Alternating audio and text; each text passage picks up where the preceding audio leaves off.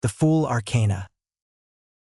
It was a day like any other in the Leaf Village as Naruto made his way to Team 7's usual meeting place.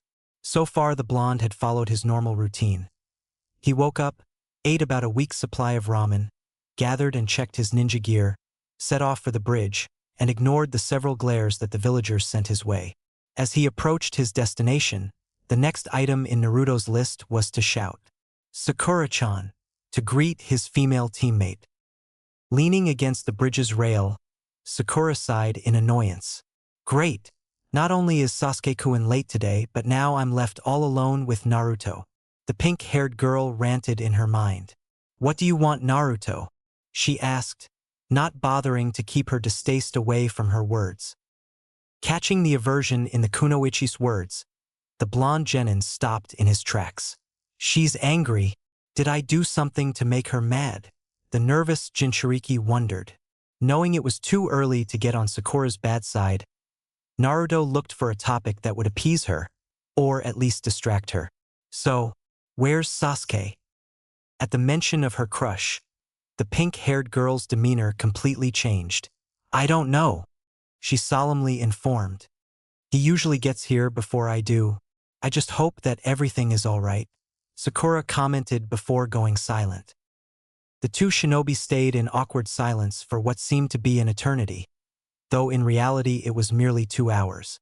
Suddenly, a cloud of smoke burst out in the middle of the bridge, revealing Kakashi and Sasuke as it dissipated. Yo! The copy ninja nonchalantly greeted.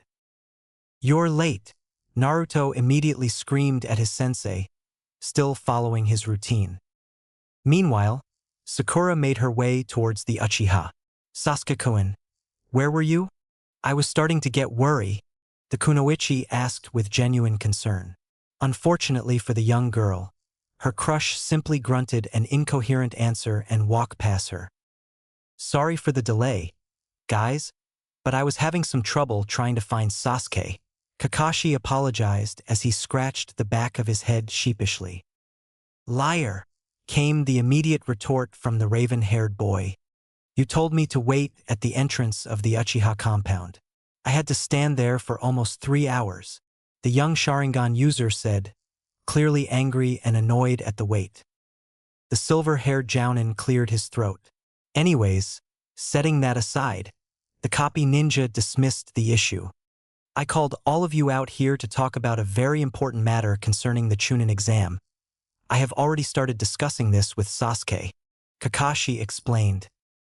The Jinchuriki's eyes set on his teacher the moment the words Chunin exam were uttered. I wanted to talk to you about that too, Kakashi-sensei, the blonde genin exclaimed excitedly. You see, I don't think I have learnt enough to try taking the exam, the spiky-haired boy admitted as he scratched the back of his head in embarrassment. So, I was wondering if, maybe, you could teach me some new jutsus? But only because my offensive arsenal is pretty limited with only Kage Bunshin. The young Leaf Nin explained his position, congratulating himself for the eloquent request. Now Kakashi felt ashamed. How could he continue with what he was about to say after hearing his student's earnest request? Nevertheless, this was something he had to do. He owed as much to his fallen teammate. At that moment, the silver-haired man could not have possibly imagined that his decision would ripple into a wave that will thunder throughout the shinobi world. I'm sorry, Naruto, but I can't, he answered, looking away from his orange-clad student. I'll be training Sasuke for the time until the exam starts. He just awakened his Sharingan, and I'm the only one that can instruct him on how to use it properly, the copy ninja explained. Naruto's eyes winded in disbelief at his teacher's words. Boo, but what about Sakura and me? We need training as much as Sasuke does, the blonde shouted, unable to comprehend his sensei's reasoning. Kakashi's guilt grew exponentially. How could he break the next piece of news to his young student when it would probably break him? But there was no way around it. Sakura. The jounin turned to face his female student as the sight of his trembling, blonde charge became unbearable. You don't have to worry about your training. He did not have to look at Naruto to know of the renewed shock that invaded him. I talked with Kurenai-san, and she has agreed to teach you since her students are all training with their respective clans. The Sharingan user informed solemnly. All four leaf Nins remained silent. Sasuke had already known how tense the situation was going to be, but it was already proving too much, and the Uchiha had no option but to look away from his teammate and stare into the water below the bridge. Sakura, though she was happy that she was going to receive training from one of the top kunoichi that Konohagakure had to offer, could not help but feel sorry for Naruto. The fact that their teacher had not said a word from quite a few minutes led the Haruno towards one conclusion. But he cannot leave Naruto without training. I mean, the choice is obvious between him and Sasuke, but still, Kakashi-sensei is supposed to look after the training for all three of us. Her mind raged. After what had felt like an eternity, Naruto mustered enough courage to break the silence. Kakashi-sensei, and what about me? The blonde asked, not sure if he wanted to hear the answer. The silver-haired man's eye fell on the spiky-haired boy. Truthfully, it pained the Jounin doing this to his energetic student, but the decision had been made for him years ago on that collapsing cave. I am sorry, but I owed it to Obito, the man reasoned. Naruto, you just need to practice your chakra control, work on your taijutsu, and I'm sure that you will do great in the Chunin exam. Kakashi said, failing miserably to sound reassuring.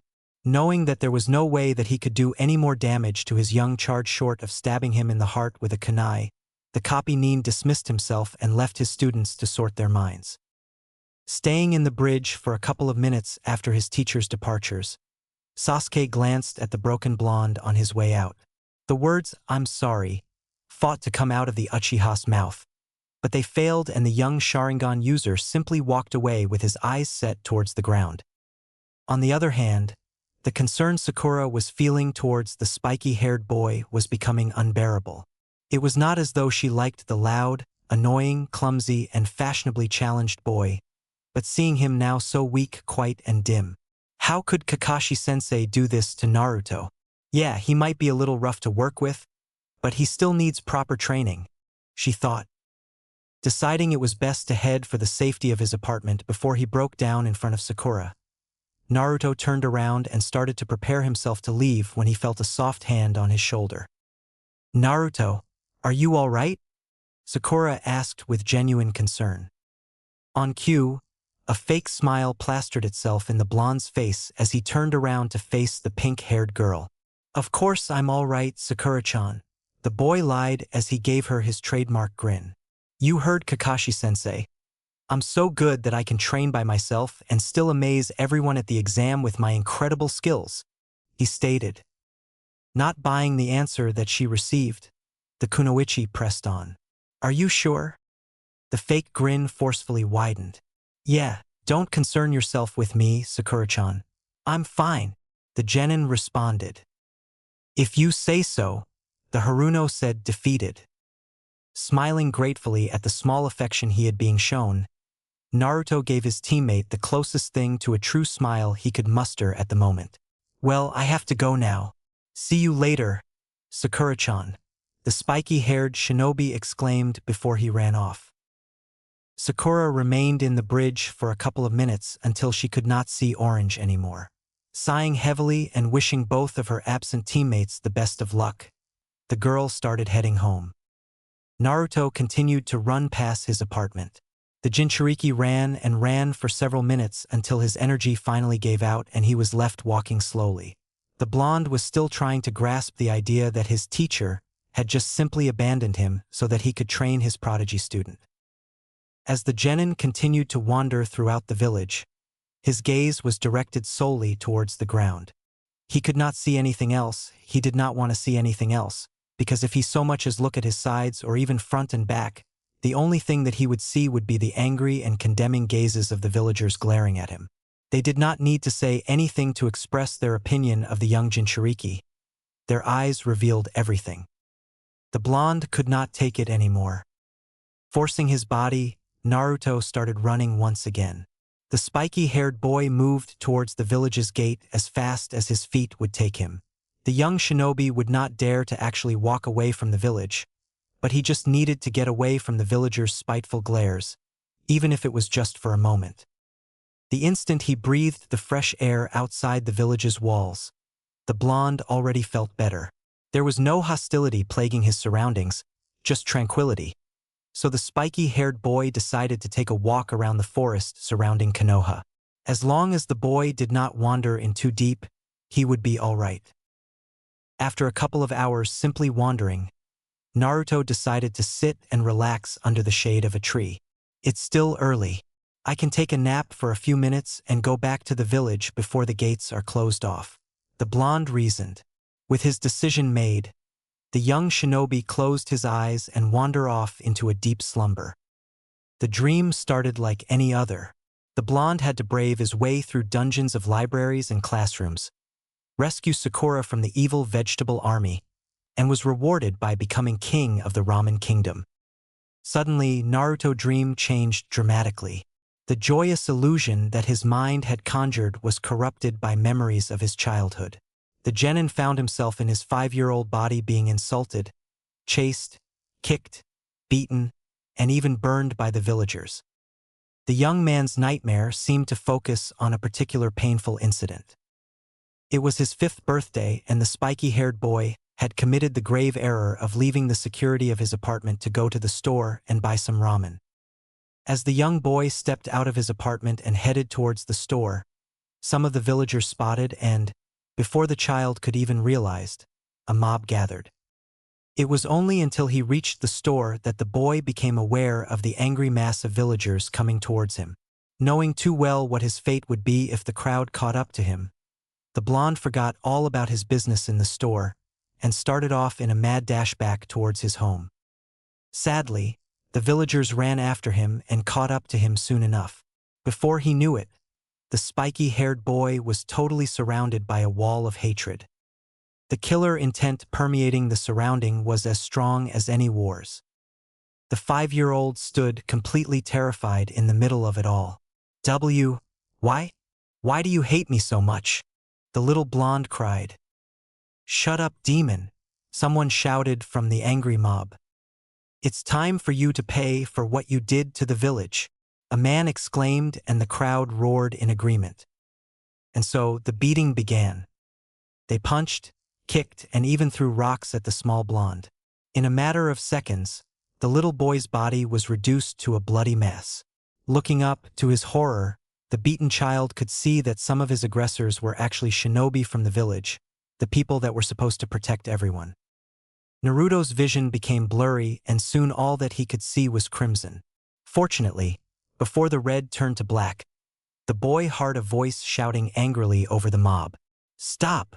Forcing one of his eyes to focus, the boy was barely able to register the Hokage's silhouette standing before the dissipating crowd. The genin woke up with a start as tears ran down his cheeks. Shaking his nightmare off, the boy looked at his surroundings and realized that he had slept for longer than he had intended to. The forest around the young man was already dark. Deciding that it would be best to hurry toward the village before the gate closed and he was left outside the wall, Naruto started off. The young shinobi had only taken a few steps before his body was left paralyzed by an incredibly strong presence nearby. The spiky-haired boy immediately got into a fighting stance. Whoever was nearby sure had a very menacing chakra. The noise coming from the trees let the Jinchuriki know that whoever was there. He was aware that his presence was no longer a secret and did not seem to care. Hearing steps behind him, Naruto turned around to meet the owner of the terrifying chakra. It is nice to finally get a chance to meet you, Naruto-kun. Breaking point. It is nice to finally get a chance to meet you, Naruto-kun. The young shinobi immediately turned around. Sasuke? The Jinchuriki questioned the figure standing before him. No, can't be Sasuke. This guy, his presence is frightening, Naruto thought. Still, the appearance of the person in front of the genin was eerily similar to Sasuke's, with identical onyx color hair, and a face that would make the girls go crazy. Taking a closer look, the blonde realized several different aspects that prove his first theory wrong. The newcomer was taller than Sasuke, had 2 long streaks between his eyes, and, perhaps the most apparent feature for the spiky-haired boy, a scratched leaf headband. There was no way that this person was Sasuke. Oh, the man's voice snapped Naruto out of his thoughts. I'm sorry, but I am not my dear little brother, the stranger added with an amused tone. The genin's eyes widened at the new revelation. Brother? Wait a minute. Naruto, Sasuke said weakly after being caught by his teammate. He's still out there. My brother. The wounds that Haku had inflicted on him seemed to be making it hard for the Uchiha to even breathe. I promised myself that I would stay alive until I kill him. Naruto, don't let your dream die. This was him, the person who Sasuke wanted to kill so much, he had ended up killing his own personality. My name is Uchiha Itachi.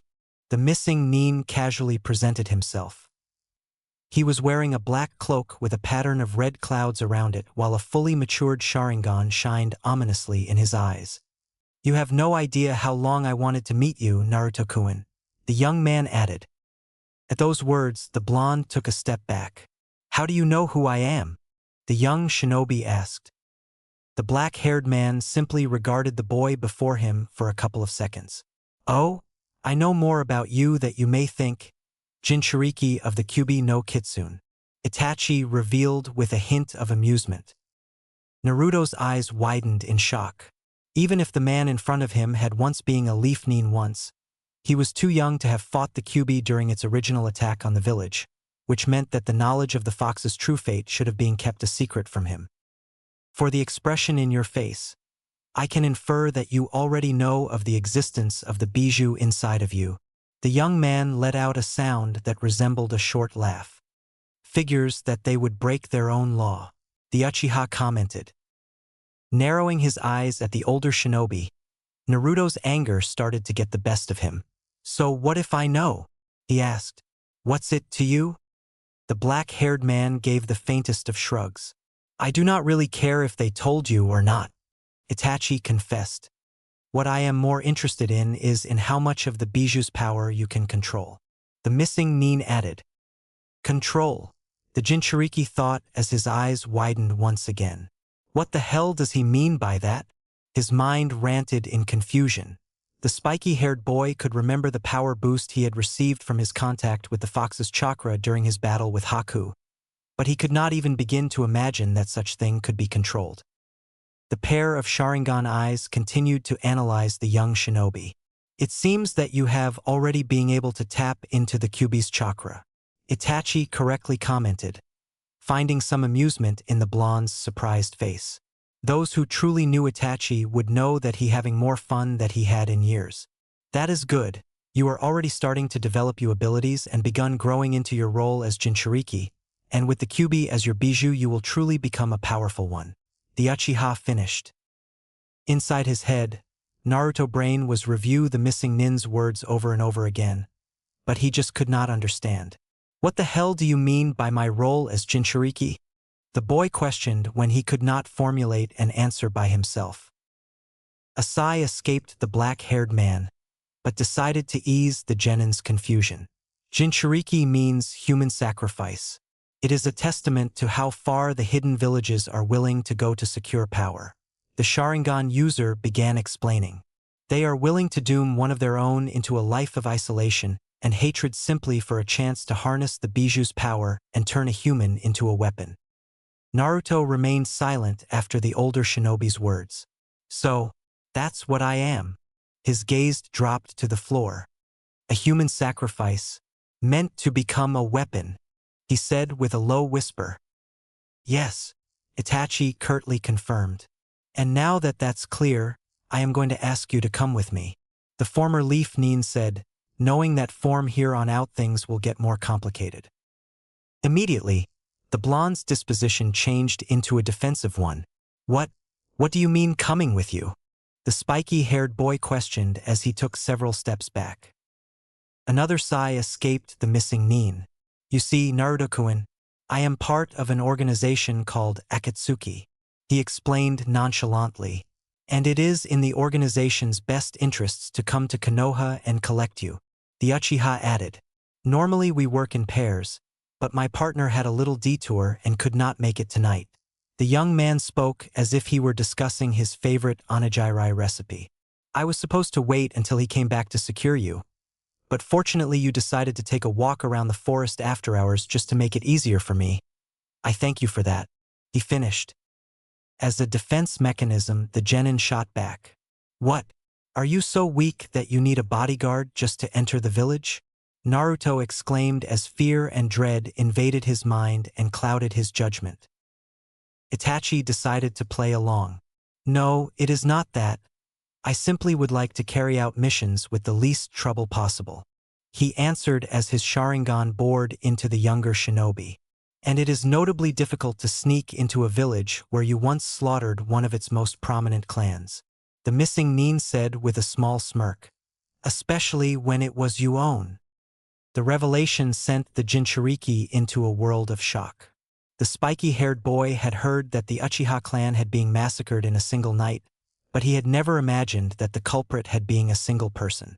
So you're the reason why the Uchiha clan is no more.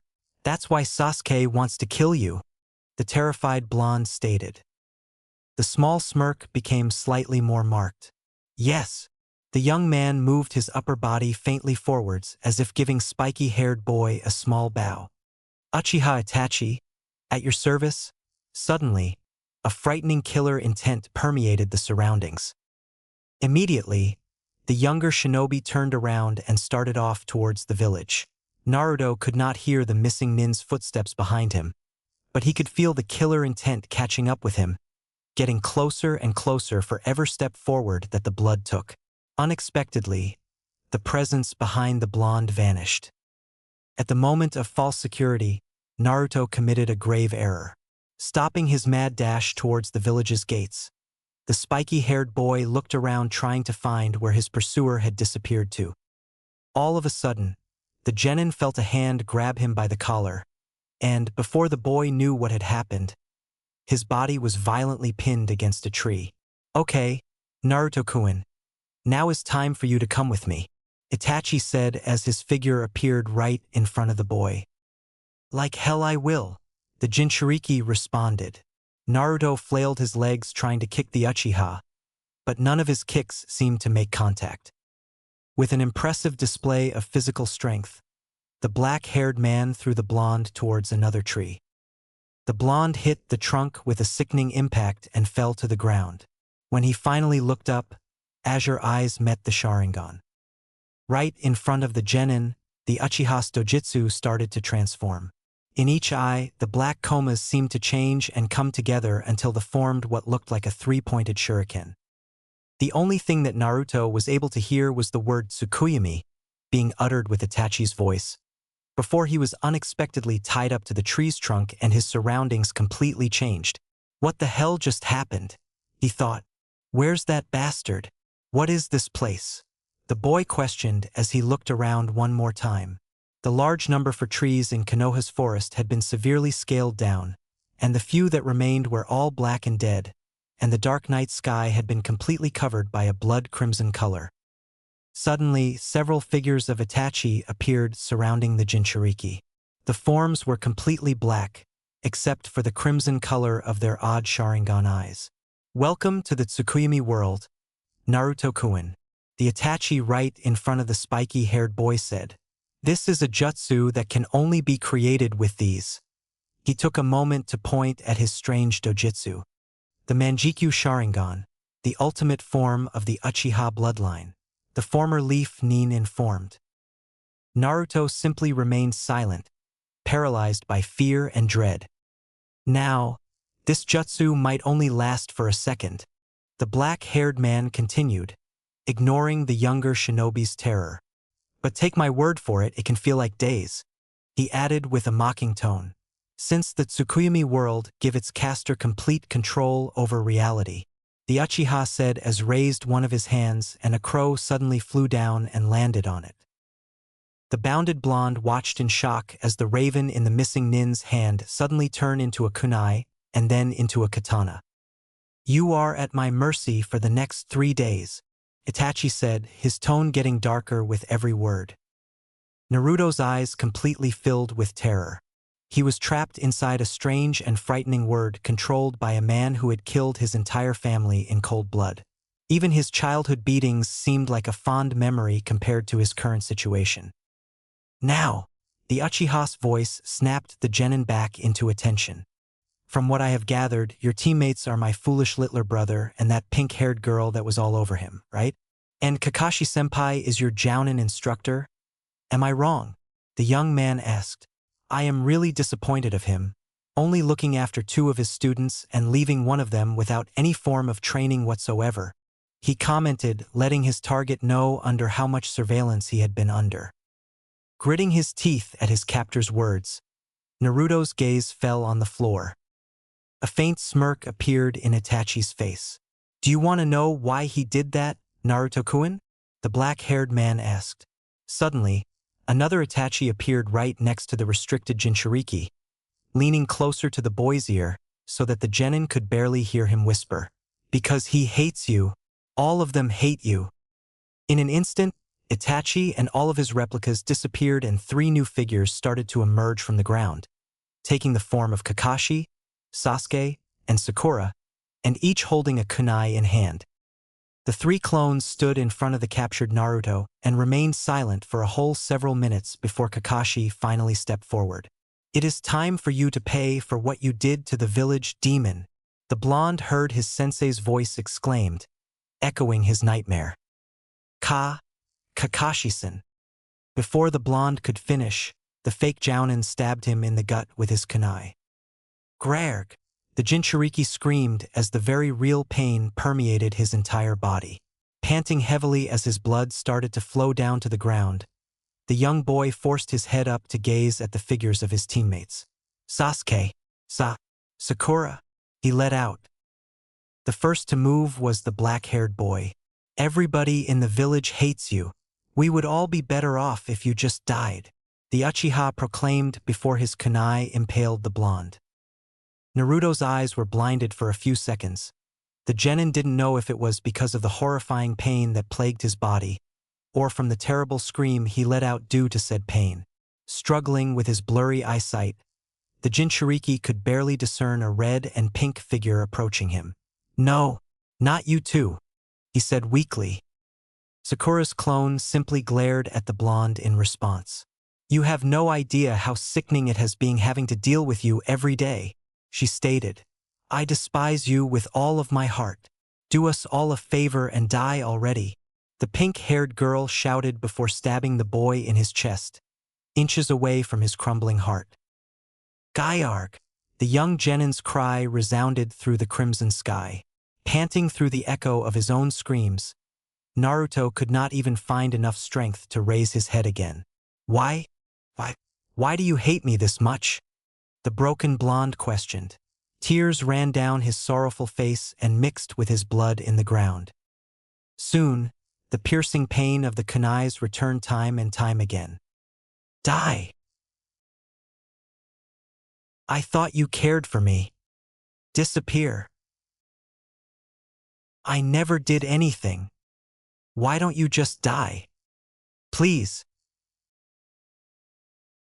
We hate you.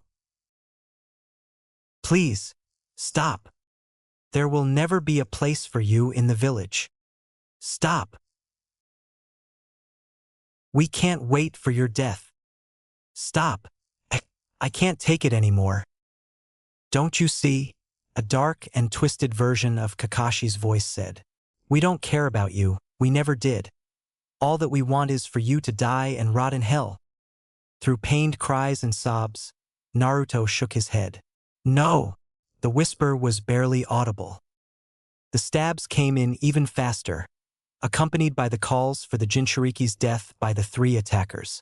As the torture continued, time became irrelevant, truth became twisted.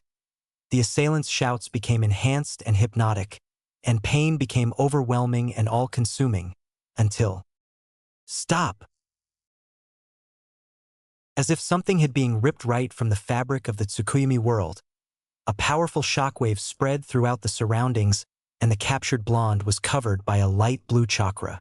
Out of sight, a faint smirk formed in Itachi's face, as he watched the genin's chakra gradually turning orange and growing stronger with each passing second. Finally, he's starting to draw out the fox's chakra. The former leaf Nin reasoned as he continued to observe the situation develop. Garg! Naruto thoughts were torrential. The Biju's chakra was running rampant throughout his body, and, with every passing moment, the blonde could feel an overpowering hatred building up inside of him. Kid! A new voice broke through the boy's turmoil. Calm down. You're absorbing too much chakra at an alarming rate. Kid! The voice sounded scared and desperate. Calm down. It repeated its plea, but it was left unheard as the Jinchuriki's chakra pull suddenly became stronger. Already completely surrounded by the terrifying orange chakra, the genin was hyperventilating, feeling that his body would be crushed by the pressure of the sudden power surge until, Ga-arg! With a sudden spike of power, Naruto's chakra burst, taking a dark blue color and blowing all of his teammates' figures away. I hate you! I hate you all! He screamed as his power continued to increase. Sharingan eyes widened in surprise. Incredible!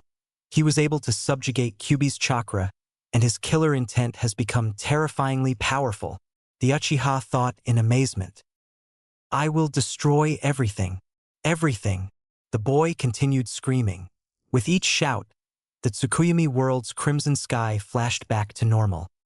Worry started to seep into the missing Nin. How is it possible? He is actually breaking through Tsukuyomi. The black-haired man's mind raged. The Jinchuriki could feel the power building up inside of him. This world can go to hell, Naruto proclaimed, and with one more chakra spike, he sent an even more powerful shockwave blowing the Tsukuyomi world and its caster away. The Sharingan user found himself back in the forest of Konoha, with a cloud of dust hovering in front of him where his target had previously stood. Scanning the chaos of small debris as the dust begun to settle, Itachi could see the genin's figure started to become visible. Naruto stood in the middle of a small crater gazing up at the sky, his eyes looking through the clouds and setting on a bright and imposing moon. Ever so slowly, the Jinchuriki's eyes lowered and focused on the former leaf Nin in front of him. The Uchiha's Sharingan eyes widened in shock at the sight before them. Impossible! There is no way, he muttered. How can he? Bloodlines combined. Naruto stood in the middle of a small crater gazing up at the sky, his eyes looking through the clouds and setting on a bright and imposing moon. Ever so slowly, the Jinchuriki's eyes lowered and focused on the former leaf Nin in front of him. The Uchiha's Sharingan eyes widened in shock at the sight before them. Impossible! There is no way, he muttered. How can he? Itachi's eyes gazed directly into the genin's. The blonde's eyes no longer held their shining sapphire hue. Instead, just like the boy's chakra, they had taken a dramatically darker tone into navy blue. Still, the most surprising and prominent features presented in Naruto's gaze were the 3 white commas accompanied by a white that appeared in both eyes. How can he have the Sharingan? The Akatsuki member questioned in astonishment. Snapping out of his trance at the older shinobi's voice, Naruto's mind tried to process what the missing Nin's words had meant. Sharingan, what is he talking about? The Jinchuriki looked at the surroundings and he immediately sensed something was odd. To the young blonde's eyes, it was as if everything around him was in slow motion. Not a single detail escaped the boy's gaze. From the fluttering leaves to the swaying branches, his eyes were capturing anything and everything. A couple of feet away, Itachi was finally starting to recover from the shock brought about by the new development. This certainly complicates things, his manjikyu narrowing as he reanalyzed the situation. No matter what, I must act quickly now, otherwise, the black-haired man murmured to himself. Naruto had already completely forgotten about the missing Nin that had been torturing him a few moments ago. Instead, the blonde's eyes gazed around in a new trance. When his eyes finally caught sight of the strangely shaped Sharingan once again, the Jinchuriki heard the word that had ignited his hell. Tsukuyomi. Immediately, the sky above the genin started to change. Dread started to seep into the young boy at the idea of spending any more time in that dark and cruel world. But no matter how much he searched his mind, he could not think of a way to stop the Jinjutsu. "Kit, your eyes. Send chakra to your eyes now," a voice thundered inside Naruto's head. The Jinchuriki was taken back by the sudden intrusion of his thoughts. "Who are you?" the boy asked. "Why are you in my head?" Despite not getting any answer, the blonde decided to worry about it later and follow the voice's advice nevertheless and channel chakra towards his eyes. Suddenly, some sort of flash of light went off in the clearing and Itachi found himself being thrown backwards, his back soon hitting a tree. What? The Uchiha's mind raged. Did the fox do this? He wondered as he looked at the leaf nin standing in front of him. No, only another Manjikyu could throw off the Tsukuyomi so easily, the shocked missing nin reasoned. The new turn of events filled the blonde with confidence. Deciding to go into the offensive, Naruto took out a kunai and charged towards the black-haired man. Letting his trained reflexes take control, Itachi immediately took out a kunai of his own and brought it forward to block the incoming attack. Both blades clashed with each other and sent a small shockwave through their surroundings. Because of his smaller size, Naruto was thrown back by the backlash of the impact, but landed safely on his feet, while Itachi simply lost his balance and fell back against the tree again. Damn it! My chakra is already running low after using Tsukuyomi, the former Konoha shinobi thought. Damn you, Kisame. You were supposed to be here, you know how important this is. The Uchiha thought of his partner somewhere in the land of waves paying his respects to the grave of an old comrade. Fighting back the growing fatigue, Itachi stood up once more and straightened his cloak. Well, Naruto-kun, this truly is an unexpected turn of events. You having the Sharingan, the Uchiha said casually. To say it has complicated my plans would be an understatement. A small, ominous smirk appeared on the young man's face. Despite the nonchalant tone of the missing nin's words, the Jinchuriki could not help but still be unnerved by the cloaked nin's mere presence. A dark snicker escaped the black-haired shinobi at the sight of the blonde taking a wary step back. How about we leave your capture for another day? The smirk grew as the genin's strange Sharingan widened. I will see you soon, Naruto-kun. With those words, Itachi's body turned completely black and dissipated as a group of ravens, leaving a confused and astonished boy behind. Once he was unable to feel the Uchiha's presence, Naruto let go of a heavy breath and fell into the ground, looking up at the top of the trees, once again contemplating how the leaves still seemed to be moving at slow motion. Several minutes passed until the Jinchuriki jumped back onto his feet and made his way towards the village. In his first stroke of luck in the whole day, the genin made it back to the gates just as they were about to close them off. The guards pay him no mind, and he was careful not to do anything that might attract attention towards himself as he passed by them. Once officially inside the village, the boy jumped on top of a building and started to leap from roof to roof as he tried to organize his chaotic thoughts. After a couple of minutes of hopping around, Naruto finally stopped. The blonde knew that it had not been his teammates who tortured and attacked him inside the world created by the weird Jinjutsu, but even though most of what the illusions had seen had been false, at least some of it was true. The village saw him as nothing more than a demon, a social pariah, a target for all of their hatred. Who knows, after what he had seen earlier in the day, perhaps his teammates would truly react like that if they ever found out what he was, if they found out what dwelled inside of him. With his current instability, there were only two persons that Naruto still felt he could really trust. Taking a deep breath, the Jinchuriki turned around and started off towards the Hokage's building to find one of them. Sarutobi Hiruzen, Sandaime Hokage, sat on his desk glaring at a mountain of paperwork courtesy of the upcoming Chunin exams. Suddenly, the aged shinobi felt an exceptionally large chakra reading coming straight towards his office at an alarming speed. Before the third could leave his seat, the window in one side of the room snapped upon and an orange blur stepped into the room. The village leader would have attacked the intruder immediately were not for the familiar voice whispering, "Old man." The Hokage's eyes widened in surprise. "Naruto-kun, is that you? What brings you to my office at this hour? He questioned, managing to compose himself right away. Upon further observation of the young shinobi, Sarutobi was left speechless at the even bigger surprise that greeted him. Naruto, your eyes, the third whispered. A pair of blue and white Sharingan eyes looked from the older leaf Nin onto the floor. So it is true, Naruto commented. The Jinchuriki started to look around the room until he found a small mirror and walked towards it. The sight that greeted the genin was that of a blond young man with a pair of blue and white Sharingan eyes. The fully developed dojutsu shined with an ominous luster in pools of night blue color. Naruto-kun. The sandame's words snapped the spiky-haired boy out of his thoughts. Please, tell me what happened, the older shinobi requested.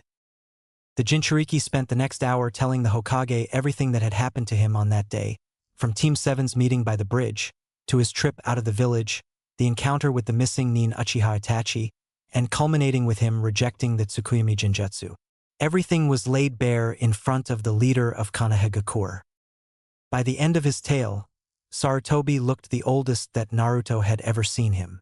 The old man's breath was labored and the tears that threatened to spill only complemented his pained expression.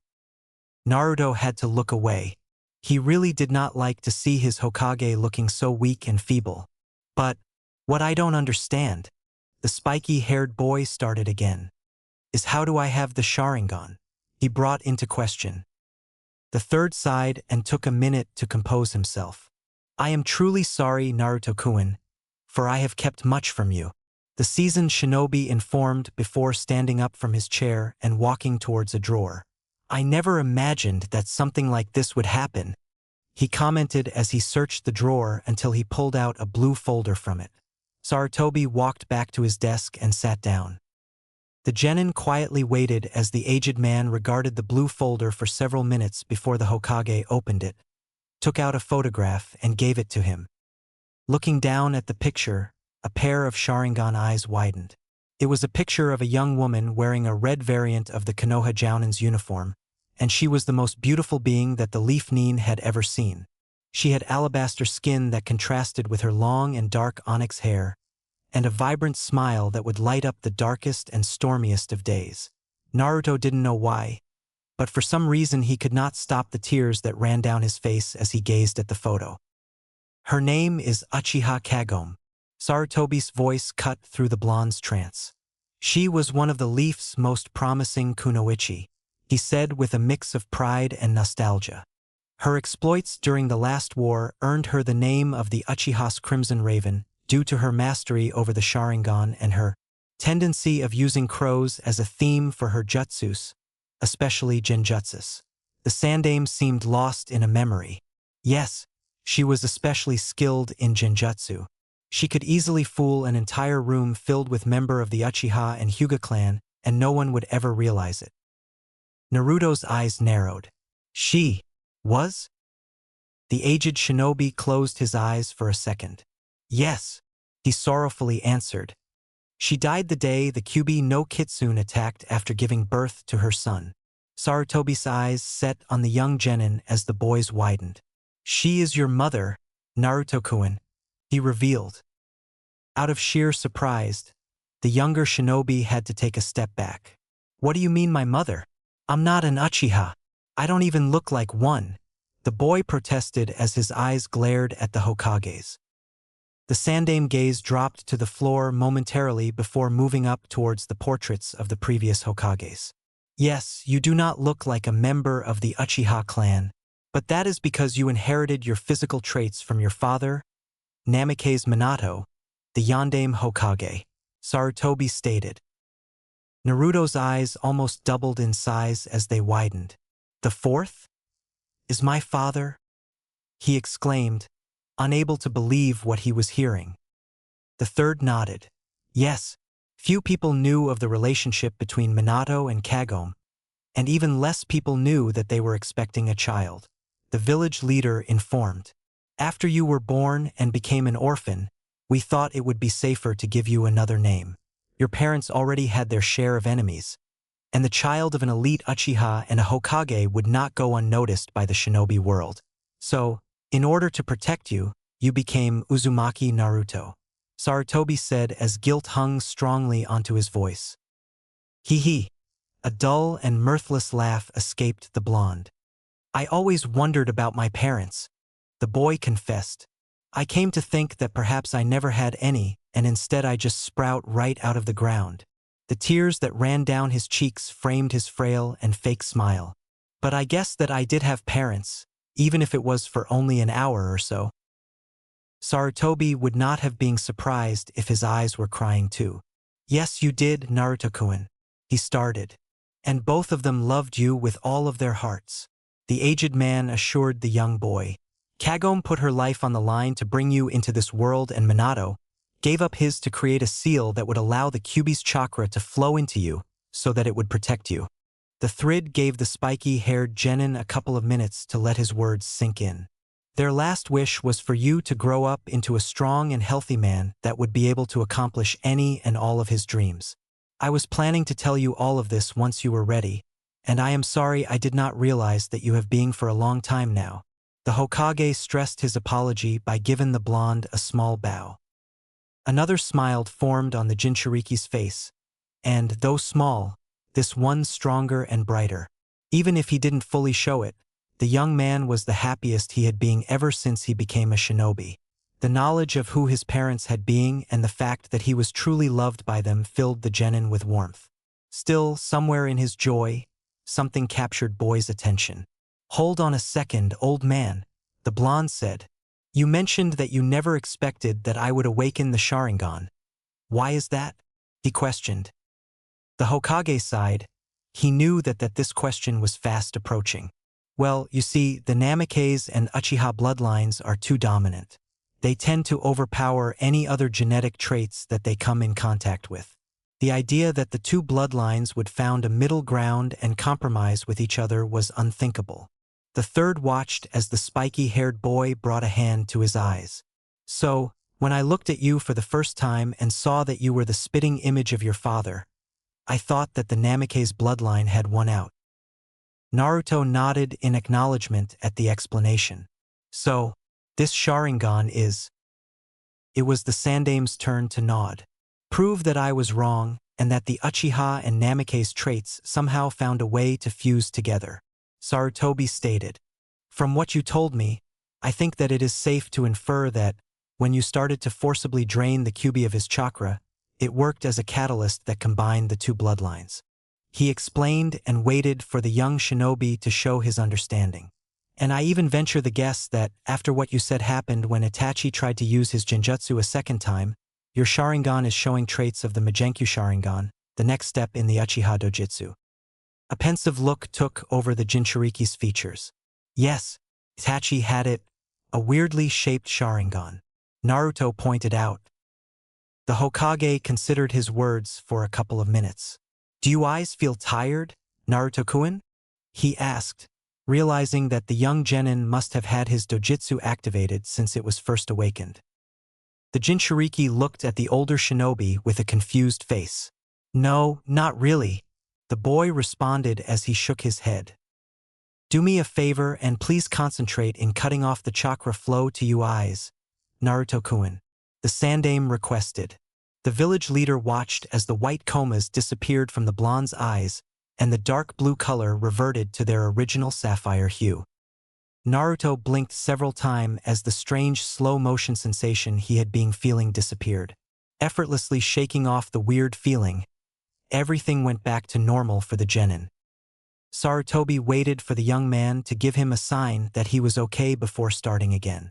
The Manjikyu Sharingan is a very corrosive Kekkei Genkai. Even after its first use, the casters are left exhausted, drained of most of their chakra, and actually experiencing physical pain.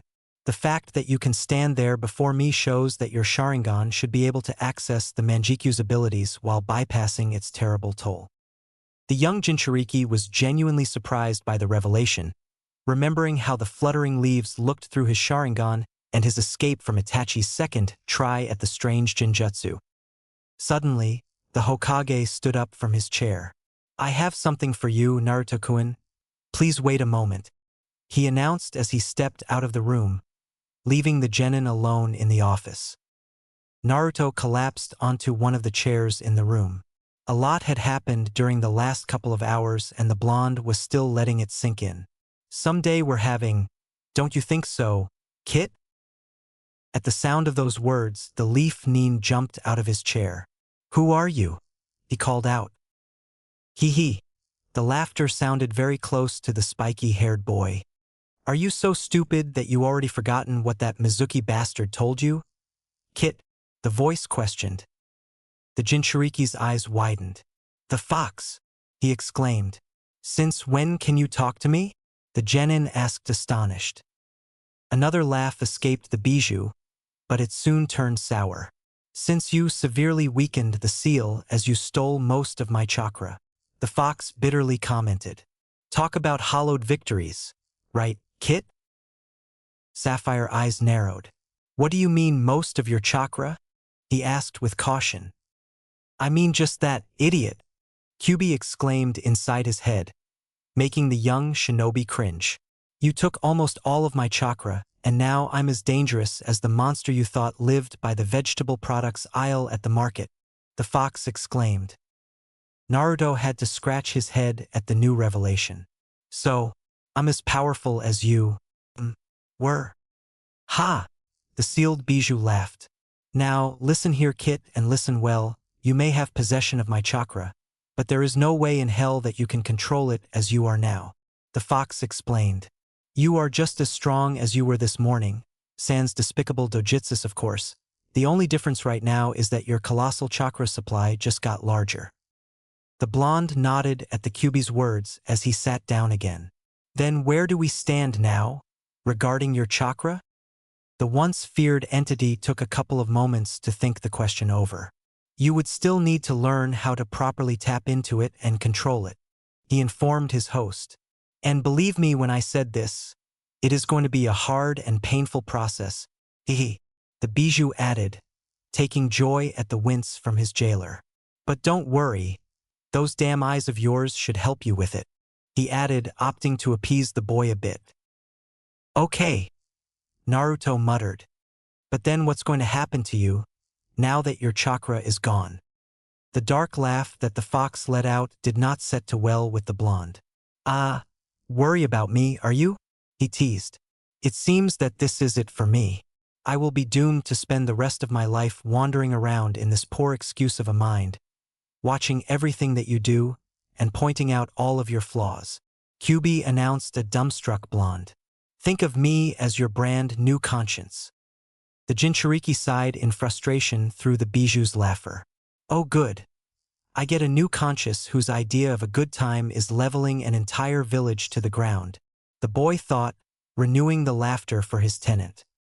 After several minutes passed, Sarutobi re-entered the room carrying a couple of scrolls with him. Well, Naruto-kun, since Kakashi seems to have neglected your training, I will be taking over, the Hokage announced, allowing himself a small smile at the look of surprise in the genin's face. Sadly, I have to deal with some official matters regarding the Chunin exam, meaning that we will not be able to start your training until at least next week, so I am leaving you some homework until then, the Sandaime added as he placed the scrolls on the table. Naruto could not help himself and, at the mention of the word homework, his mind flashbacked to his academy days, causing the Jinchuriki to groan in frustration. Nevertheless, the blonde picked up the scroll closest to him and started looking over it. A small chuckle escaped the Hokage as he separated a group of scrolls from the rest. The scroll that you are reading, along with these, contain information about a couple of jutsus that I thought it would be good for you to learn, he informed before setting aside 3 other parchments. While these 3 regard the Uchiha clan, a bit of its history, fighting style, special jutsus related to the clan, as well as information about the Sharingan. The spiky-haired boy nodded his understanding of the older shinobi's words. Watching over the scrolls presented in front of him, the blonde's eyes set on the small black scroll that the village leader had kept isolated from the others. And this last one, the third continued as he picked the black scroll, contains information on the Manjikyu Sharingan, as well as instruction on how to use its 2 special jutsus, Tsukuyomi and Amaterasu, I am particularly inclined for you to learn those two techniques, Sarutobi said as he handed the small scroll to his new student. I want you to read all of this material during the last couple of days. You do not have to put it to practical use just yet, but I expect for you to know all this information before we start training. Am I clear? He asked. The Jinchuriki nodded to accept his task before he started to gather the scrolls, and the Hokage moved back to his chair. Sitting behind his desk once more, the Sandaime regarded the genin. Now, I want you to consider for a moment before you answer me this question. The experienced shinobi waited until the sapphire orbs fell on him. You are old enough to decide this for yourself.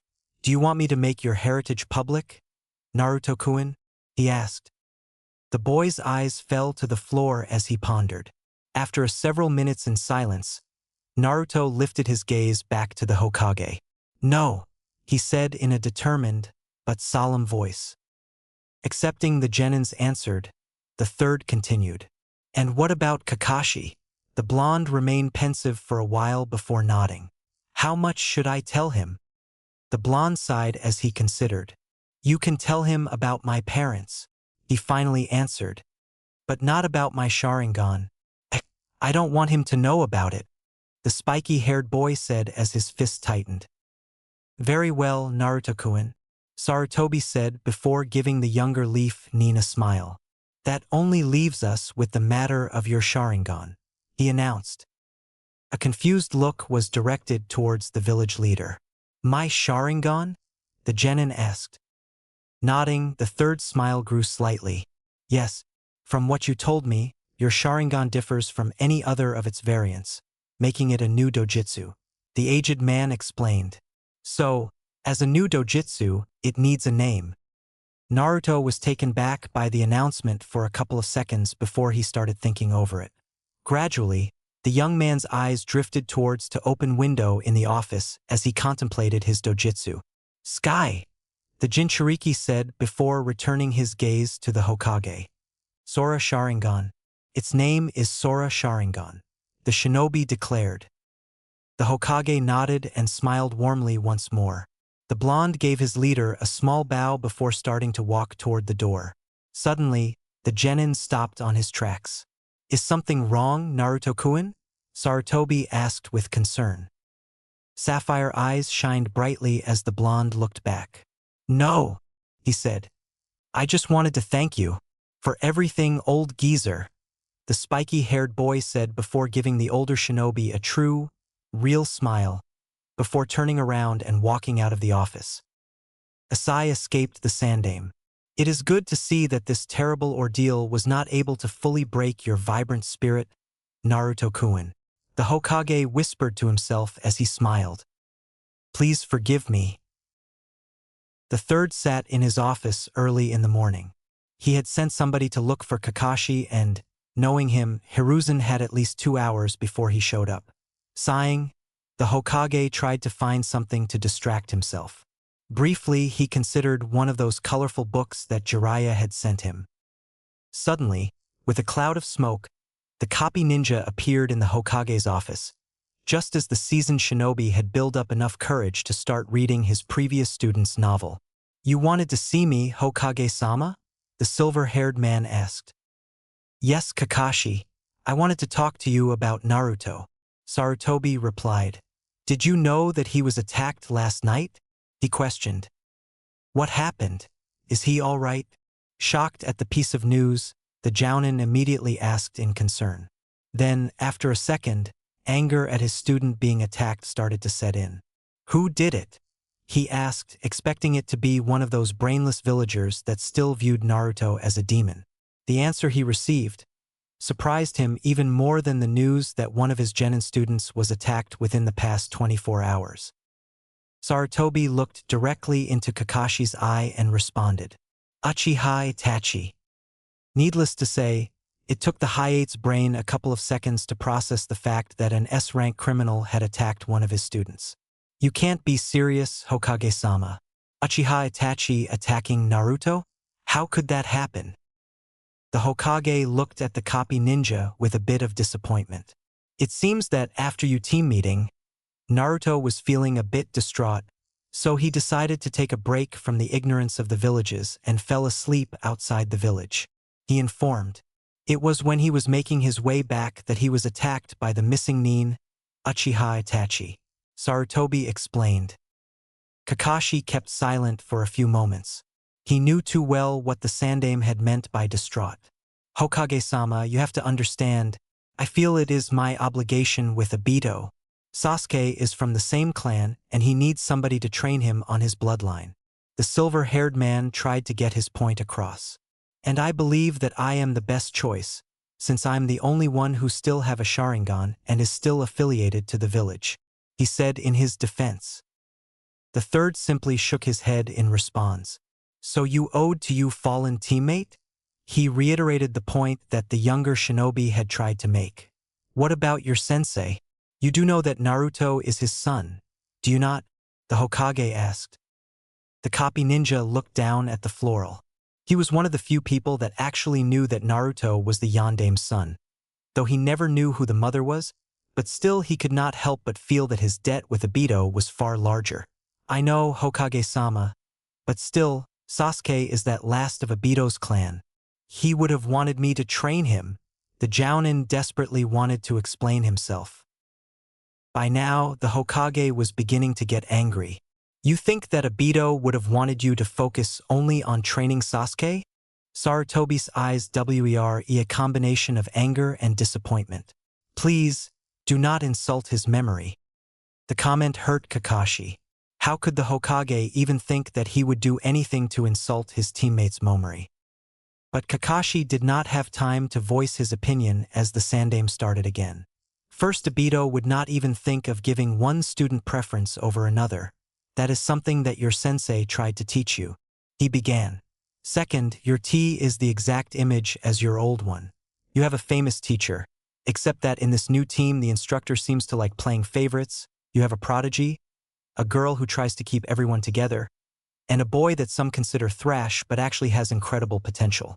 The thread stated. Now tell me, who has Obito's position in this team? Sarutobi questioned. Kakashi was silent for a few seconds. Slowly, the shame that he felt started to turn into anger. So you want me to leave Sasuke and go train Naruto, since he's your favorite? The copy ninja did not ask. No, I just want you to stop saying that it is because of Obito, the Hokage stated firmly.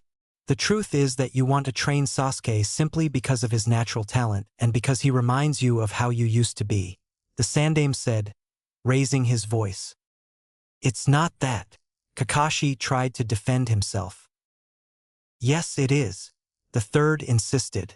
Because if you would have had the slightest bit of interest in Naruto, you would have found out that you owed to Obito to take care of him, the Hokage said. Deep in his heart, the seasoned shinobi was going to enjoy seeing Kakashi's face after the Jounin heard what he was about to reveal. What do you mean? The silver-haired man asked with caution. Sarutobi continued to stare down the younger man. You never bothered to find out who Naruto's mother was? Did you, Kakashi? The Hokage questioned. Now Kakashi was confused. What does Naruto's mother have to do in all of this? The copy ninja asked. If you have bothered to investigate, you would have found out that Naruto's mother was Uchiha Kagome. The Sandaime finished. The silver-haired man was surprised once again. That piece of information had shocked him beyond anything that they had talked about until then. You don't mean? The man said weakly. Yes. Naruto's mother was Uchiha Obito's sister. The Hokage responded. Naruto is your fallen teammate's nephew. He's more connected to that eye of Yoru than Sasuke could ever be, Sarutobi revealed. Kakashi sat down as his shock had not subsided completely. The silver-haired shinobi brought his hand up to his covered eye. How could he have done this? How could he have done this to Naruto? To Obito? To his own sensei? Does he have a Sharingan? Kakashi finally asked. Even thought the Hokage would have very much enjoyed telling the Jounin the truth. He had already promised Naruto that he would not. No, he answered. You know that the Namikaze and the Uchiha clan were very different. I do not think that Naruto would be able to activate it, since it seems that his Namikaze heritage have overpowered the Uchiha. Kakashi nodded numbly.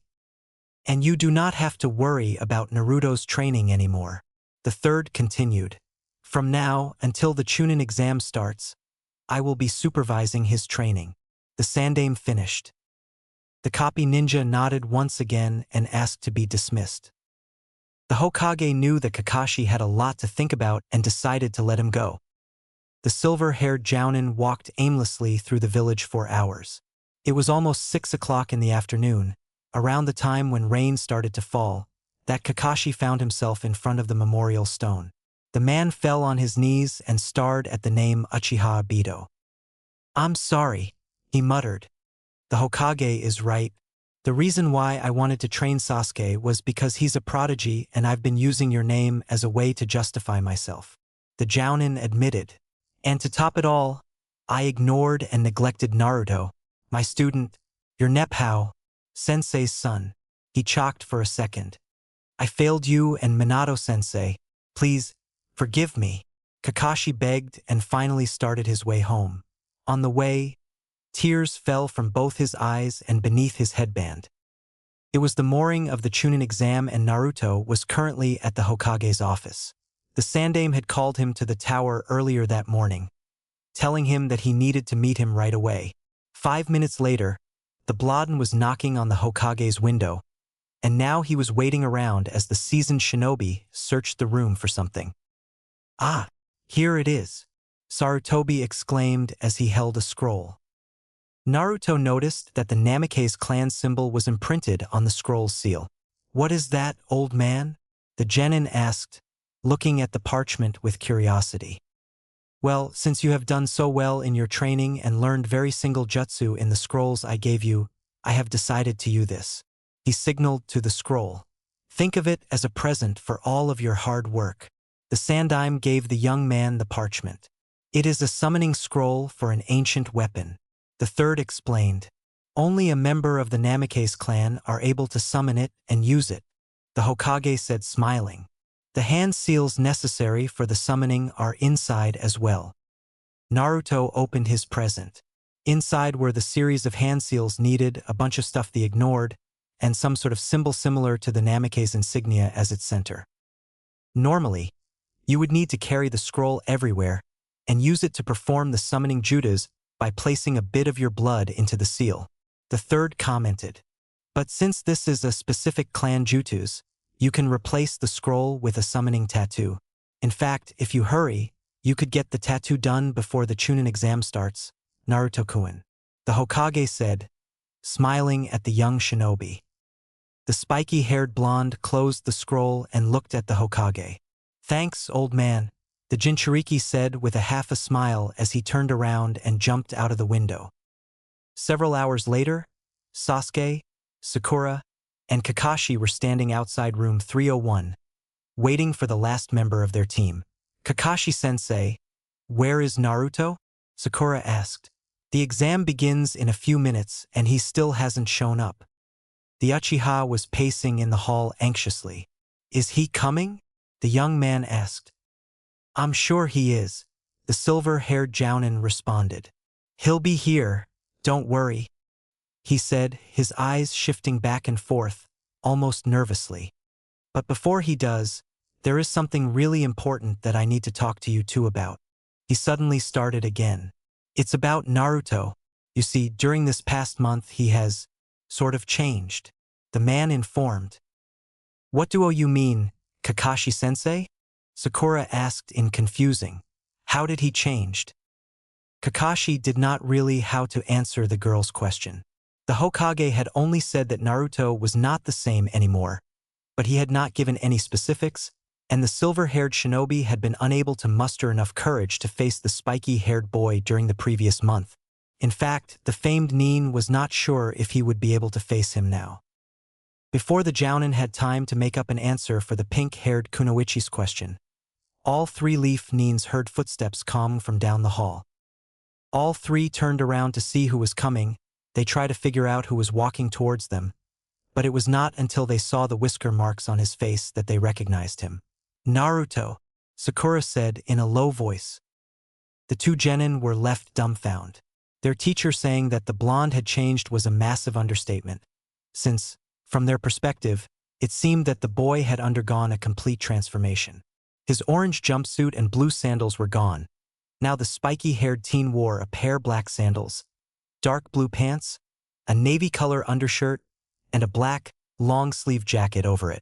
A spiral symbol was present on the backside of his jacket and on the shoulder, and his hair had grown a lot longer during the mast month since it almost covered his leaf headband now. Naruto passed them without saying a single word. The only proof of acknowledgement between the members of Team 7 was the small second in which the blonde genin looked directly at his teammate's eyes.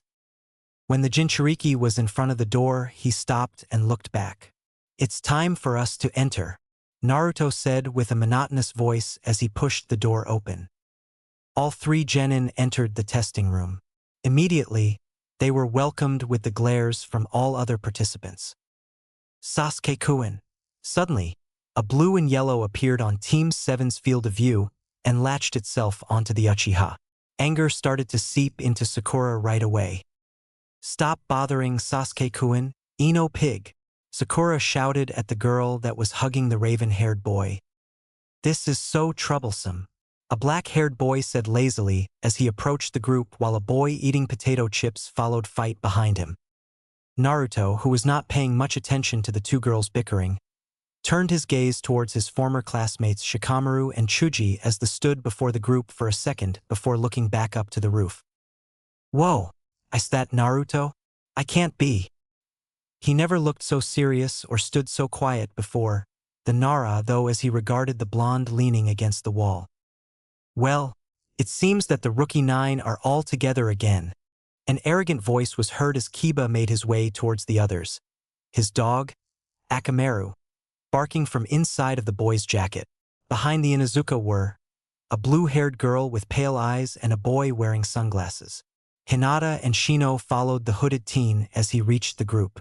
Kiba took a second to look at everyone. "Hold on a second," he suddenly said. "Where is the dobe? I don't see him anywhere." The brown-haired boy wondered out loud. It was at that moment that the member of the Rookie 9 felt a strong, aggressive presence spike up in the room. All of their eyes turned to the source and, for the first time, that the rest of Teams 8 and 10 noticed the blonde leaning against the wall. "Naruto, is that you?" Kiba called out. "Do you've changed?" the Inuzuka said as he walked towards the spiky-haired boy. The hooded teen stopped on his track the moment his eyes met Naruto's. A cold chill went down the brown-haired boy's back. "Hey, billboard brow, what happened to Naruto?" Ino asked in a whisper as she moved closer to her former best friend. The pink-haired girl bit her lips. "I don't know Ino pig," she answered. "It's the first time that I've seen him in a month. Something must have happened during that period of time." The Haruno said. "You guys are really causing a bad first impression," a gray-haired leaf nin wearing glasses said as he walked towards them. "Especially the blonde one with the attitude." Sasuke immediately stepped forward. "And who are you supposed to be?" the raven-haired boy asked the older shinobi. "My name is Yakushi Kabuto," the young man responded. "And you guys should try to keep a low profile. You are the Rookie 9 after all, already infamous around here, and this year's bunch is pretty tense as it is," he commented as he glanced around the room. "In all my year of taking these exams, I've never seen such a touch group of genins brought together." The younger nins looked around as well. All they found were glares. "For example," Kabuto started again. "You have the team from Hidden Rain, they're extremely irritable, not to mention the genins from Suna, especially the one with the gourd on his back. He gives me the creeps," the gray-haired teen admitted. "You seem to know a lot about this exam," Sakura commented with curiosity. "Well, that comes with the territory when this is your 7th time taking the exam," Kabuto said, blushing slightly in embarrassment and scratching the back of his head. "But each try bring new things," he said as he composed himself. "Like the team from Otogekure, it's the first time in this exam, and they just get to send one team since they're such a small village," the gray-haired genin informed. Suddenly, someone from the crow threw a pair of kunai at Kabuto. The leaf genin was able to dodge them with ease. But then a boy covered in bandage appeared right in front of the gray-haired genin and swung his fist forward at the Konoha nin's face. Just barely, Kabuto was able to move his head back and evade that attack as well. When everything seemed fine, the leaf genin's glass suddenly broke and he started spewing blood from the mouth and the ears. "Don't think lightly of the sound," the bandaged boy said as a girl with long hair and boy with blue hair walked forward and stood by him. "Yeah. By the end of the exam all three of us Oto nin will be," the boy started to say but suddenly stopped when he felt something on the back of his neck. Between him and the bandaged genin stood Naruto with a kunai held up to both of their necks. "I think that the two of you should calm down," the blonde said in a monotonous tone. "Unless you want to start something," Naruto finished, pushing the blades even closer to their necks. "Do not underestimate me. Don't think lightly of the sound," the bandaged boy said as a girl with long hair and boy with blue hair walked forward and stood by him. "Yeah. By the end of the exam all three of us Oto nin will be," the boy started to say but suddenly stopped when he felt something on the back of his neck. Between him and the bandaged genin stood Naruto with a kunai held up to both of their necks. "I think that the two of you should calm down," the blonde said in a monotonous tone. "Unless you want to start something," Naruto finished, pushing the blades even closer to their necks. The sound shinobi were astonished. They had seen the blonde genin leaning against the wall and away from the rest of the group before they attacked. None of them sensed him move until he appeared between them. Before things could escalate, the doors to the room were pushed wide open and the instructors appeared. "Quiet down," a leaf nin with scars on his face exclaimed, causing many of the genin present to jolt in surprise, before he walked into the room followed by several chunin. "I do not want any trouble between Leaf and Sound," the tall man firmly stated as he glared down at Naruto and the Oto ninjas.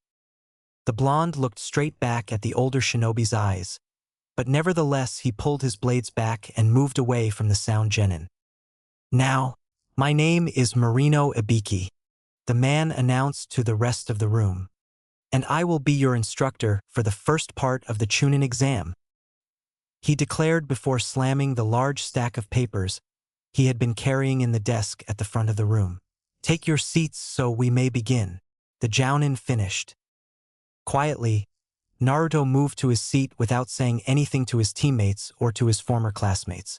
As he sat there, the spiky-haired boy looked to his side just as a very nervous Hinata took the seat next to her. Every so often, the Hyuga would steal a glance at the blonde as she fidgeted with her fingers. The Uzumaki could see that the kunoichi was a nervous wreck. Whether it was because of the exam or because of his display with the Sound nin, the Sharingan user did not know, but still felt guilty about it. So then, for the first time in the last month, Naruto gave a small smile when he knew she was looking, hopping at someone reassure the young girl.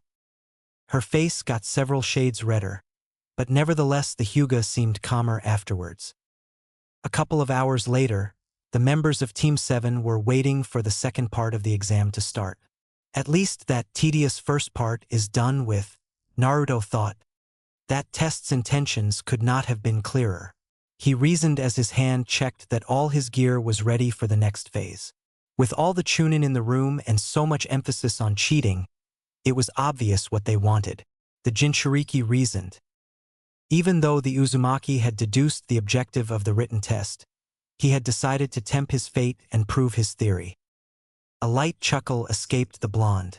"I kind of wish I could see that Jounin's face when he finds my test," he thought as his mind drifted to the piece of paper back in the room in which he had only written his name and left everything else blank. Hearing his teammate's quiet laugh, Sakura glanced at Naruto nervously. She had been beyond shock at how much he had changed in such a short time, and the fact that he had barely said anything to her or to Sasuke made her even more worried.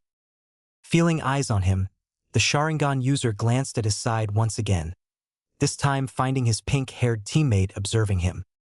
The Haruno waited a couple of seconds as she gazed at the blonde's sapphire eyes. The twinkle in those eyes that the spiky-haired boy had always directed at her was completely missing. Instead, they seemed passive, perhaps even dull, as if he could not care any less about what she had to say. Gathering her courage, Sakura finally spoke up. Naruto, she started, but her words were cut off when the gates to the forest suddenly opened. Immediately, all the genin rushed in to start the second phase of the exam.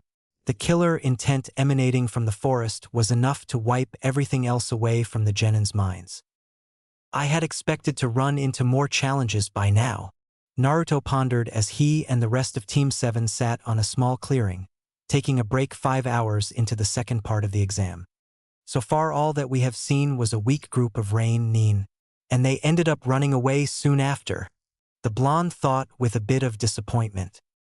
During these last couple of hours, the members of Team 7 had come to silently agree to continue to make their way deeper into the forest while keeping an eye out for any team that might be carrying the Earth Scroll they needed to pass. In all honesty, Naruto had expected to find several teams within the time period that had passed, but he had been severely wrong. I'm going to go ahead and scout the area, the blonde suddenly announced, surprising the other two genin with the longest sentence he had said to them since that fateful day on the bridge. Before either of the two was able to recompose an object, the spiky-haired boy had already disappeared among the trees. A sight escaped Sakura. What do you think happened to him? She asked the raven-haired boy near here, her worries about their teammates' sudden and drastic change havening become too much to bear in silence. I don't know, Sasuke responded simply with a frown.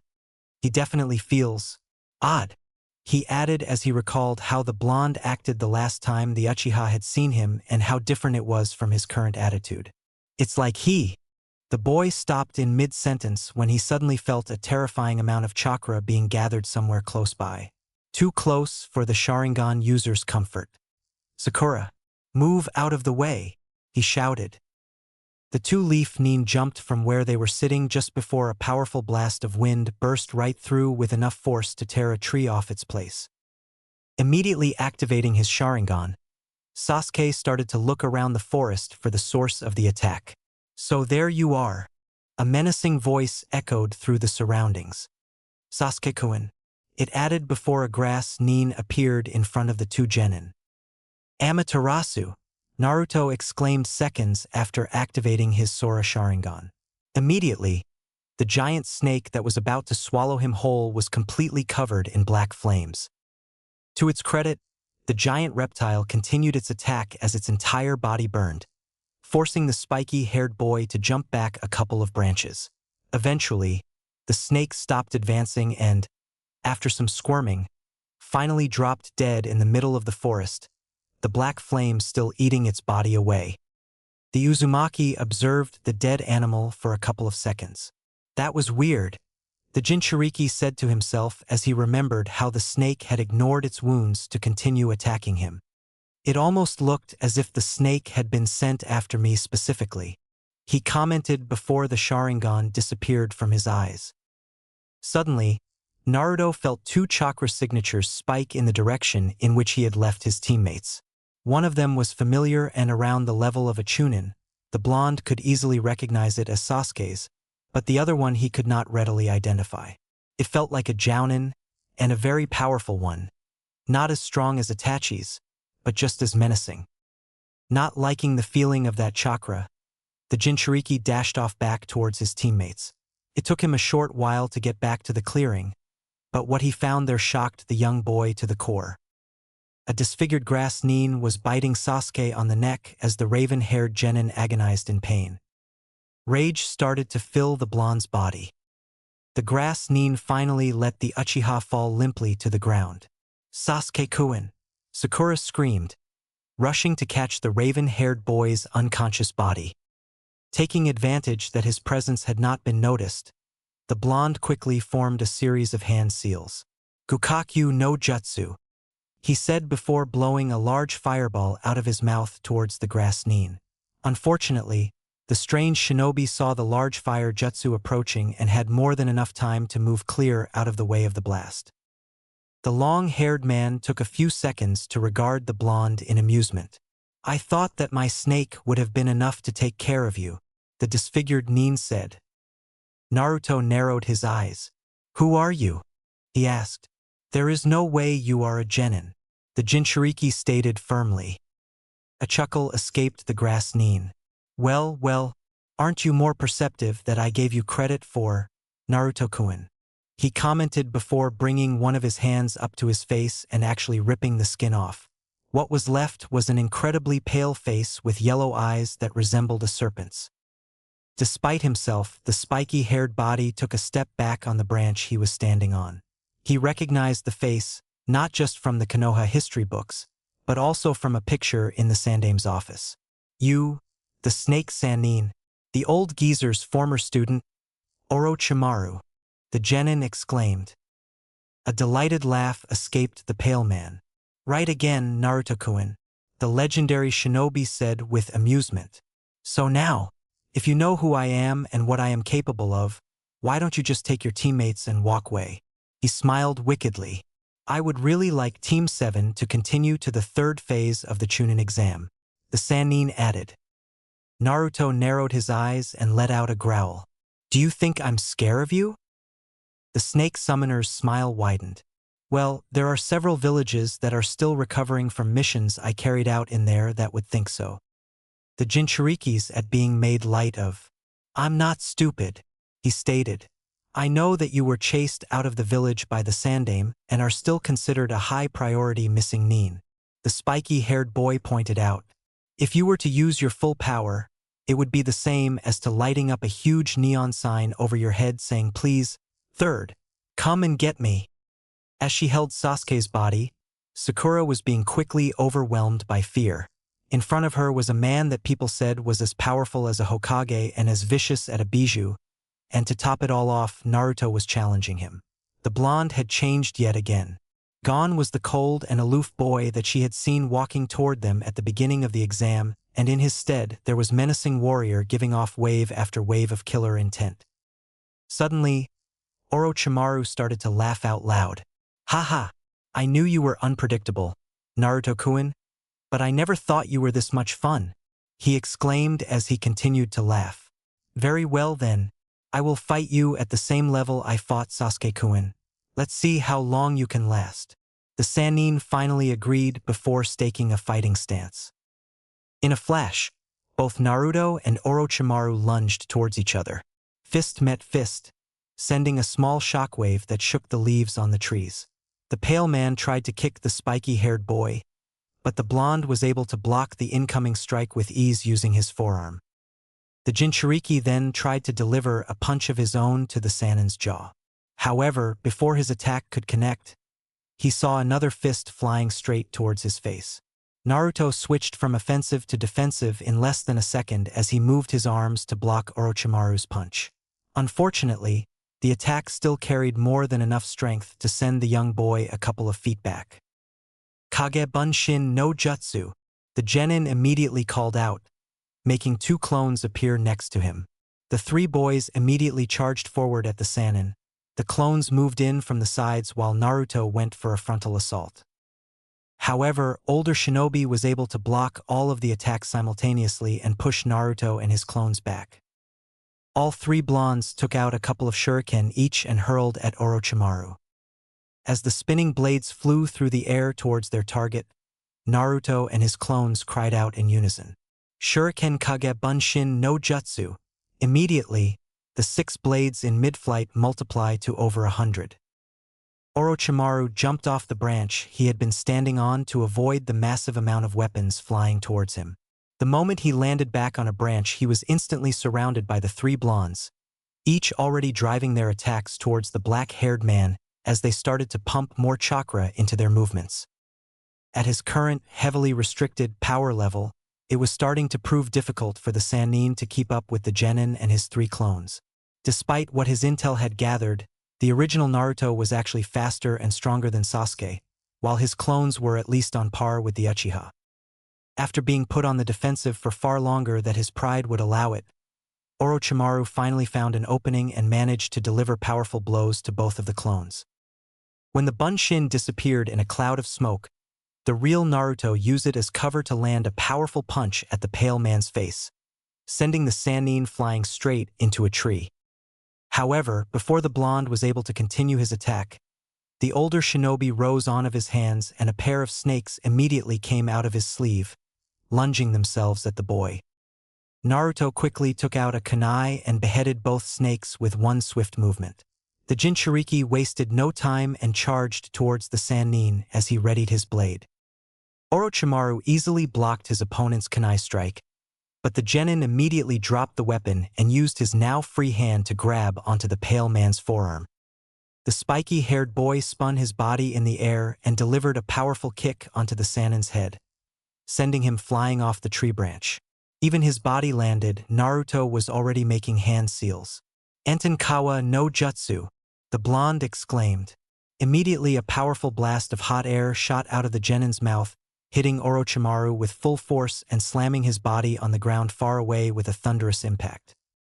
Instead of relaxing, the Jinchuriki started to frantically search his surroundings. The next second, Orochimaru suddenly burst out of the groan below the genin's branch and jumped straight towards the boy with a kunai in hand. Acting out of instinct, the blonde jumped to a higher tree branch to avoid the attack. "Kukuku, I must say, you are leaving me quite surprised, Naruto-kun," the Sannin commented as if he was having the time of his life. Naruto glared down at his opponent. "You shouldn't have underestimated me," he said. "I'm strong. Stronger than you could ever imagine," the Uzumaki exclaimed as he activated the Sora Sharingan and looked straight into Orochimaru's eyes. "A secret?" "Kukuku, I must say, you are leaving me quite surprised, Naruto-kun," the Sannin commented as if he was having the time of his life. Naruto glared down at his opponent. "You shouldn't have underestimated me," he said. "I'm strong. Stronger than you could ever imagine," the Uzumaki exclaimed as he activated the Sora Sharingan and looked straight into Orochimaru's eyes. It was as if time had suddenly stopped for the Sannin as all of the thoughts in his head were wiped out, leaving space only for the pair of navy blue eyes with white comas that were firmly starting into his serpent-like eyes. Too lost in his own pondering, the pale man almost missed when the young blonde opened his mouth and muttered the word Amaterasu. Acting out of instinct more than anything else, the snake summoner immediately jumped onto another tree. The next second, the branch where he had been standing on burst into black flames that consumed it in a matter of seconds. Orochimaru's eyes quickly shifted back and forth between Naruto's eyes and the black flames he had conjured. "Impossible," he whispered, holding his gaze on the flames before starting at the genin again. "How can you have a Sharingan?" the Sannin asked in a low voice. The mirth he had when he was mocking the young man was completely gone. Naruto narrowed his eyes as he looked down at his hand for a couple of seconds before answering. "You ask how I can have it?" the spiky-haired boy repeated before suddenly closing his hand in a tight fist. "I would have thought it would be obvious. This is the Sora Sharingan. This is my bloodline," the Uzumaki firmly stated. The genin's answer failed to satisfy the older shinobi as his face changed from shock to anger. Taking a few seconds, Orochimaru composed himself. "I always did find it odd how my spies could not get any information about your heritages," the black man commented. "I could guess who your father was due to your physical characteristics and the circumstances regarding your birth, but your mother?" the Sannin wondered out loud. The blonde's Sharingan eyes narrowed at the man's words. "Kukuku." A low chuckle escaped Orochimaru. "I see now. So this is the result of combining the Uchiha and Namikaze bloodlines," he said. "But to be able to use techniques unique to the Manjikyu Sharingan. Now that is impressive," the snake summoner commented with a smirk. Having heard enough, the blonde jumped forward and immediately appeared in front of Orochimaru. The Jinchuriki drove his fist into the Sannin's stomach, sending the older man flying into a tree. "Having the Sharingan helps me regulate the chakra throughout my body, giving me almost perfect chakra control," he revealed. "Plus it allows me to see when my opponents are gathering chakra to attack or flexing their muscles when they are about to defend themselves." Orochimaru glared at the genin. "Yes, I know how the Sharingan works, the Sannin commented as the young man started advancing towards him, forcing the man to continue putting distance between them. The older shinobi was in a bit of a conundrum. One part of him was dying to know what the spiky-haired boy and his strange Sharingan could do, but the other was aware that in his restricted state he might not be able to beat the Jinchuriki, and going all out was out of the question because, if the third became aware of his presence, his whole plan would be ruined. Taking advantage that his opponent's mind seemed to be distracted, Naruto quickly performed a series of hand seals. Gukakyu no Jutsu. Immediately, another enormous fireball came out of the leaf nin's mouth and shot towards the black-haired man. Orochimaru had foreseen the incoming attack and easily jumped out of the way. Unfortunately, the spiky-haired boy had jumped even higher than him and proceeded to drive his hell right to the top of the missing nin's head, sending him crashing down to the ground. The Sannin was able to land on his feet, but before he could straighten himself up, he felt another punch dig into his stomach. As the snake summoner's body was pushed back by the punch, Naruto quickly delivered a powerful kick into his ribcage, sending his body flying sideways onto a tree. Immediately, the Sharingan user chased after his opponent. Orochimaru was able to stop two of the Jinchuriki's fists, but the third one connected with his chin. The black-haired man's body was actually raised a couple of inches into the air by the Genin's uppercut. The Uzumaki proceeded to drive a powerful kick into the Sannin's airborne body, brutally slamming it back into the tree behind them. "I told you, I'm strong," Naruto muttered. Orochimaru growled under his breath. "Cheeky brat. But if I use any more power, I would risk the chance of being discovered here," he thought. "And any jutsu I could be copied by him, and adding to his firepower would be counterproductive to my plans." The snake summoner reasoned. The older shinobi suddenly took out a pair of kunai and hurled them at the blonde. Naruto was able to dodge the incoming blades with ease and dashed towards the missing nin. The Sannin blocked the Jinchuriki's punch and tried to connect one of his own, but instead his fist was stopped by the blonde. Having a clear opening, the Uzumaki delivered a powerful punch on Orochimaru's stomach, leaving the pale man gasping for air as the Sharingan user continued his attack by driving another fist to the side of the missing nin's face. Orochimaru was sent flying to the side, his body bouncing off the ground as his momentum died out. "I guess I had my fun for the day," the older shinobi thought as he immediately stood back up and jumped onto a tree with the intention of making his escape. Seeing his opponent trying to get away, Naruto immediately took out a kunai and threw it at the Sannin's direction. The snake summoner saw the weapon flying towards him and moved his body safely out of the way. It was not until the kunai flew past him that the pale man realized that there was an explosive tag tied to it. "Amaterasu," the young Jinchuriki said. Immediately, the small blade and the piece of paper were engulfed in black flames. The explosion that ensued sent the Sannin crashing back down onto the ground once again. By the time that the black-haired man's body hit the ground, Naruto had already finished the hand seals he needed for his next move. "Kakugen Kengoku no Jutsu," Naruto called out. Immediately, stone walls bust out of the ground around the Sannin, encasing him.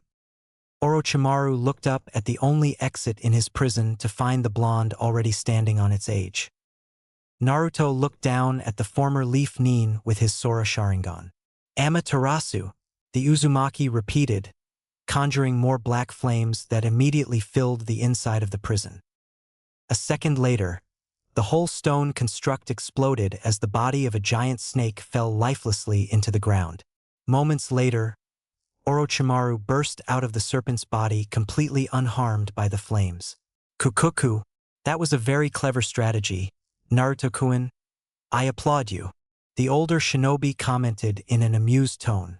"It is a true shame that I cannot have your body instead. Between you and Sasuke-kun, it is clear that you are the better vessel, but I guess he would have to do," he said with a thoughtful look. Naruto narrowed his eyes at those words. "So that's your plan?" he questioned in disgust. "Why do you want his body?" the Jinchuriki demanded. A chuckle escaped the pale man. For the Sharingan, of course, with it I will be one step closer to my ultimate goal, he announced. Make sure to nurture your Naruto-kun. I really want to find out what those eyes of yours are capable of seeing, Orochimaru added before leaves suddenly started swirling around him. Before the genin could react, the Sannin had disappeared. The blonde continued looking around for a couple of seconds and tried to sense the missing nin's chakra. Not finding anything, the spiky-haired boy finally lowered his guard and deactivated his Sharingan. Still holding on to Sasuke's body, Sakura was hyperventilating as she watched her blonde teammate finally turn towards them and dropped down to the ground. The Kunoichi's mind raged as the Uzumaki approached. Naruto, Sharingan, Orochimaru, Sasuke-kun, just what the hell is going on? The Haruno's thoughts were a complete mess as she had to concentrate not to start shaking. It was not long before Naruto was already standing over the two other members of Team 7. Without saying anything to the pink-haired girl, the Uzumaki crouched down, picked the Uchiha's body, and proceeded to prop him over his shoulder and start walking away. We have to find some place safe for him to recuperate, the spiky-haired boy finally said. Her teammate's sudden words finally snapped Sakura out of her stupor. Naruto, what was that all about? She tripped over her words as she tried to get the question out. A Sharingan. You have a blue Sharingan? She finally asked. The Uzumaki stopped in his tracks and remained silent for a few seconds. You cannot tell anyone. Got it, Sakura? Naruto declared without even looking back before starting to walk again. In the back of her mind, the young woman noted the lack of the chan suffix after her name. But, how? The girl stammered. Sakura. The blonde barked out her name, causing the pink-haired girl to flinch. I am not playing here. You have to keep what you saw a secret. Do you understand? Naruto asked as he finally looked back at his teammate. The Haruno was barely able to suppress a gasp. The blonde's eyes, that had been dull and lifeless when she saw them just an hour before, were stormy and chaotic. There were so many emotions reflected in those sapphire eyes that the Kunoichi could not even begin to discern one from the other. Naruto, she called out softly after him. If the spiky-haired boy heard her, he chose to ignore her. Instead, he continued walking with Sasuke's unconscious body still on his shoulder. I understand, Sakura answered, letting a few tears fall silently to the ground before following her teammates. Lingering bitterness. Naruto sat on a clearing with his back pressed against a tree. Just a short distance away, Sakura sat right next to the still unconscious Sasuke, her eyes shifting nervously back and forth between her sleeping teammate and her blonde one. They were already on the second day of the Chunin exam, yet after the bizarre incident with the notorious missing nin, Orochimaru, there had barely been any words spoken between the members of Team 7. Instead, everything that she had witnessed in the past 24 hours had been left to simmer inside the pink-haired girl's mind, where it had been progressively eating her up from inside since. The situation has proving too much for the Haruno to handle.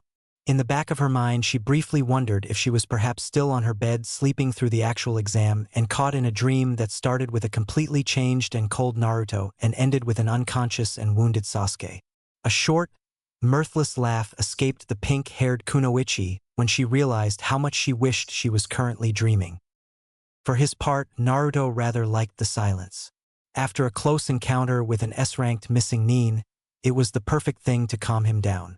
For the past 24 hours, the conversation between the genins were limited to timid and hushed questions from Sakura, short and dry answer from the blonde, and the occasional pained grunt from the unconscious Uchiha. The sudden sound of a chuckle from his teammate finally snapped the Jinchuriki out of his thoughts. I'm going to go look for the Earth Scroll, Naruto declared as he stood up. Sakura was caught off guard by the mere fact that the blonde had spoken with a complete sentence. What? Wait, she struggled to say, tripping over her own words. We can't wait any longer for Sasuke to wake up. The more time we waste, the more difficult it will be to find one, the spiky-haired boy firmly stated before starting to walk toward the edge of the clearing. Having regained some of her composure, the young kunoichi stood up as well. But Sakura tried to protest, wanting to say that it would be dangerous for the blonde to go off on his own. But then she caught herself when memories of the fight she had witnessed the day before flooded back into her mind, showing the girl how wrong her assessment of her teammate was. Naruto stopped walking for a couple of seconds and carefully looked back over his shoulder at the rest of Team 7 before returning his gaze forward and continuing on his way. With each step that the blonde took away from them and into the depths of the forest, Sakura could feel her strength being zapped away until her legs finally gave out and she fell down sitting on back on the floor. The kunoichi's gaze fell on her unresponsive crush. In the short time since the second part of the Chunin exam started, she had witnessed more unbelievable events that she ever had in her whole life. And this is coming from a genin that accidentally stumbled upon an A-rank mission, the Haruno reasoned as she sat there almost by herself. Unlike when she first entered, the forest of death now felt eerily quiet to her. In the silence, Sakura thought that if she concentrated hard enough she could still hear the echo of Naruto's fight with Orochimaru. But, when she closed her eyes, all she could see was Naruto's blue and white Sharingan glaring back at her. The mere thought made the pink-haired girl shiver in a mixture of fear, confusion, and curiosity. She could not said that blonde had gotten stronger, that word did not even begin to cover it. Instead, the former class clown, dead last goofball, had simply become powerful. More powerful than any genin Sakura had ever seen, and that list included Sasuke. About 25 minutes had passed since Naruto left in search for an earth scroll and Sakura had been left behind to ponder on her thoughts. Unexpectedly, the kunoichi was snapped out of her deep train of thought by a sudden presence nearby. Looking around, the Haruno hoped to see her spiky-haired teammate walking into the clearing with the scroll in hand because, if he wasn't him, the girl was unsure that she could protect Sasuke for whatever new horror the Forest of Death was about to throw at them. A faint thud sound caused Sakura to look up at one of the trees at the edge of the clearing, and immediately her hopes were crushed. "What do you want?" the kunoichi asked, trying to muster as much menace and confidence as she could while taking out a kunai and placing her body in front of the unconscious Uchiha. The three members of the sound team looked down at the leaf genin before sharing a chuckle between all three of them. "It does not concern you," the bandaged shinobi informed. "We're here after the Uchiha, and if you try to get in our way, we will not hesitate to kill you," the black-haired boy said, unable to hide the glee in his words. To her credit, Sakura did not back down. She was prepared to defend Sasuke no matter what happened next. Another laugh was shared between the Oto-nin as they saw the pink-haired girl tighten her grip on her kunai. The bandaged boy rolled up his sleeve, reveal some sort of large device strapped to his forearm. However, Sakura was only able to look at it for a single second because, on the next one, all three of them charged towards her at incredible speed. "I give up. I give up.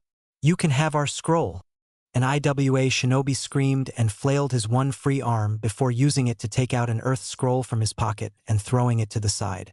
As a response to his words, Naruto released the arm he held behind the stone ninja's back and unceremoniously let him fall face first into the ground. "Quick, let's go. This leaf nins are crazy," one of the genin's teammates shouted as he helped his friend back to his and, along with the third member of their team, quickly ran away.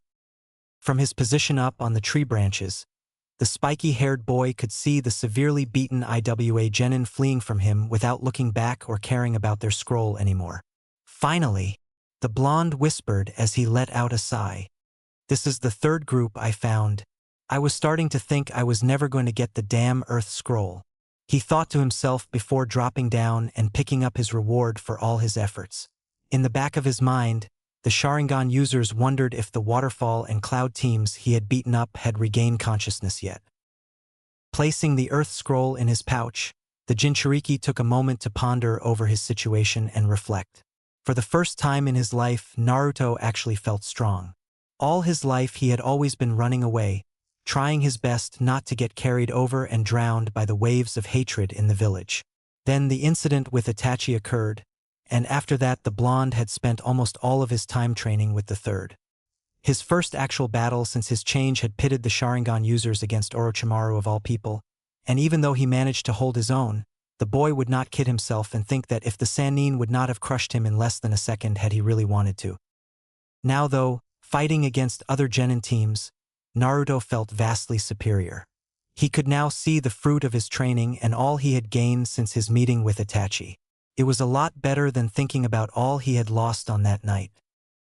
Suddenly, Naruto's basking was cut short when he sensed a very strange chakra signature coming from the direction of his teammates' clearing. The chakra was not as foul as the Kyuubi's, but it still felt extremely hostile and strong. Without another thought, the blonde dashed back towards his teammates. Damn it! Are they going to get in trouble every single freaking time I leave them alone for more than a few minutes? Naruto raged in his mind as he increased his speed. Back in the clearing, the faces of Sakura, Lee, Ino, Shikamaru, and Chuji were a mixture of surprise and terror. Soon after the initial attack, Lee and the members of Team 8 had come to Sakura's aid. But, despite their best efforts, they were all eventually overpowered and beaten by the sound ninjas.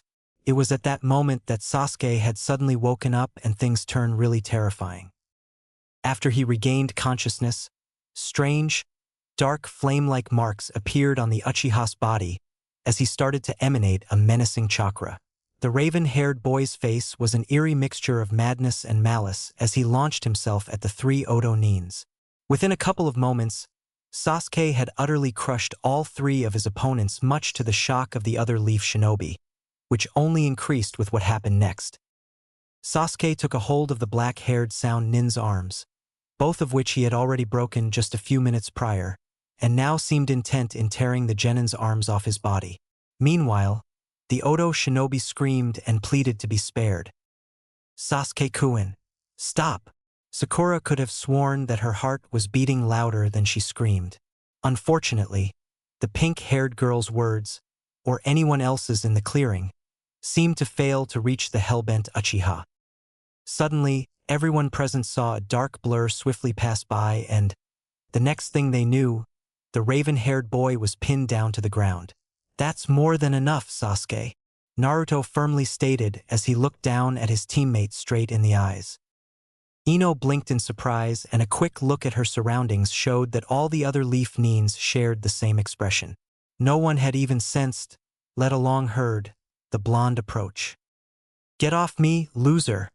Sasuke growled as he tried to kick Naruto off of him. The spiky-haired boy jumped away before the foot could make contact with him. Instantly, Sasuke was back on his feet. Without saying anything, and to Sakura's horror, the Uchiha quickly took out a kunai and charged towards his blonde teammate at full force.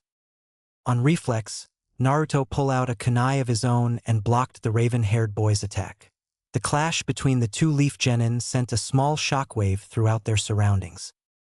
What the hell are you doing? The blonde asked, his voice getting colder with every word. A wicked smile appeared in Sasuke's face. I simply want to know, he started in a gleeful voice. The extent of my newfound power, he exclaimed. Both teenagers jumped backwards and, in almost synchronized precision, sent their blades flying at each other. The two kunai collided in midair and fell to the ground. I don't want to fight you, Sasuke, Naruto firmly stated, glaring at his teammate. Like you have a choice, the raven-haired boy responded before charging forwards at the blonde once again.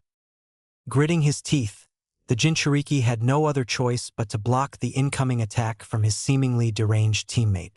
With each punch that the Uzumaki stopped, his patience with Sasuke waned. Some distance away from the clearing, Neji watched the two genin fight each other. At one point he had considered intervening himself, if nothing else to get Lee out of the dilemma he had foolishly gotten himself caught in, lest it became detrimental to their team advancing to the next round, but ultimately decided against it. Instead, the young man watched from his position on top of a tree branch and he could see that the blonde one was holding back his strength. However, the Uchiha seemed to be getting stronger and stronger with each passing second. Intrigued by the events unfolding before him, the Hyuga activated his Byakugan to have a better view of the fight. Meanwhile, back in the clearing, Naruto continued to block Sasuke's strikes. Slowly but surely, annoyance started to turn into anger. For his part, the raven-haired kept on attacking. With every single punch, the Uchiha could feel himself getting stronger. With every kick he felt faster, and with every step he pushed his opponent back he felt more powerful. The blonde blocked a punch with one hand and a kick with the others, but before he could recover he saw one more of Sasuke's punches flying swiftly towards him. With no other option, the Uzumaki had to jump away and put some distance between himself and the Uchiha.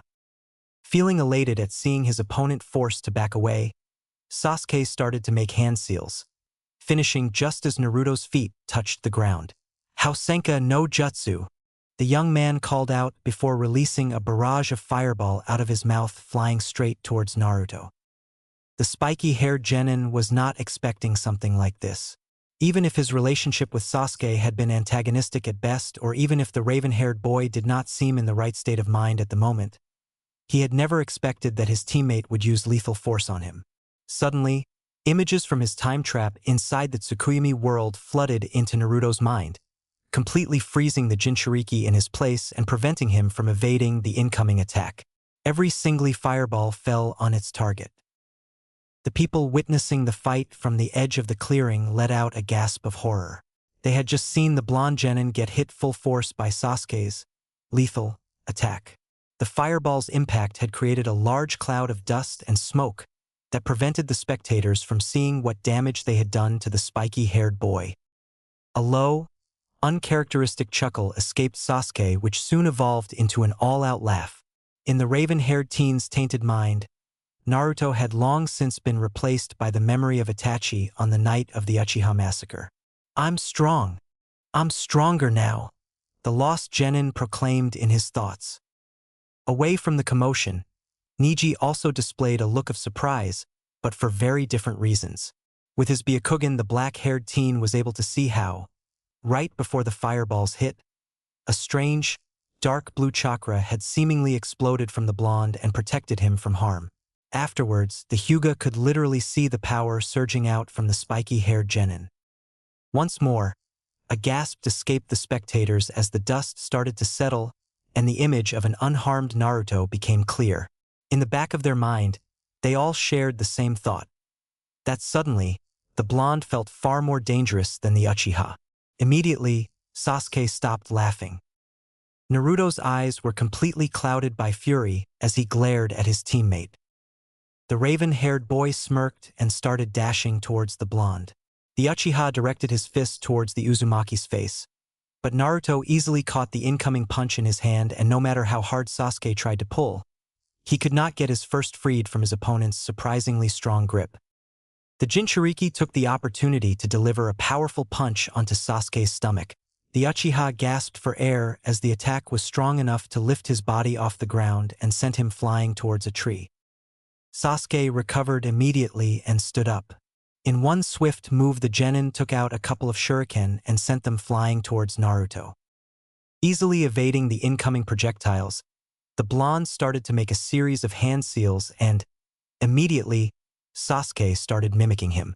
"Gukakyu no Jutsu," both boys called out in unison. A pair of gigantic fireballs collided with each other in a massive explosion. Dust and smoke covered the entire clearing. Even with his Sharingan active, Sasuke could not see anything behind the thick black curtain that had risen in front of him as he started to look around for any sign of an incoming attack. Suddenly, a hand emerged from the smoke and grabbed the raven-haired genin's neck and violently pinned his body against a tree before he even had time to react. The Uchiha's back hit the trunk of the tree with such tremendous force that the impact immediately scattered most of the lingering dust.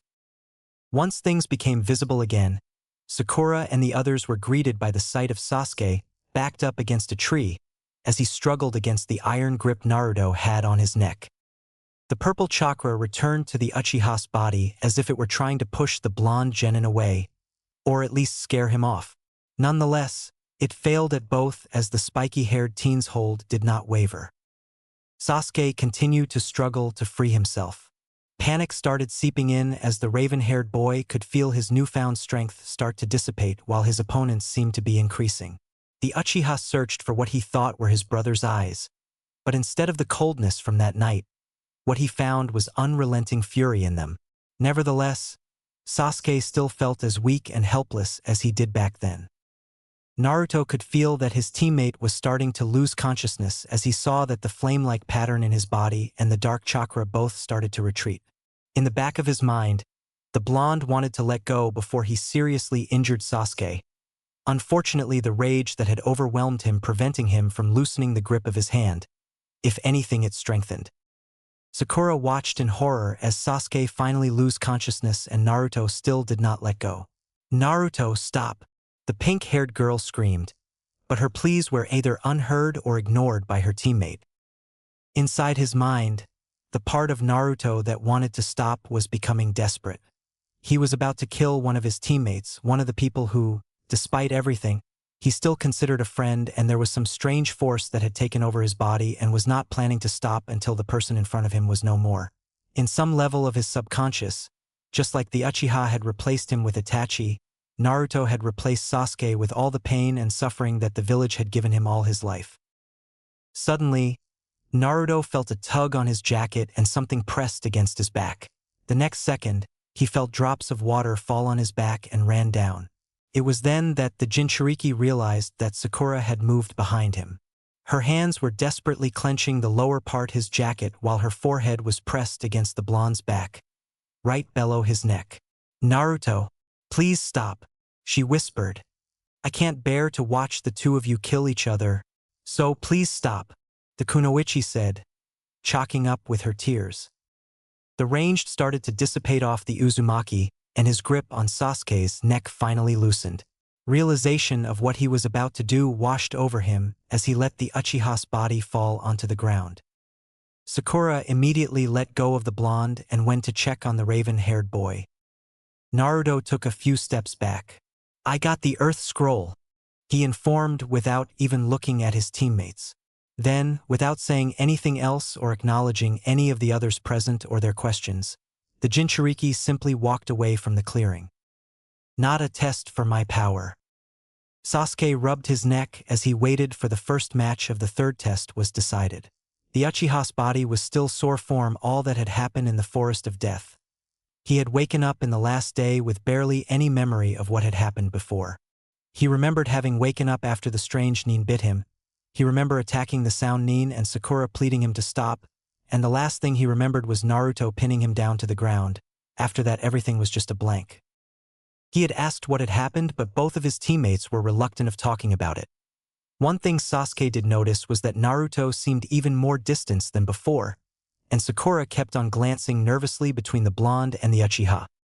Sasuke snapped out of his thought when he saw what the first match was: Inuzuka Kiba versus Uzumaki Naruto. Sasuke saw how Sakura, Lee, and the members of Team 10 tensed when they read it. The only thing was that the raven-haired boy didn't know why. The Uchiha watched his teammate leave the group without a single word to their sensei, Sakura, or to him.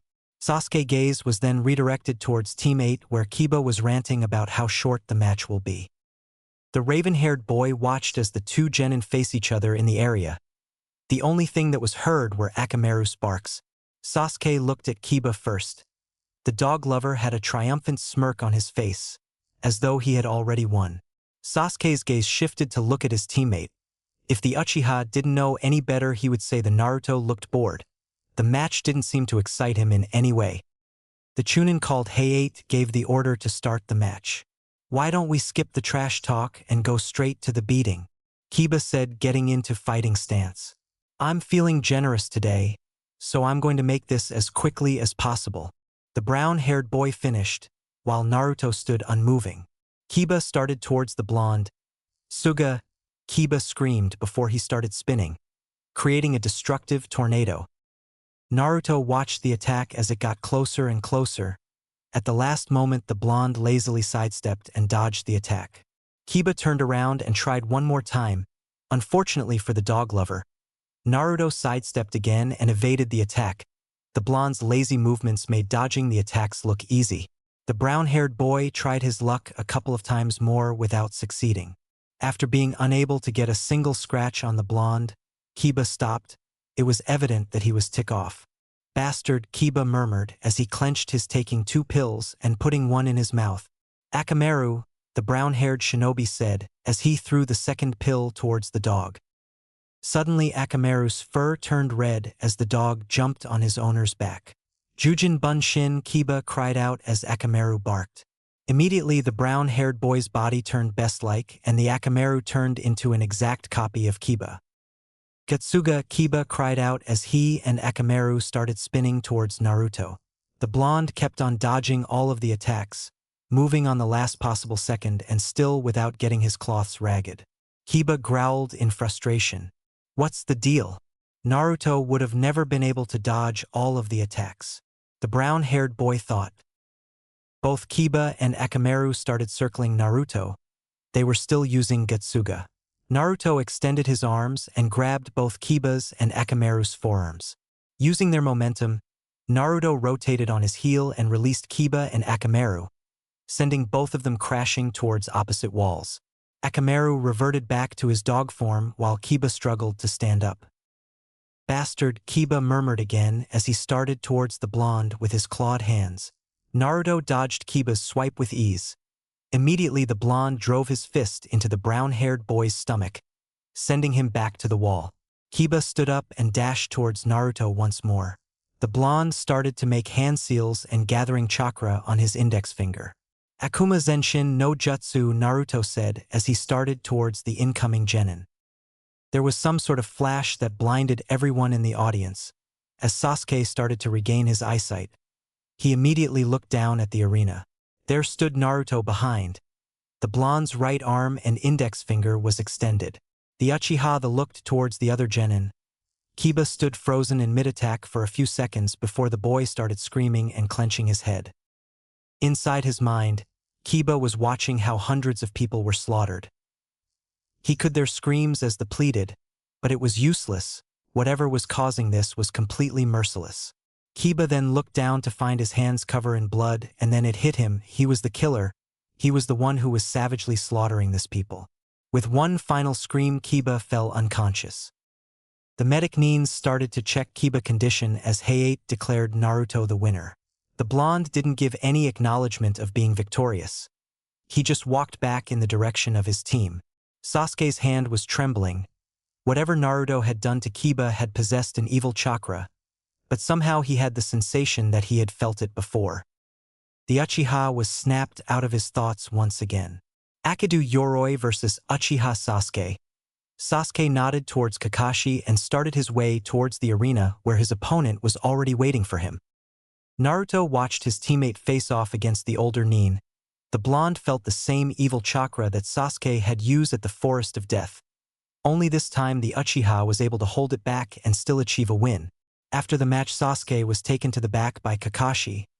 Naruto just shrugged and continued watching the third part of the Chunin exam. Naruto watched how Shikamaru defeated the sound Kunoichi, the colored face Sannin defeated Yoroi's teammate using a puppet, and Sakura ended up in a tie with her rival Ino. The sound Kunoichi defeated Lee's teammate, and Shino was able to beat the black-haired sound Nin. The blonde couldn't help but smirk when Lee used the Yura Renge against the red-haired Sannin. He had heard that spandex-clad Nin just to be the Academy's death last before him.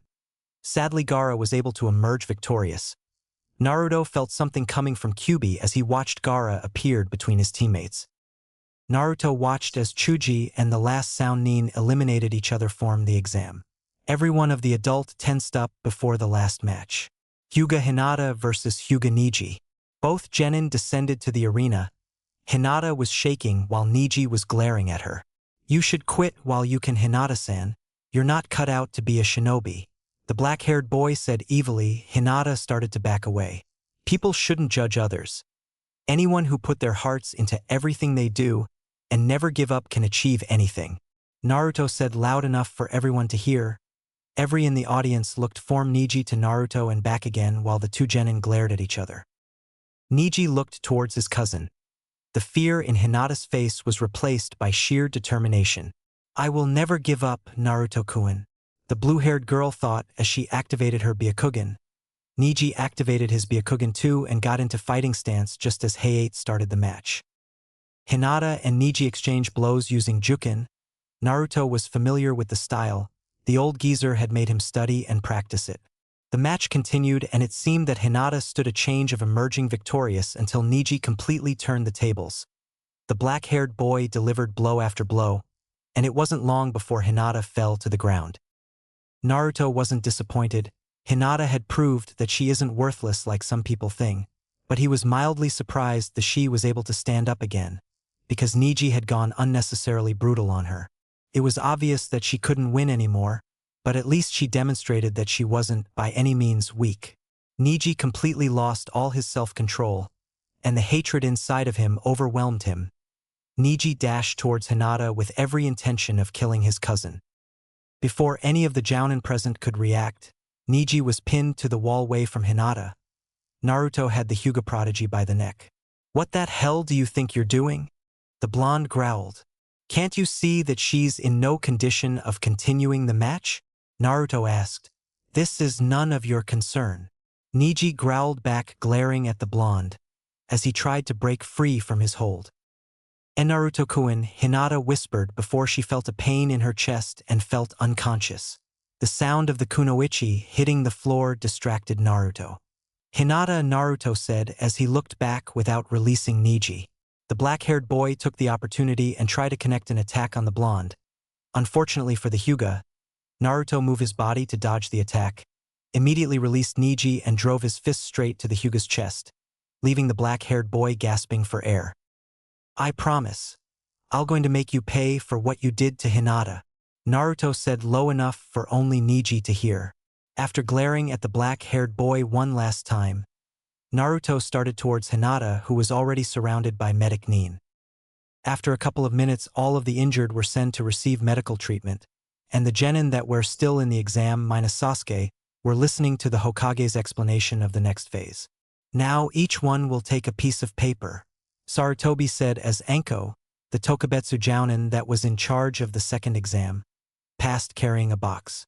"Once you take your paper, please read the number on it," the Hokage added.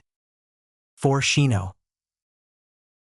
5 Naruto, 7 Gaara, 2 Temari, 6 Neji, 1 Shikamaru, 3 Kankuro.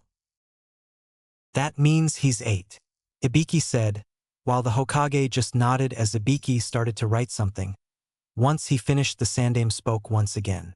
"The matches for the next round will be Nara Shikamaru versus Temari, Kankuro versus Aburame Shino, Uzumaki Naruto versus Hyuga Neji, and Gaara versus Uchiha Sasuke," Sarutobi said. Immediately a strong killing intent was felt among the present, most of it coming from the Hyuga prodigy and the blonde genin. "You have 1 month until the next round begins. I suggest that you take some time to rest and regain your strength before you start training," the Hokage said before he stood up and disappeared in a cloud of smoke. Naruto started to make his way out of the arena. He knew it was just a matter of time before Sakura catches up to him. Suddenly an immense pain went through his body. The blonde clenched his heart. It hurt every time it beat. "Not again. This has been going for a month now. What is it?" Naruto thought. Inside his mind he could hear the fox laughing. "Don't worry, Kit, you'll find out soon enough," Kyubi managed to say between his fits of laughter. Naruto thought that only with his luck did he ended up with a demon inside his head. It had been a month now, and Naruto found a way to block Kyubi form annoying him 24/7. But the fox still found ways to get through. "Asshole," murmured Naruto before as the pain subsided and he was able to continue on his way. Mirrored image. "Sakura, do you know where Naruto went?" Kakashi asked his pink-haired student when he found her at the arena's exit. "He already left. He said that he wanted to get some rest before beginning his training," the girl responded. "Oh," Kakashi replied. He was planning to train Sasuke, but he didn't want to make the same mistake as a month ago. Only this time it seemed that the blonde had already made plans about his training without his help. Sakura stood observing her sensei. She couldn't take her mind off Naruto's Sharingan eyes. She had promised him not to tell, but it was proving very hard. "Kakashi-sensei, what's happening to Sasuke-kun?" the kunoichi asked. partly of worry for her teammate and crush, but mostly for keeping herself from divulging the blonde's secret. "Don't worry, Sakura," the silver-haired Jounin responded. "Everything will be all right," Kakashi added before starting his way back to the hospital. Next day, Naruto woke up after a long rest. "I should go see the old geezer to see if he has any ideas for my training," the blonde thought as he opened a can of instant ramen. He might have decided to lock up most his emotions, but his love of ramen was in a whole different level. After half an hour, and at least a month's supply of instant ramen, Naruto walked out of his apartment. It was a nice tranquil day in Konoha. The temperature was just right for spending the day outside. Naruto walked through the city. For a month now the glares from the villagers had been decreasing, most likely because of the killer intent his chakra seemed to leak out. The only ones that seemed to be 100% oblivious to this were Konohamaru and his friends, who had tried countless times to convince the blonde genin to skip training for one day and go play with them. Naruto had been walking for over half an hour before abruptly stopping. "Why have you been following me for the last 20 minutes? The blonde asked, his eyes looking ahead of him. There were some movement in the bushes behind Naruto, and after a while a man with long white hair stepped out. "So you've been aware since the beginning," the man said with a tone of amusement on his voice. "My name is Jiraiya," the man announced. Naruto finally looked back at the white-haired man. "And I should care because," the blonde said with a monotonous tone. Jiraiya merely chuckled at the boy's remark. "Sarutobi-sensei told me how detached you could be," the man said. Naruto was slightly taken back. Few people called the Hokage something beside his title, but to call him sensei. "Jiraiya, where have I heard that name before?" The genin thought for a second before realization hit him. "You're one of the Sannin," the blonde said in a low voice. Jiraiya smiled when he saw that he had caught some of the blonde's attention. "Sarutobi-sensei asked me to help you with your training during this month. He's too busy with all the preparations for the Chunin exam," the Sannin said. Naruto looked at the white-haired man for a couple of seconds before turning around. "I don't need your help," the blonde said as he started to walk away. The Sannin merely smirked as he watched the boy walk away. "You're as disrespectful as your father during his training," Jiraiya said. The Sannin's word made Naruto stop on his track. "I want to teach you one of your father's favorite technique, the Kuchios no Jutsu," the white-haired man said, taking the opportunity of having most of the genin's attention. "I heard that sensei gave you the weapon, and from the bandages in your arms, I'll say you already have your summoning tattoo," Jiraiya said, smiling when Naruto completely turned around. "Learning the Kuchios no Jutsu will help you deal with the weapon, because trust me, that thing is really hard to control, and even your father had trouble with it," the Sannin added. "But first, tell me about your Sharingan," the man said. Naruto's eyes widened slightly. Did the old geezer tell him? The genin thought. Jiraiya figured out what was going through the blonde's mind and decided to clarify. "The old geezer didn't tell me about your Sharingan," the Sannin started. "I knew that this was going to happen. Since the day you were born, I've wanted to see the results of combining the Uzumaki and Uchiha bloodlines," the white-haired man explained. Naruto sighed. He was slightly more relaxed now that he knew that the Hokage had not betrayed his trust. Naruto looked at the Sannin straight in the eyes. Jiraiya watched in amazement as the blonde's eyes turned a couple of shades darker, and a white dot and 3 comas appeared on each of his eye. "Amazing," the white-haired man said before Naruto's eyes reverted back to normal. "So, what were you saying about my training?" the genin asked. "Well," Jiraiya begun as his eyes drifted to the direction of the hot springs. "I'm a little busy today. We will start training tomorrow. Meet me in this exact same spot," the Sannin said as he started towards the bathhouse. "See you tomorrow," the man said, waving back at the blonde. Naruto stood watching as the white-haired man disappear from his view. He didn't need to read minds to know where he was headed. "Are all the adults in charge of my training perverts?" the boy thought. "Do you really want an answer to this question?" Kyubi suddenly said. "Shut up," Naruto murmured before continuing on his way, sighing as he felt the fox smirking. -3 days later. Naruto and Jiraiya were standing in the middle of a field. For the past 2 days Jiraiya had been teaching the young genin the basics for the Uchiha no Jutsu, and now it was finally time to try it out. So can I try the jutsu now? Or do you want me to write an essay first? Naruto asked, clearly annoyed of the fact of only getting theory-based lessons on how to summon toads. Show some respect, brat. And yes, give the technique a try. The Sannin responded. Naruto bit his lips and started on the hand seals for the summoning. Uchiha no Jutsu, the blonde said, slamming his palm on the floor. Jiraiya watched in pride as a cloud of smoke appeared. He was sure that the summoning had been successful. Suddenly the Sannin's face changed to one of horror and fear. No, there's no way my luck can be this bad. The white-haired man thought as the cloud started to disperse, revealing the strongest of all toad summons, Gamabunta. So, I'm guessing that the jutsu went all right, Naruto said, looking at the leader of the toads. Jiraiya, why have you summoned me? Gamabunta asked with an angry tone as he looked at the white-haired man. I didn't summon you. Jiraiya tried to explain. This is Naruto, the Sannin said, shoving the genin forward with his elbow. He's the one you have to flatten. I mean, he's the one who summoned you, the man said before looking away, whistling. Gamabunta looked at the blonde standing next to the pervert. You expect to believe that this brat was able to summon me, the toad boss? Gamabunta snorted.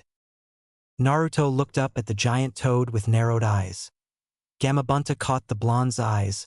For some reason they seemed familiar.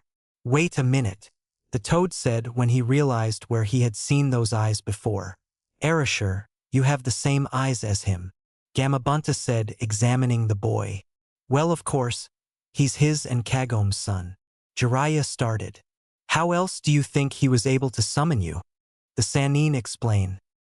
Gamabunta's eyes warmed up slightly at hearing Jiraiya's explanation. Who would have thought that I was going to be your first summon? A kid, the toad boss said. If Arashikuin were here, he'd be on the floor laughing his ass off, Jiraiya said fondly. The three of them stood silent for a couple of minutes, Jiraiya wearing a smile while Naruto and Gamabunta just half of one. It's nice to meet you, Gamabunta-sama, Naruto said with a smirk. My name is Uzumaki Naruto. -2 weeks later. The Uchiha no Jutsu had gone pretty well. Gamabunta had willingly agreed to grant the toad summoning to Naruto. The only problem was that Jiraiya was slightly jealous that the toad boss seemed to like the boy better than he liked him. But for the past 2 weeks Naruto and Jiraiya had used all their available time to work on the weapon. Just like Jiraiya had predicted, it had taken some time for Naruto to successfully summon it, and an even harder to control. Fortunately, after 2 whole weeks the blonde was starting to get the hand of it. Jiraiya watched in pride as the cloud of dust started to disperse. Incredible! It took Arashikuin 2 whole months to get to this level with it, and he already reached it in 2 weeks. The Sannin thought. The dust cleared. Naruto stood in the middle panting. The boy's surroundings were completely destroyed. He's the vivid image of his father, the white-haired man thought as he started towards the boy. Very good kid, Jiraiya said, approaching his student. You're starting to master it. It took your father much more time to cause this much destruction, Jiraiya said with a smirk as he looked at the surroundings. Trees were completely destroyed, torn in two or burned, and the ground around the blonde was leveled. Naruto's face was adorned with a smirk of his own. Didn't I tell you that it wasn't going to take me long to control? The genin said as he tried to catch his breath. Don't get too cocky, brat, you still have a long way to go, crossing his arms and looking at the blonde. Anyways, I think that's enough for today. We will pick up training tomorrow, the Sannin said and walked away after receiving a nod of agreement from the boy. Naruto walked back to his apartment. The last few weeks had been great to him, just like his time with the Sandaime. He dedicated all the time he could to training, and it was during those times that he felt slightly happy. The blonde kept on walking until his whole body shook in pain. It wasn't only his heart this time that was on pain, but also his hands felt as though they were burning. The boy brought his right hand to his chest and used the other one to support himself on a tree nearby. It's getting worse and more frequent, the genin thought. Naruto waited a couple of seconds until the pain subsided. He could hear the fox laughing his head off inside of him. One of these days, Fox, the boy thought. One of these days, I'll figure out a way to use Tsukuyomi on you. And when that day comes, it'll be my turn to laugh. Once the pain had diminished, Naruto started on his way once again. Only a couple of minutes had passed when he heard someone call out, "Hey, Naruto, wait up." The blonde turned around to watch a black-haired boy with a picnic basket full of fruit on his hand. "I knew it was you," Shikamaru said when he got closer. "Shikamaru, what are you doing here?" the blonde asked. "I'm just heading to the hospital," the black-haired boy started. "I'm going there to see Chuji. He's there with a severe indigestion. Wanna come?" the lazy boy asked. Naruto meditated on the idea for a couple of seconds. "What's with the basket?" the blonde asked. "Oh, since Chuji is not allowed to eat because of his indigestion, I thought that I'll go down there and eat in front of him," Shikamaru responded with a smirk. "I thought that it'd be good for a few laughs," the boy added, started on his way to the hospital.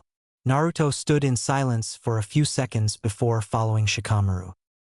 Naruto and Shikamaru made it to the hospital in a couple of minutes. The blonde had two different views of Konoha's hospital. One was that he didn't like it because of the whiteness in every single room, not even in his current emotional state was he able to stand the mundane room. On the other hand, must of the hospital personnel treat him like a human being, and that made him slightly content. The boys headed towards Chuji's room. Shikamaru had already visited him before, so he knew the way. Suddenly Naruto felt an evil presence nearby. The blonde looked around trying to find the source. His gaze stopped at a door that was slightly open. Naruto recognized Rock Lee sleeping on the bed. He probably was still recuperating, but what really shocked the genin was the sand he could see swirling around inside. Naruto dashed to the door and threw a kunai. The weapon cut through the sand that was about to choke the unconscious taijutsu expert on the bed. The blonde looked at the other person in the room. Dark blue met aquamarine. A powerful killing intent emerged from the two boys. "You were the one that defeated the dog boy," Gaara said in a monotonous tone, not unlike Naruto's. "I'm intrigued by your existence," the red-haired said as the sand started to once again to swirl violently around him. Gaara tried to bring his hand up front, but found out he couldn't. "I think that you should reconsider attacking a defenseless shinobi, especially if he's surrounded by his comrades," Shikamaru said. The boy had caught the Sannin's shadow, preventing Gaara from moving. The redhead returned most of the sand back to his gourd. At the Chunin exam, Gaara began. "I'm going to kill you both," the Sannin said before disappearing in a swirl of sand. As Naruto checked to see if Lee was all right, the blonde could hear the fox inside him chuckle. "It's going to get really interesting in 2 weeks," the blonde said, looking at the boy behind him. Shikamaru was trying to retrieve some of the fruit that had rolled away when the lazy Nin let the basket fall to stop Gaara. But most of the fruits had rolled away who knows where. "We should get something with meat," the blonde said with a smirk. "It'll be funnier that way," Naruto finished as he walked out of the room. Shikamaru stood up and smirked before following the blonde. Proud eyes. "This day came way too fast," Naruto said as he sat up on his bed and looked out the window. The sun completely blinded the blonde. The Jinchuriki was forced to close his eyes and open them little by little, so that they would adjust to the brightness on the outside. "I really hate days that are this bright," the genin remarked bitterly. Naruto moved to the edge of his bed and tried to push himself up. Suddenly, the world completely froze for the blonde as he found himself falling towards the floor. Naruto managed to regain control of his body and prevent his face from meeting the floor of his apartment. "What's going on?" the blonde asked himself. Nothing like that has ever happened. There was no pain or anything, just numbness, and the fox has stayed quiet. Normally he makes some sort of remark about the jolt of pain. This must be for a completely different reason, the boy thought as he went back up on his feet. "What is going to happen today?" Naruto asked as he looked out of the window. Surely, the morning was just too bright. The girl walked quietly through the halls of her house in search of her father. She finally found him looking at something in the garden. She walked up to him trying to stay quiet. She knew that it was of no use and that her father had probably sensed her from the beginning. "Oto-sama?" the girl asked and was taken aback when her father jolted in surprise and turned around. "Hanabi," Hayashi said to acknowledge his daughter's presences and trying to hide the fact that he had been startled. The girl looked in the direction her father was staring so fiercely that he had left himself open to any possible attack. There, sitting in the branch family garden, sat her cousin. Niji was sitting in the ground with his legs crossed and was gathering enormous amount of chakra throughout his body. Hanabi saw as a leaf was about to fall on Niji's shoulder. The black-haired boy whispered something before his whole body was covered by chakra, which started to spin around him. The force of the chakra had cut the leaf into many pieces and was blowing everything else away. "How is it possible?" Hayashi asked. "For him to create such a powerful Kaiten without moving his body at all? What type of training has he undergone in this past month?" the main family's head asked. Hanabi wished she could answer her father, but she was completely hypnotized by the boy from the branch family to even try to formulate an answer. Did his hatred for the main family drive him to this point? Hayashi whispered to himself. "Do you really think he'll make his move today?" Jiraiya asked as he leaned against the window's frame in the Hokage's office. Sarutobi removed the pipe from his mouth before responding. "I wouldn't doubt it. It would be the best time to try something like that." The Sandaime took a scroll from the cabinet and let it roll for the white-haired Sannin to catch it. "Please give this to Naruto when you deem the time is right," the older man requested. Jiraiya examined the scroll on his hand with confusion until he finally figured out what it was. "You can give it to him yourself. It's not like you're going anywhere, right?" the white-haired man said as he looked at his former sensei. The look on his eyes was one of pleading for reassurance. "Please," Sarutobi began, "for Minato-kun's and my sake, just in case," the Sandaime said. Jiraiya couldn't remember seeing his sensei this old before. The Sannin sighed before securing the scroll in his vest's pocket. "Very well, I'll guard the scroll for now." "Thank you, Jiraiya-kun," the Sandaime said as he smiled at his former student.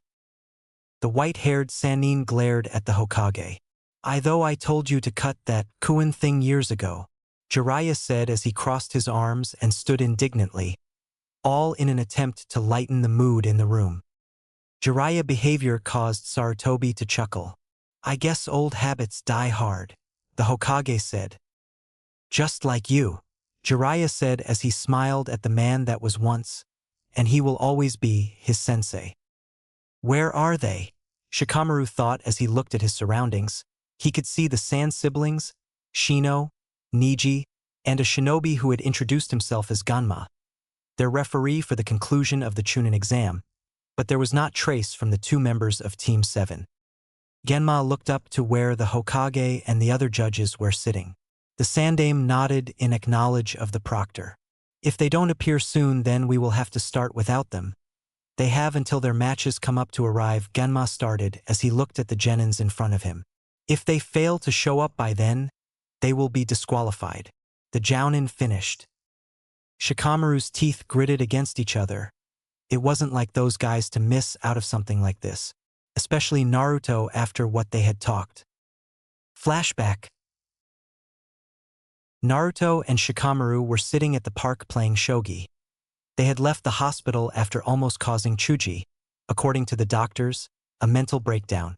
During their time at the park, the two genins had talked about the academy, their missions, and the previous part of Chunin exam. It wasn't the most energetic conversation, but at least it was something. Now they have finally gotten to the topic which Shikamaru was most interested, or at least slightly concerned, on. "So, what are your thoughts on the final exam?" the Nara asked as he moved one of his pieces in the board. The blonde's gaze was fixed on the board as he responded. "Can't really say, there are too many variables to try to predict a possible outcome. I'm sure you have come to the same conclusion," Naruto said as he moved one of his pieces and finally looked up. "That's true," Shikamaru confirmed as he took his time to analyze the game. "But at least tell me what your thoughts on Niji are. After all, he's your first opponent," the black-haired boy requested as he made his move in the game board. Naruto stayed quiet for more than a minute, during which his eyes never left his shogi pieces. What do you know about the Juin Jutsu? The blonde asked, moving a piece on the board. Shikamaru frowned slightly as he tried to recall the information he had learned. Not much, the Nara responded. Just that it has something to do with the Hyuga branch family. The black-haired genin moved one of his pieces before looking at the blonde in front of him. Why do you ask? Shikamaru questioned. The blonde genin continued studying the game board as he answered the question. As you may know, the Hyuga main family uses the branch family as servants. Naruto waited for Shikamaru to nod before continuing. Well, have you ever wondered why the branch family has done nothing to stop them? The genin asked as he moved a shogi piece. The Nara frowned again. He never had given it too much thought. But now that Naruto had brought it out, he wondered. What's stopping the branch house? The black-haired boy thought. After seeing that Shikamaru had no way of responding, Naruto continued with his explanation. Juin Jutsu, the blonde began. It's a seal that is placed on every member of the branch family. With this seal, if a member of the main family deems one of them as rebellious, he or she will be able to destroy him just by activating the seal with a simple hand sign. Naruto finished as he looked up at Shikamaru. The black-haired boy's eyes were wide in shock. He couldn't believe that the nobles of Konoha were doing something like this. Sarutobi-san told me that at one point, the seal was used to protect the Byakugan from falling into enemy hands, but now it's merely used as a method of slavery, becoming the caged bird seal. Naruto paused long enough to move one of his pieces. Imagine it, all your life being forced to do the bidding of someone that you are supposed to call a relative, having no say over your life, living in fear of your superiors killing you just because they see it fit. Wouldn't you hate them? Wouldn't you take any chance you get to make one of them feel the pain they have imposed on you for years? Naruto looked at Shikamaru straight in the eye. If you get the chance, wouldn't you kill one of them just to make them feel what it's like to lose one of their own? Shikamaru was taken aback by what the blonde had said and took a minute to recompose himself. Are you making excuses for Niji's behavior towards Hinata? The Nara asked as he examined the blonde. I'm not making excuses for anybody, Naruto responded. But if anything happens during my match in the finals, I wanted you to at least know that motive for one of us. The blonde said as he got up. See you around, Shikamaru, Naruto said as he turned to leave. The Nara watched the blonde leave before his gaze fell down to the board once more. Shikamaru's eyes widened slightly in surprise before he smirked and said in a low voice, You forgot to say Tsumi, Naruto, Shikamaru said, not sure if his friend had heard him. End of flashback. Shikamaru was able to decipher the blonde's cryptic message. Neither Niji nor him will stop at anything in this fight. They both have their motives for which to win. But then why isn't he here yet? The lazy genin thought as he frowned at not being able to understand the situation. Well, Genma began. I have to ask for the participants that are not in the first match to please leave the Ardash. The Jounin was silenced when a small twister made out of leaves appeared in the arena. Inside the twister, the figure of Kakashi and Sasuke appeared. The audience gasped when the leaves started to move, but it changed to cheers when the Uchiha appeared. Troublesome, Shikamaru muttered as he glared at the audience. Sorry we were late, Genma, Kakashi apologized. Sasuke here got lost on the way to the stadium, the silver-haired shinobi said as he pointed at his student. Liar, Sasuke said with a snort. Genma sighed at his comrade's behavior. Anyways, as I was saying, the participants that are not in the first match. Please go wait in the stands so that we get this over with, the proctor said as he waited for the genins and Kakashi to move. I'll be in the audience with Sakura and the others, Kakashi informed the raven-haired genin before ruffling his hair, which caused the Uchiha survivor to growl in anger, and leaving towards the spectators' stands while Sasuke followed Shino, Niji, Kankuro, and Gaara to the waiting terrace, leaving Genma, Shikamaru, and Temari in the arena. Shikamaru watched as the Sunakunoichi got into a fighting stance and Genma prepared to give the start signal. This is such a drag. The Nara muttered since he knew that he needed to drag the fight for as long as his chakra reserves would allow him, to give a certain blonde enigma time to show up. A yawn could be heard through the trees of Konoha's forest as a certain white-haired man tried to sneak a peek in the girl's side of the hot springs. So far Jiraiya had been unsuccessful of getting a clear image. The brats' match should be coming up pretty soon. The Sannin said to no one in particular. Maybe I should start to make my way towards the stadium. The perverted author wondered as he looked at the sky. A second yawn was heard as the Sannin brought out a sake bottle. Or maybe I should finish this bottle first, Jiraiya said in a more energetic voice as he removed the bottle's cap. Shikamaru sighed as he arrived at terrace. The Nara had ended up giving up the match when his chakra supply had run out. His strategy during the match had not been one of whining, but merely one to stall. Well, it's not like I wanted to win. This way I don't have to compete again.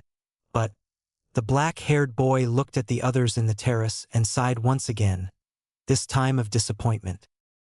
He still isn't here. The lazy genin looked down at the arena to watch Shino and Kankuro.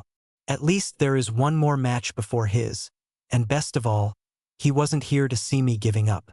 Shikamaru muttered to himself, knowing that the blonde would never let him live that one down.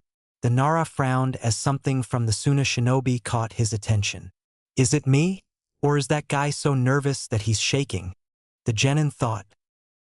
Damn, this is not good, Kankuro thought as he quickly glanced towards the terrace, his gaze directing straight towards Gaara. Temari's match was too long. Gaara is getting anxious. The puppet user could feel his brother's chakra and killer intent rise every second. He won't be able to control it soon. Genma looked at the two genins. Are you two ready? The jounin asked as he prepared himself to start the match. I give up, Kankuro exclaimed, taking the whole audience by surprise and earning a gasp from them. I don't know how long this fight would last, but I bet it'll be longer than Gaara's patience. If he doesn't kill someone soon, we will all be in trouble, the puppet user thought to himself. Very well, Gunma started. The winner of this match is Aburame Shino. Kankuro stared to make his way towards the terrace.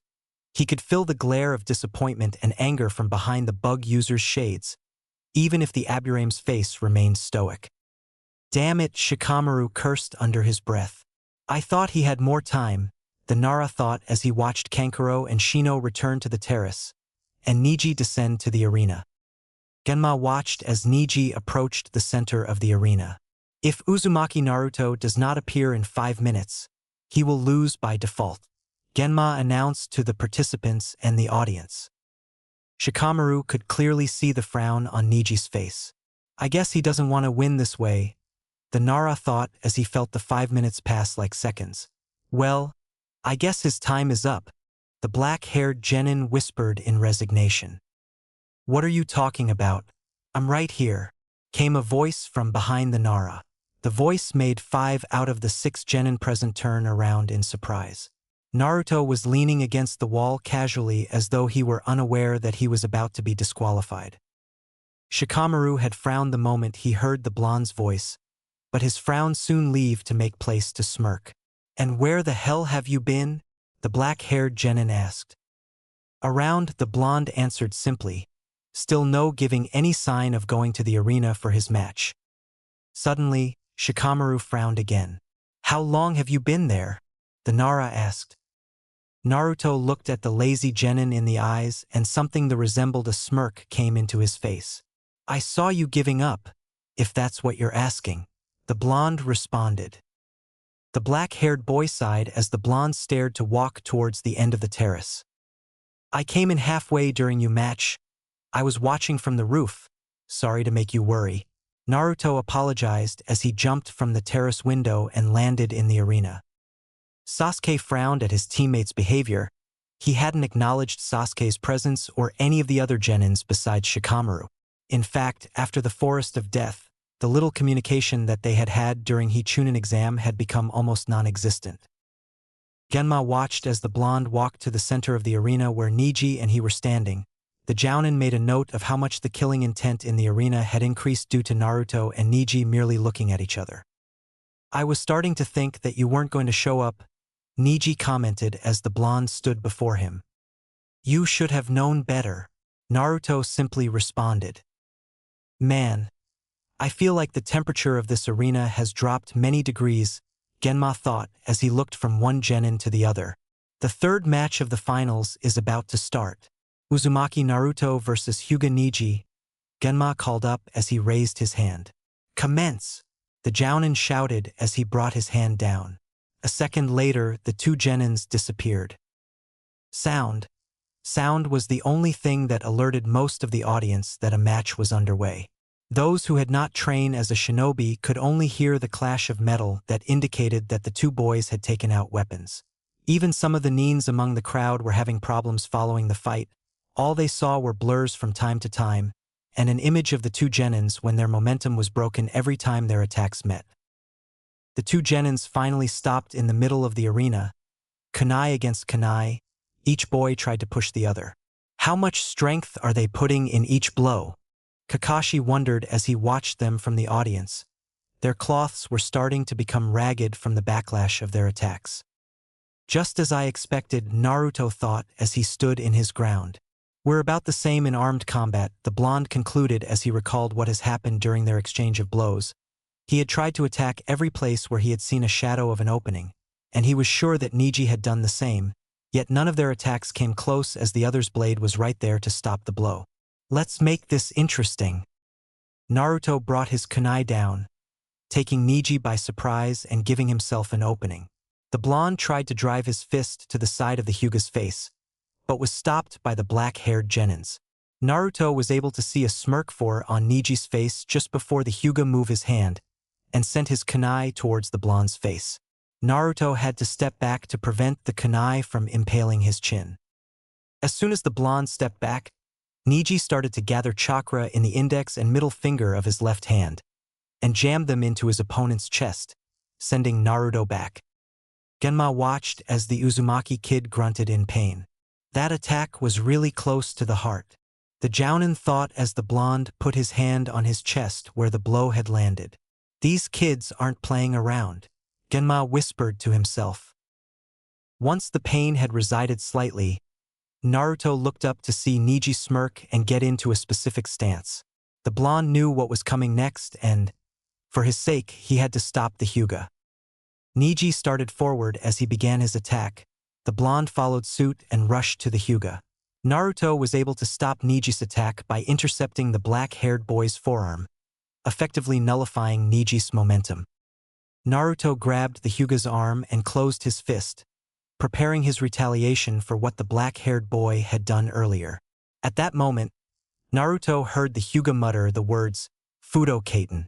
Something in the blonde's mind told him that he needed to get away, after realizing that it wasn't the fox's doing but actually his own common sense. Naruto jumped back. Less than a second later, Niji was covered in a chakra dome. Everyone in the audience who was familiar with the Hyuga fighting style gasped. Niji had performed a stable Kaiten without moving his body. As far as the shinobi that were watching knew, that was impossible. So he brought it out, Hayashi thought as he watched his nephew from the stands. The chakra dome started to disappear, leaving Niji standing unharmed. A ring had been formed around him by the spinning chakra. Kaiten? Naruto's question was answered by Niji's smirk. Even someone like you would see that advantage. Niji started. By not being forced to spin along with the chakra, I'm able to freely retaliate. This technique is my new sword and shield. Naruto snorted as he took out another kunai. There's no sword I can't break or shield I can't pierce, the blonde said before rushing towards the Hyuga. Niji smirked as he started to emanate chakra from his body. As soon as the kunai left Naruto's hand, the black-haired genin willed that chakra to spin and protect him. After his kunai was deflected, Naruto took out a pair of shuriken and sent them towards the Hyuga prodigy, whose chakra dome merely knocked them upward.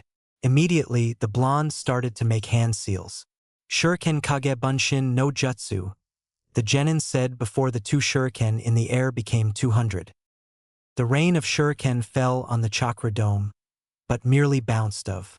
Useless, Neji muttered as he took out a couple of kunais and threw them at the blonde one by one. Naruto was caught by surprise by the kunais. He had been too preoccupied with figuring out a way past the Kaiten. The blonde had to jump to dodge the kunais.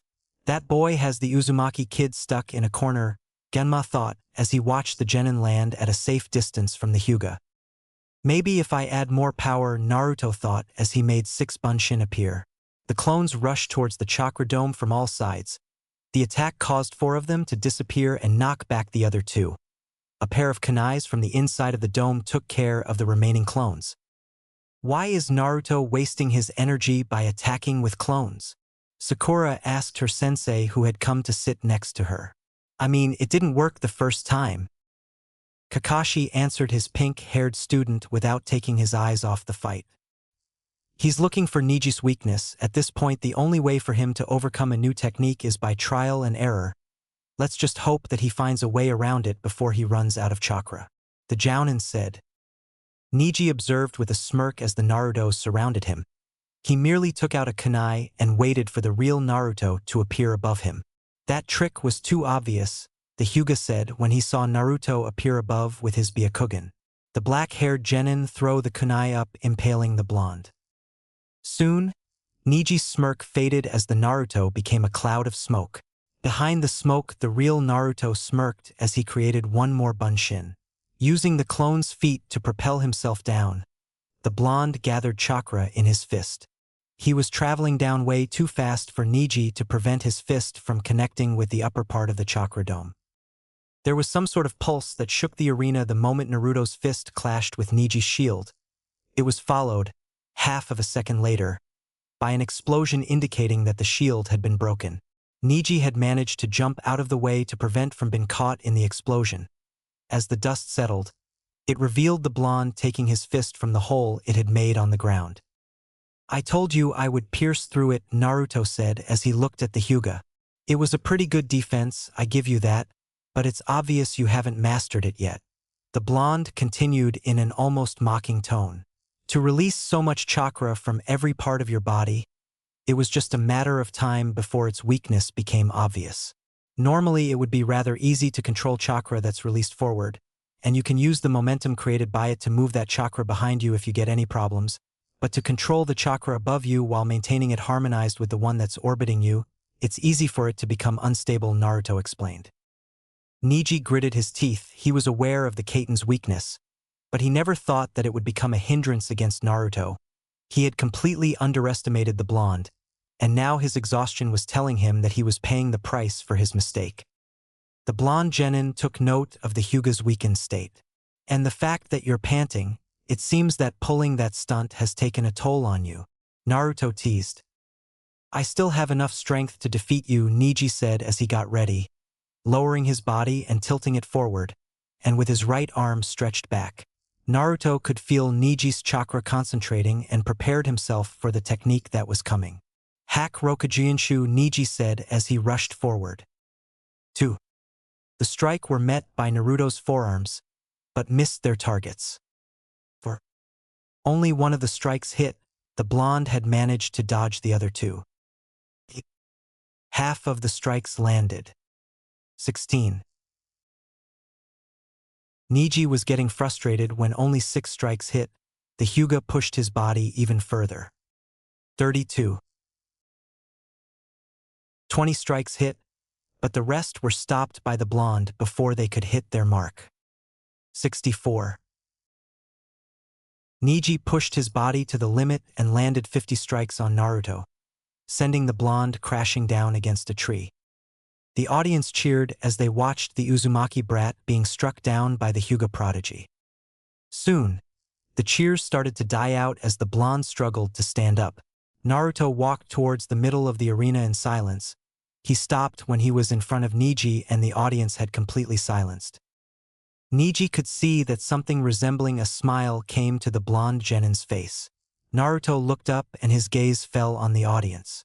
Look at them, every one of these persons that came to see that fight between Sasuke and Gaara are looking at you right now, Neji, the prodigy, the strongest Hyuga of this generation. You don't know how jealous of you I am right now. All my life all I wanted was for someone to actually worry that I might lose. not praying for my defeat, the genin said. Above the audience, in the judge's stands, Sarutobi's face saddened as he sensed the pain in the blonde's voice. Naruto snorted before continuing. These past months, I thought I had thrown all those petty feelings away, yet, Naruto looked at Niji before looking down at the ground. You have always been praised for those eyes of yours. Your mastery with them is what sets you aside from the rest and causes others to be proud of your accomplishments. But, the same things that makes me unique would only curse my life even more. Niji remained silent and let Naruto continue as he tried to decipher what the blonde was trying to say. Still, without removing his eyes from the ground, the blonde genin continued. But now I've come to realize that, no matter what I do, my whole life will always be cursed. And I don't want to keep hiding who I am now that I know that the happiness I wished for when I was younger is nothing but a fool's hope, Naruto almost shouted. The Sandaime wouldn't have been surprised if he had felt tears running down his cheek. The pain in the boy's voice had turned into an anger that was long since due for its release. Naruto, are you going to use it? Sakura thought as she watched her teammate and recalled what had happened in the Forest of Death. Shikamaru frowned as he watched his friend from the terrace. I knew there was something wrong with Naruto, but I never thought that. All the time, Kakashi had remained silent. The guilt inside him was too much to try to speak. Even Sasuke was completely speechless at what his teammate had said. I didn't know. Now Naruto started again. I'm not going to hide it anymore. Niji could see the gathering of chakra around the blonde's eyes. I want you to take a good look at them, Niji, the genin continued. The eyes, that unlike you, I'm not proud of. Naruto finished as he raised his head and looked at Niji straight in the eye. Niji along with everyone in the stands gasped as one word entered all of their minds, Sharingan. Not far from you. Now Naruto started again. I'm not going to hide it anymore. Niji could see the gathering of chakra around the blonde's eyes. I want you to take a good look at them, Niji, the genin continued. The eyes, that unlike you, I'm not proud of. Naruto finished as he raised his head and looked at Niji straight in the eye. Niji along with everyone in the stands gasped as one word entered all of their minds, Sharingan. Silence. I don't understand. Those are Uchiha's eyes. Those can't be real. That has to be one of the brat's tricks. Is he really an Uchiha? Is this a trick from the fox? That brat cannot have the Sharingan. I thought that there was only 2 Uchiha left. What's going on here? Uchiha. Demon. Sharingan. Those eyes. The sound of a rock crumbling was heard throughout the stadium. Immediately, the eyes from everyone in the audience shifted from the blonde to the terrace. Sasuke, Sakura whispered. She had feared that something like this would happen. The place where Sasuke's hand was lying was surrounded by dust and pieces of the terrace were falling into the arena. Sakura had to retain a gasp as her eyes focused on the raven-haired boys. Sasuke's Sharingan had been activated. Both eyes were shaking with fierce intensity as they stare at the blonde genin down at the arena. Sasuke did not completely understand. He remembered when his father told him about their bloodline. He remembered the day he had achieved his Sharingan. Those eyes had awakened to save Naruto. Beyond his feeling of confusion, the raven-haired boy felt kind of happy. Maybe, just maybe, he was not alone as he believed. The thought of another Uchiha filled the genin with hope. The feeling of happiness was soon overshadowed by the stronger feeling of confusion. The fact that a new Sharingan had appeared before him had sent the Uchiha into shock. Sasuke had yet to realize that his body was trembling uncontrollably. His fist tightened to a critical point, and his Sharingan eyes fixed on his teammate. Back in the arena, Niji had been able to keep his posture, but his mind was just as confused as the rest of the villagers. Is this some kind of trick? The Hyuga thought as his Byakugan looked directly at the blonde in front of him. This is not a genjutsu. I would have been able to notice if he had cast one. The prodigy came to that conclusion. What are you planning? It's really careless of you to let your guard down at this point of the match. Naruto's voice reached Niji's ears. Immediately, the black-haired boy's eyes widened as he realized that the blonde had appeared behind him. Niji managed to jump out of the way less than a second before Naruto had swiped his arm right through where the Hyuga had been standing. Naruto's eyes moved upward as his Sharingan bore into the still airborne genin just as Niji's Byakugan was directed at Naruto. A second later, the blonde appeared right in front the Hyuga, driving his fist right towards the prodigy's face. Niji was obliged to block the punch with his right forearm due to the attack's great speed. Even if the black-haired genin was able to prevent the full impact of the attack from connecting, the punch had been strong enough to send the Hyuga flying towards the wall at the edge of the arena. Naruto's feet touched the ground, his eyes never leaving the black-haired boy. The blonde took a second to examine that crow. Even now, a vast majority of the villagers were still in a state of shock because of his Sharingan. Naruto snapped out of it just in time to move his head and prevent Niji's strike from connecting. At least it seems that he has been able to overcome his confusion, the blonde thought as he kept on dodging the Hyuga's incoming attacks. As the exchange of blows continued, the blonde was able to stop the black-haired boy's assault for a moment. Then, Naruto raised his right leg and directed a kick towards the prodigy. Responding instantaneously, Niji raised his knee to stop the blonde's attack, but the kick was strong enough to send the Hyuga back. Without wasting any time, Naruto dashed towards his opponent, gathering chakra in his fist. Just before the punch reached the black-haired boy, the blonde's attack was stopped by Niji's Fudo Kaiten. The boy could feel his skin burning away as his fist tried to break through the Hyuga's shield. Naruto started to gather chakra in his feet and in his fist until the point that Niji's own chakra was started to be pushed back by Naruto, much like Sasuke's had done back in the forest. The fact that his chakra was been pushed back was not lost to the prodigy. Acting before it was too late, Niji sent a strike towards the blonde, only to be stopped by Naruto's forearm. The blonde made sure that the attack didn't hit his tenketsu. Immediately, the trading of attacks was resumed. What is the meaning of those eyes? Niji asked without breaking the exchange of attacks and blocks. Naruto's voice remained monotonous as he responded. This just is who I really am. The blonde's eyes narrowed slightly. It's just an aspect of myself that I got tired of hiding. Naruto took a risk and tried a frontal attack, swinging his left fist towards the Hyuga. Immediately, Niji registered the opening and prepared a strike directed at the blonde's chest. Right before his attack connected, the black-haired boy became aware of the glint that had appeared in Naruto's eyes, but it was already too late. Suddenly, the left hook that was traveling towards the black-haired boy changed direction and grabbed his arm. That way it prevented the Hyuga's attack from connecting, but also stopped him from retreating.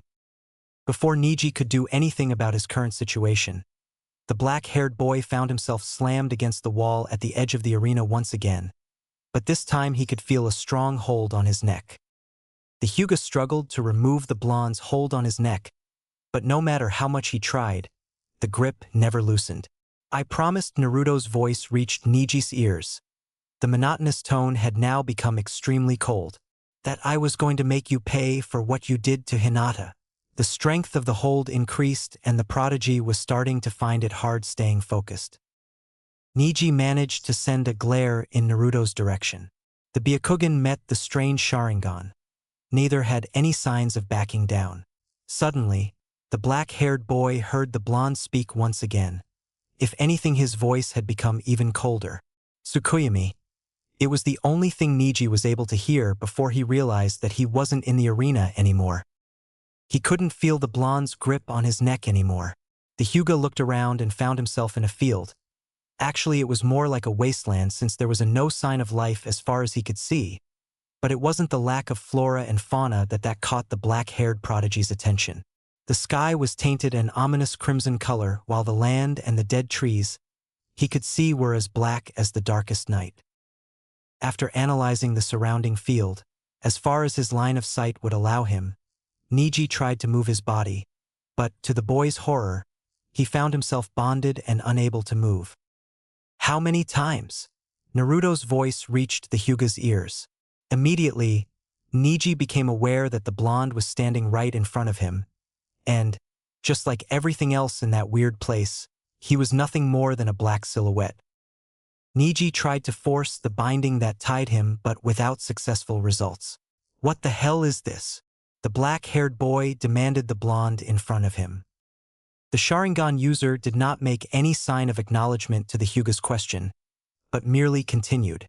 "How many times, after you came to the Hyuga state exhausted from a mission, were the other members of the branch house waiting for your return?" Naruto asked quietly. "What?"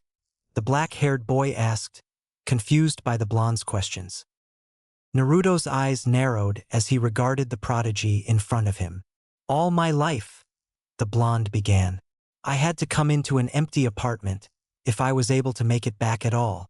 Naruto let out something resembling a laugh that could only be described as cold and dry. "Also, there were those times when I would come in to find the whole place completely destroyed.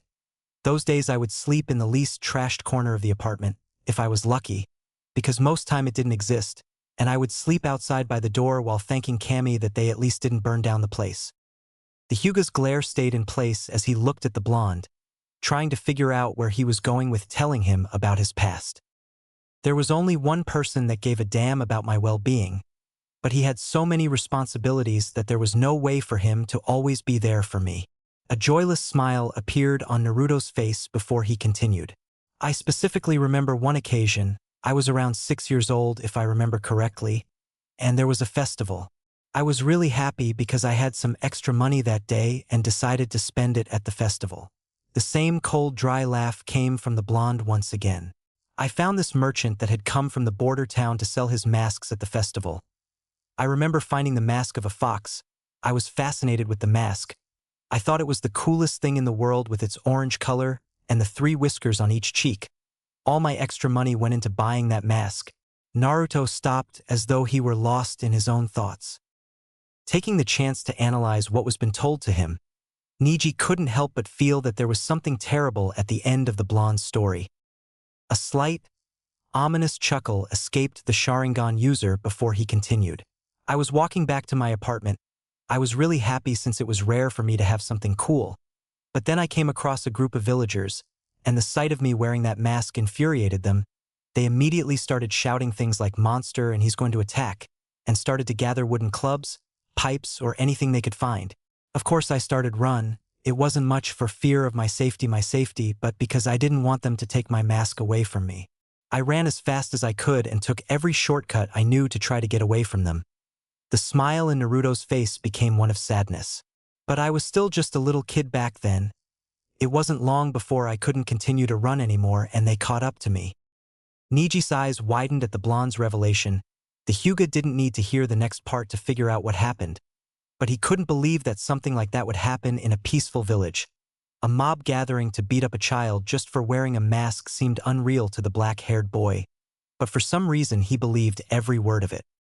The beating was longer than usual because of the festival. Niji became aware that the blonde had started to speak again. "I guess that they didn't have to worry about someone coming to stop them with all the celebrations. But really, who would have come for me anyways?" Yet another dry laugh escaped the Sharingan user.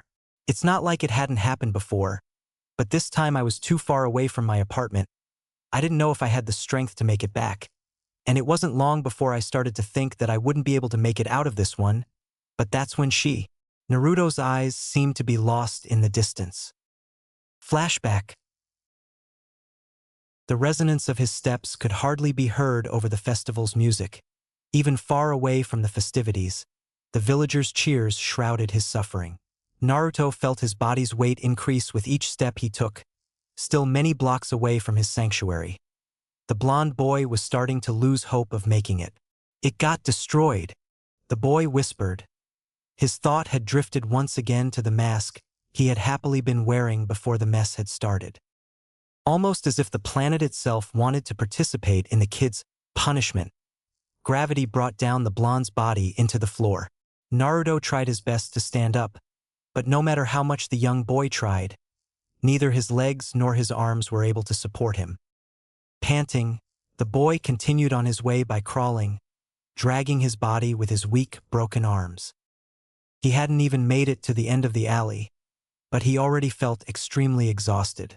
Naruto's eyes had become heavy, and the hard, cold ground was starting to feel pleasantly comfortable. Maybe I'll just sleep for a couple of minutes, the blonde whispered to himself as he started to close his eyes. Right before all light was blocked from his eyes, the boy heard something. It sounded like steps. They were too light to be an adult's, probably some kid that got curious by seeing an orange and red mass on the floor. Using the little strength he had left, Naruto looked up. Sapphire blue eyes met pearly white. She seemed to be about the same age as him. Her skin was almost as white as her eyes. Her short blue hair didn't even reach her shoulders, except for the 2 bangs on each side of her face. She was wearing a yellow kimono, and her face radiated with innocence. The girl looked curiously at him, as though he was the first person she'd ever seen. Naruto remained quiet as he stared back at her.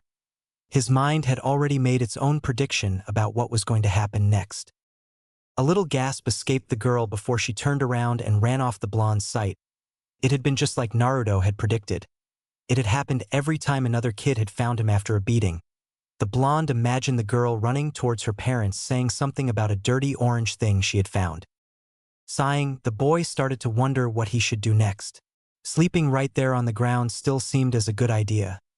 If he was lucky, he would just wake up in the morning, and if he was really lucky, he wouldn't.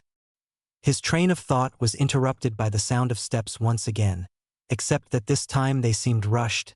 Whoever was approaching had broken into an all-out run. Looking up, Naruto gasped in surprise. The same girl was running towards him. Her innocent face was now a mix of fear and worry, and she was also carrying some sort of bottle in her arms. Surprising the blonde boy once again, the girl knelt down in front of him. The blue-haired girl opened the bottle she was carrying and placed the mouth opening by the boy's lips. Not knowing what to do, Naruto just drank whatever was in the bottle, needing the girl's help to tilt it so he could drink the solution entirely. Naruto felt something almost immediately. Whatever was in the bottle was amazing because the boy could feel his strength returning and the pain receding. The blonde looked up and gazed directly at the girl's eyes. She simply smiled at him. Naruto was left speechless. Only 2 persons had bothered to give the blonde a smile before. The boy couldn't help the blush that spread on his face. He tried to say something. He tried to thank the girl for helping him, thank her for coming back for him, thank her for simply smiling at him. "Hinata-sama, where are you?" The call reached the 2 kids. Immediately the girl gasped and stood up. She turned around, started on her way. Naruto tried to stand up and say something to her but found himself unable to do so. The girl stopped for a moment and turned around to look at the boy one more time. Her eyes were still showing her worry about the blonde. "Hinata-sama." A second voice was heard, and she looked away from the boy and continued on her way. Naruto could only watch her disappear from his sight as he tried to reach her, as he tried to thank her for caring about him. But as hard as he tried, she was already too far away. End flashback. Later I found out who she was. Naruto continued as another cold smile. Imagine my surprise when I learned that the person that helped me was practically Konoha royalty. Hinata Hyuga, the heiress to the Hyuga clan. For a second, Naruto's eyes were shrouded by a melancholic look. I was heartbroken. I couldn't even get close to her to say thank you. She was already treated badly as it was, and if they found out that she helped me, she would only be treated worse. Niji remained quiet. He was now starting to understand the reason behind the blonde's action back in the preliminaries. One of the only persons that gave a damn about him, the boy thought as he saw the look on Naruto's eyes hardened. The blonde's gaze fell completely on the Hyuga. All sense of sadness had left the Sharingan user and was replaced by a dark, ominous feeling. I did the only thing I could to return my gratitude for her kindness. On that day, I promised that I would protect her. I would become her shield, and I would always be there to guard her from the darkness. Naruto's eyes were completely void of emotions now, and the tone on his voice spoke of doom and destruction. That's why. Something started to materialize between the 2 genins. I can't forgive you for hurting her. A long, black sword was hovering in mid-air in front of the 2 boys. The black-haired boy could only stare at the blade as it inched towards him. "And now you have to pay." Naruto's words came as a cold whisper. Niji's eyes widened in terror as the sword shot towards him. It had been less than a second for the crowd in the arena since Niji was pushed against the wall by Naruto. The spectators did not know what was going on as the blonde stepped away from the Hyuga. Kakashi's normal eye narrowed as he watched how Niji's whole body shook. The copy ninja had half a mind to use his Sharingan to understand this battle better. As he struggled to stay up, Niji tried to focus his eyes to look at Naruto. That was only a third of its power, the younger genin stated. At that moment, the Hyuga could have sworn that the look in the eyes of the blonde in front of him had softened. "It's not too late for you." Naruto's voice reached the black-haired boy, snapping him out of the trance he had gotten into. The words were so soft that he was sure that not even the other shinobi in the crow could hear them. "You have a whole family supporting you, looking out for you, wishing for your well-being. Please." It seemed to the black-haired boy as though the blonde's eyes were pleading. "Don't let their wish go to waste," Naruto whispered. Niji did not know how to respond. He wanted to say something, maybe tell the blonde that he knew nothing about his life, but he couldn't. Everything that the younger genin had said was true. Niji had tried his hardest to deny. The Hyuga did not want to feel any connection to anyone else. But as much as he tried to push them away, the other members of the branch house had always been there, waiting for him at the door to treat any wound or just to simply ask how he was. Niji's body gave up on him and he found himself falling forward. The Hyuga was surprised when he didn't meet the floor, but that he had fallen on the blonde's shoulder. "Think back." Naruto's voice words reached him once again. "How many times, as you returned home, did you saw Hinata sitting by her window, waiting for you?" he asked with the same soft voice. Niji's eyes widened as the memory of every homecoming rushed back to him, and in each one, he could see a girl by her window smiling at him. As feelings of regret and guilt overwhelmed him, Niji's world turned into darkness. Naruto caught the falling body, preventing him from hitting the floor. "I think this match is over," the blonde said as he looked at Gunma. Snapping out of his own trance, the proctor raised his hand. "The winner of this battle is Uzumaki Naruto," he exclaimed. The crowd remained quiet.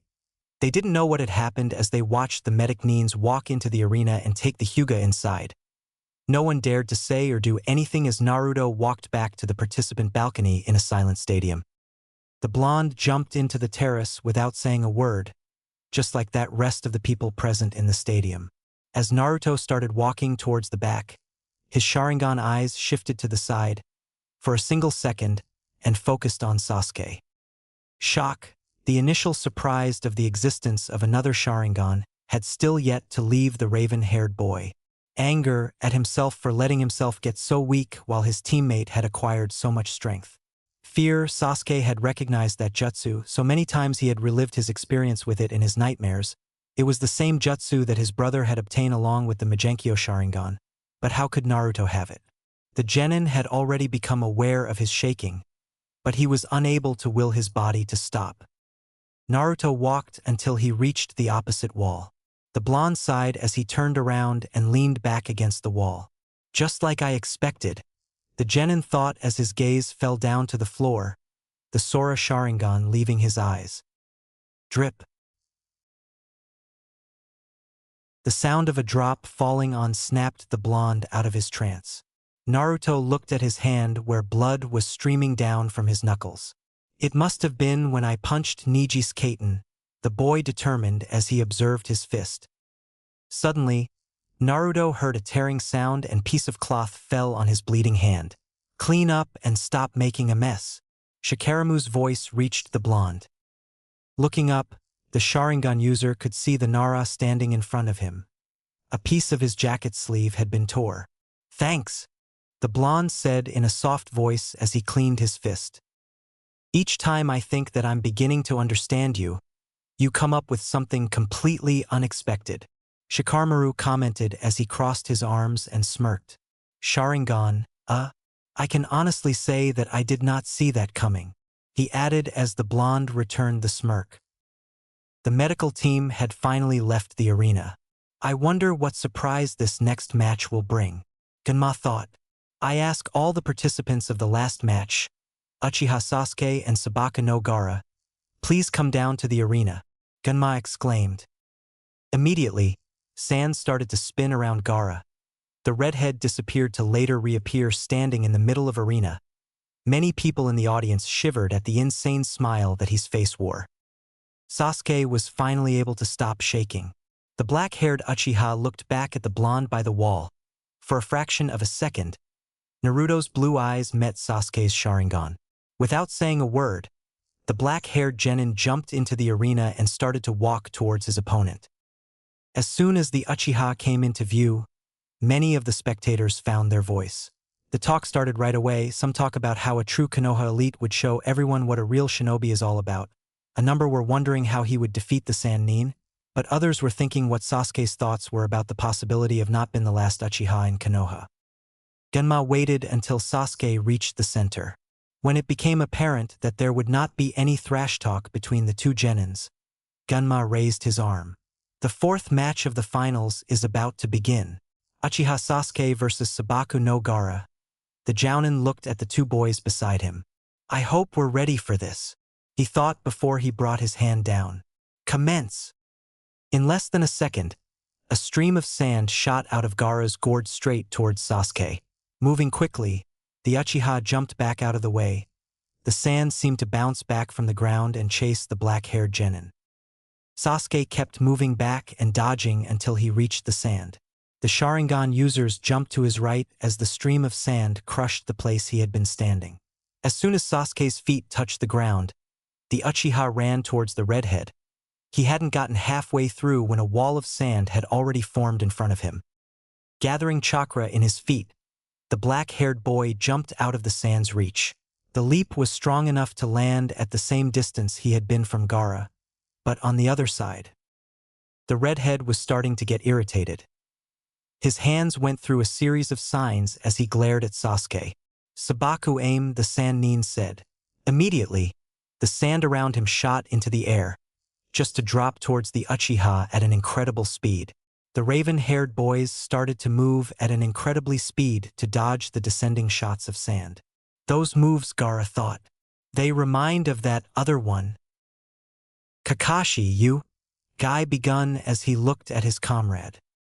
The Kapinin merely sighed.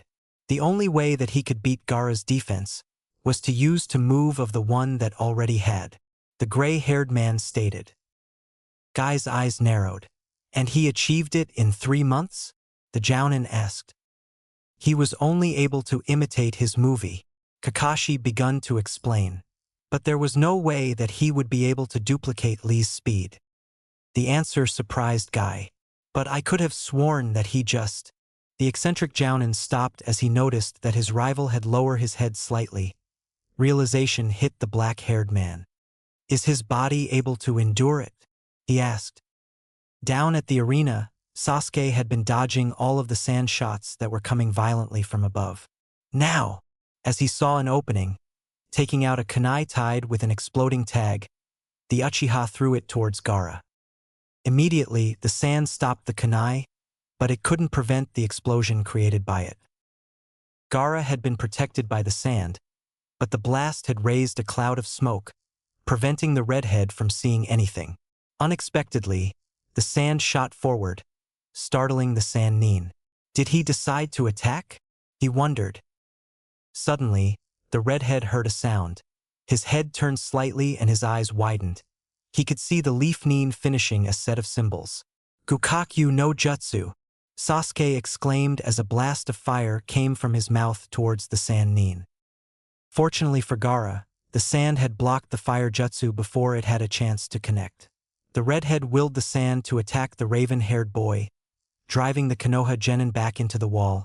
The sand returned to the Sand Nin. Good.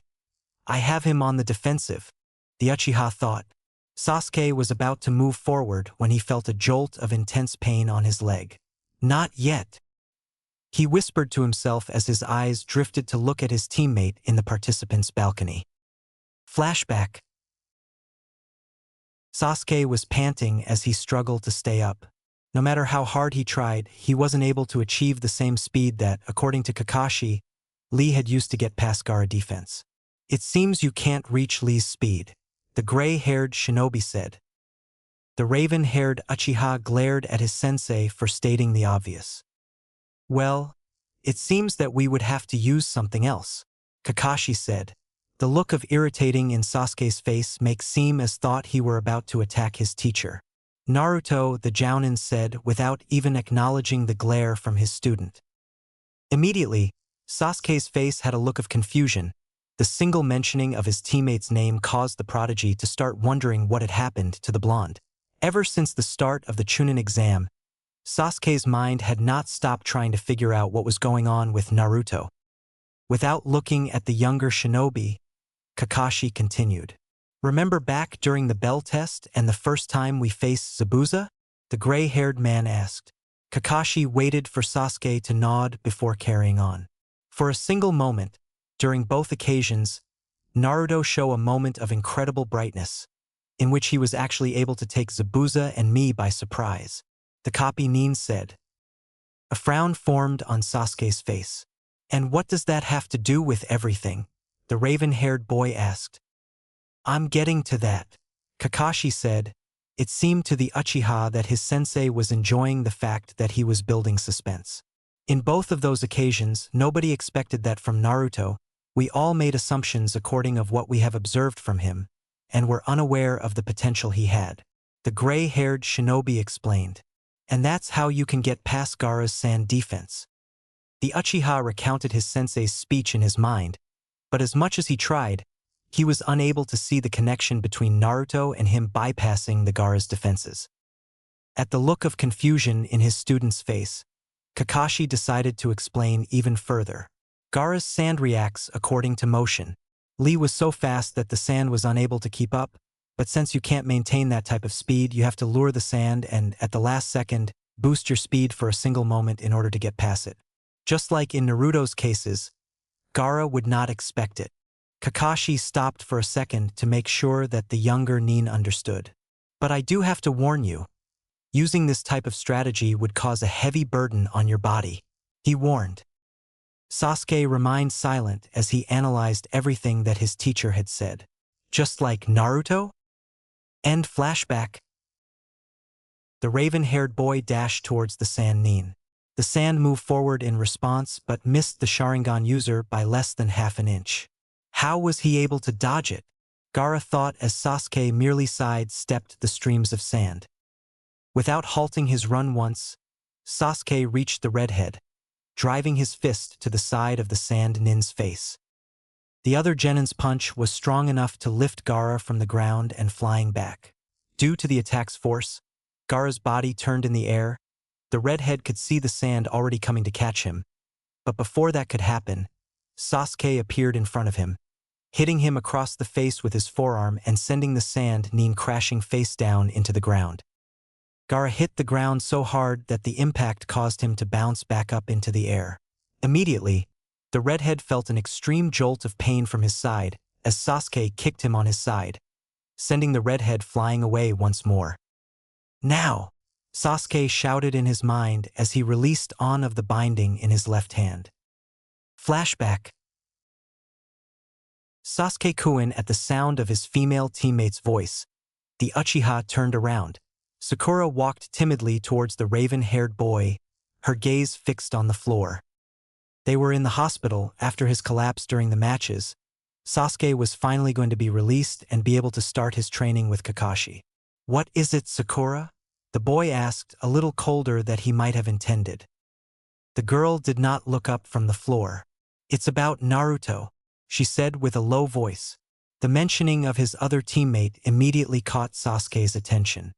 During the finals, Sakura started again. If you I mean when you get to the second round if you have go against Naruto.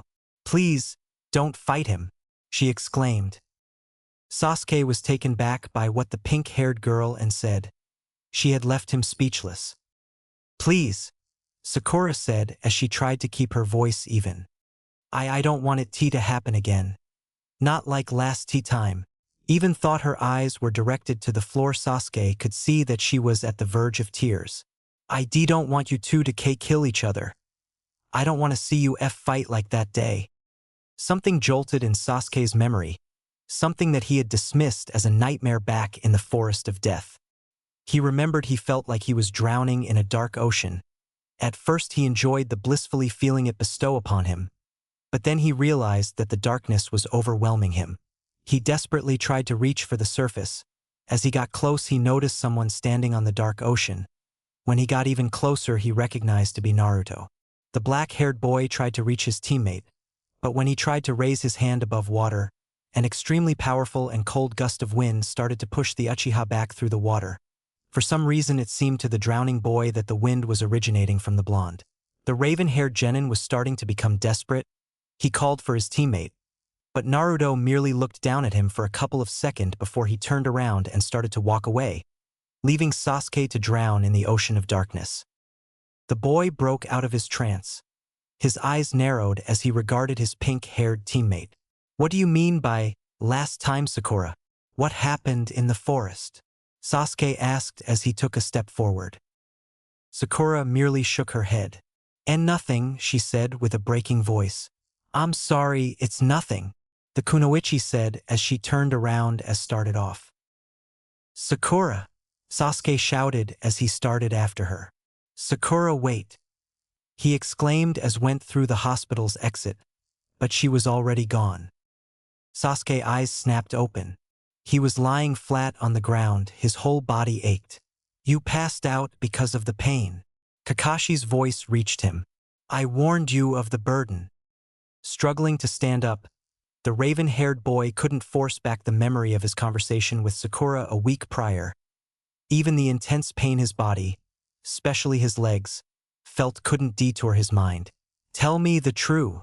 The Uchiha started in a low voice as he looked at his teacher. At our current states, who's stronger, Naruto or me? Sasuke asked, his eyes fixed on the older Sharingan user. Kakashi regarded his student for a moment. The truth is, he begun, his words were just above a whisper. Right now. End flashback. Sasuke's hands flashed through hand signs at Jounin's speed as he gathered his chakra. The crowd gasped as the raven-haired genin's chakra became visible in the form of lighting. You thought him that? Guy said to his comrade. He disbelieved what he was seeing. Chidori, Sasuke shouted as he launched himself forward. Chick, chick, chick, chick, chick. The sound of birds engulfed the stadium. Gaara willed his sand to stop the leaf neen, but just like before, the raven-haired boy was able to sidestep in the last second possible. As a last act of desperation, the redhead raised 4 walls of sand in front of him. Brining his left arm forward, the Uchiha rammed through the first 2 walls. It's not you. Kakashi's response drifted back into his mind as he broke through the 3rd wall. I will win this match. Naruto, just wait. I will be your opponent for the 2nd round, Sasuke declared as he closed his left hand into a fist and punched the last wall. At the sign of his last defense been taken out, Gaara jumped back trying to get away from the Leaf Nin's chakra-charged fist. Gaara was able to get away when the raven-haired boy's fist was less than an inch from his chest. Sasuke was panting. He mentally cursed himself for not driving his punch a little longer and put an end to the match once and for all. Looking up as his opponent landed away from him, the Uchiha was taken back by the insane smile in the Sand Nin's face. The gourd on Gaara's back fell. The raven-haired genin's attack had cut what attached it to the redhead's back. As soon as the gourd fell to the ground, it dissolved into sand. Sabaku Ro, the Sand Nin shouted as he brought his hand together into a sign. Immediately, the sand surrounding him encased his body into a sphere. Sasuke's eyes narrowed as he regarded the orb of sand in front of him. Ha ha ha! Gaara's laugh was heard throughout the stadium. Its mere sound sent chill through the spine of many spectators. Sabaku Kyoken, the redhead shouted from inside the sphere. Sand started to gather in front of the orb, creating the massive figure of a 12 feet tall golem. Daisan no Mi was heard next, as an eye formed out of sand and encrusted itself on what would be the golem's face. With a slow movement, the giant raised one of his arms as the limb increased in size. When the arm was almost completely extended in the air, the golem brought it down with a powerful crash. Sasuke had to jump to the side to prevent being crushed by the gigantic arm.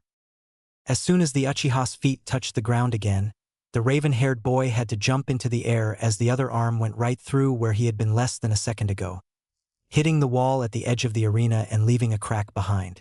Sasuke's started hand went through a series of familiar hand signs. Gukakyu no Jutsu, a fireball shot out of the leaf Nin mouth again. The flames blocked the sand golem from Sasuke's view. The Uchiha was sorry for his plan of action as an enormous sand hand appeared through the fireball and grabbed the raven-haired boy in mid-air. Watching what was going on through the single eye on the golem, Gaara willed the giant to slam the other genin full force into the ground. The crowd gasped in horror as the prodigy met the ground with a terrible sound. The Uchiha laid inert on the ground as the golem raised its arm once again, its fist increasing in size as it hovered above the leaf shinobi. In the participants' balcony, Naruto tightened his fist to the point that blood started to run down again. Down in the arena, Sasuke was aware of the danger he was in, but the force in which he hit the floor had left his body unresponsive for the time being. The boy could see the monstrous sand fist coming down as his sensei's words drifted back into his mind. The answer of the question he had asked during the training, the reason why he needed to win. It's not you. With another thunderous sound, the golem brought his fist down. Many gasps and screams were heard from the audience. A cloud of dust and sand had filled the arena, preventing the spectators from seeing what had happened to the Konoha prodigy. Suddenly, a black silhouette was seen falling down from the air. When it touched the ground, it dissipated some of the dusk, revealing the raven-haired boy standing on the arena. I refuse to lose, Sasuke whispered as he released another one of the bindings in his left hand. Watch this, Naruto, the boy thought, his hands going through a new set of signs as the golem started to move towards him. Guy's eyes widened once again. Those are not the hand signs for Chidori, he said in disbelief as he looked at Kakashi once again.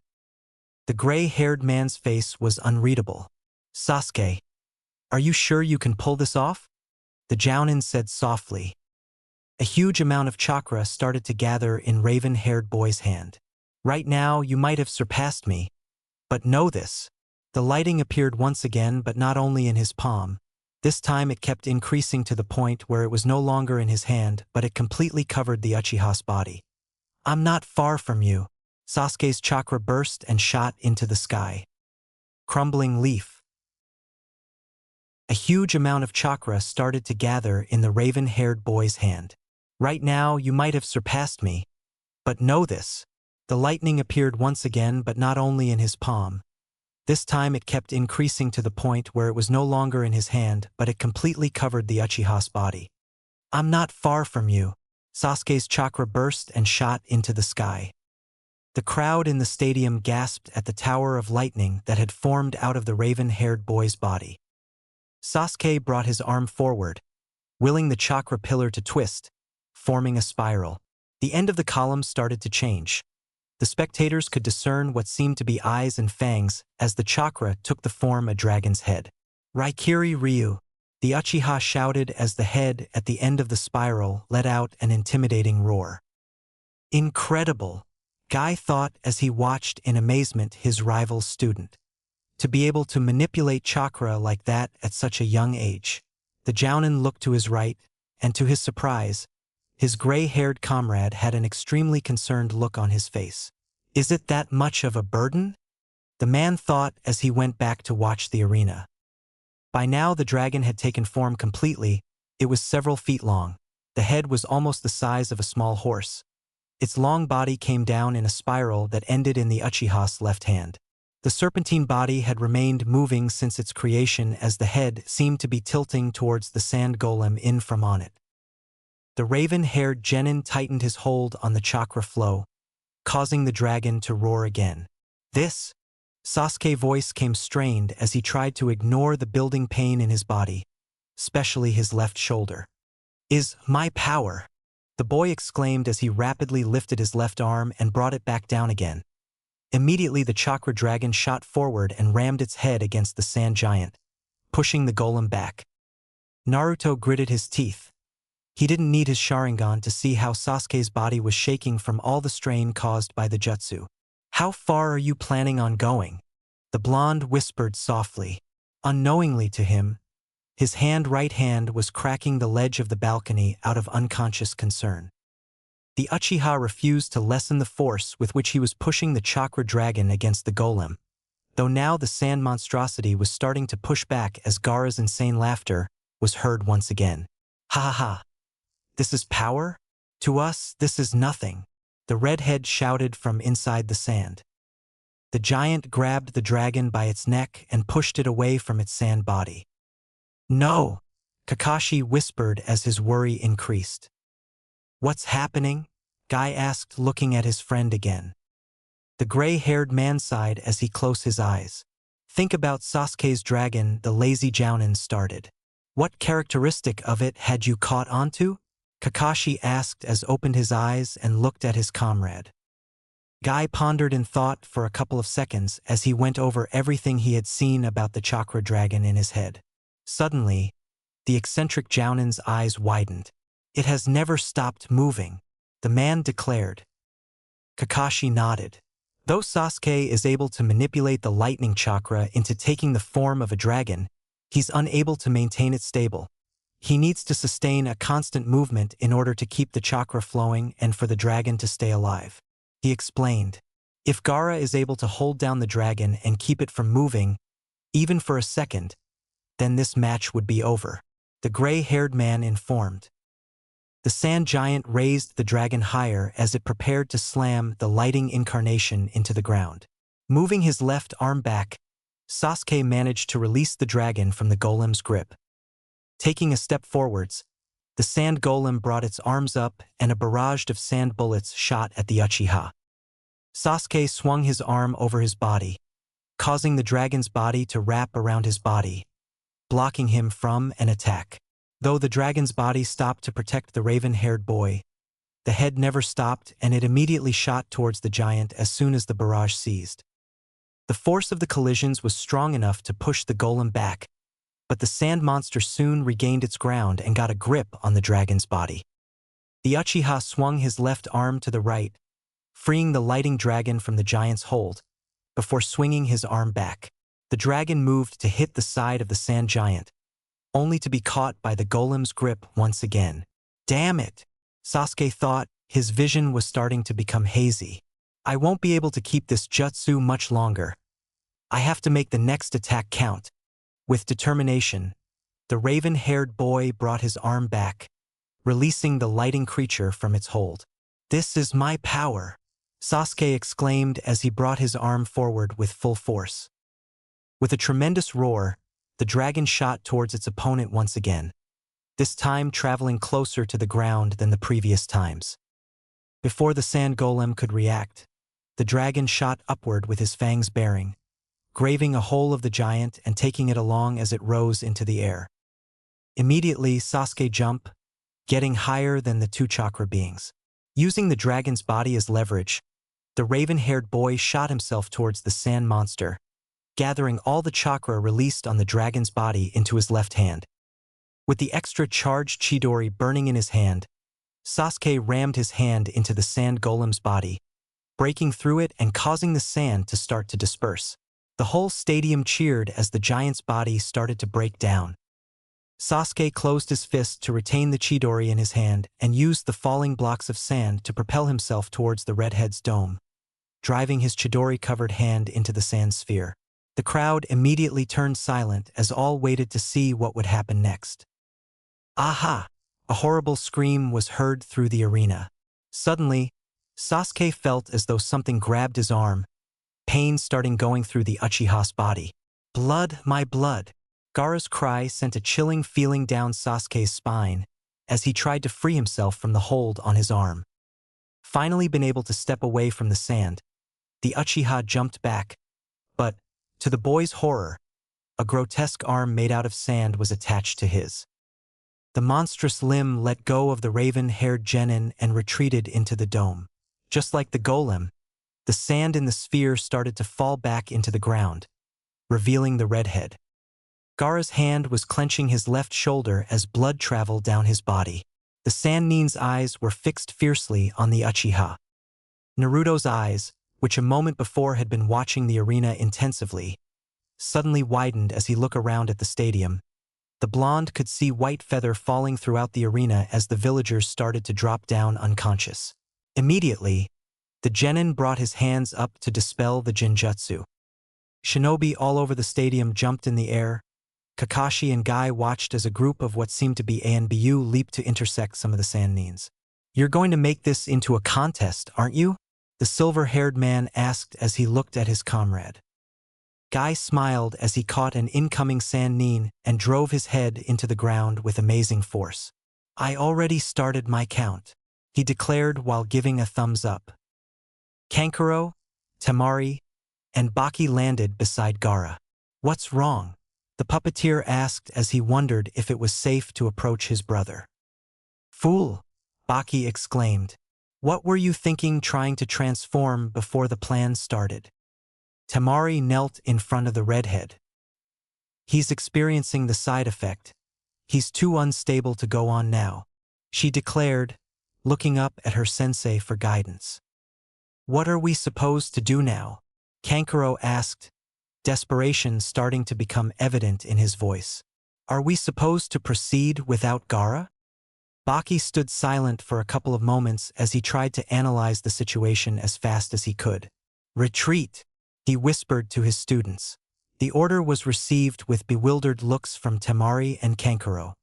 "You guys go and take Gaara with you," the Jounin said before he was interrupted by the genin's objection. "I'll join the fight here, now go," he ordered. The siblings merely nodded.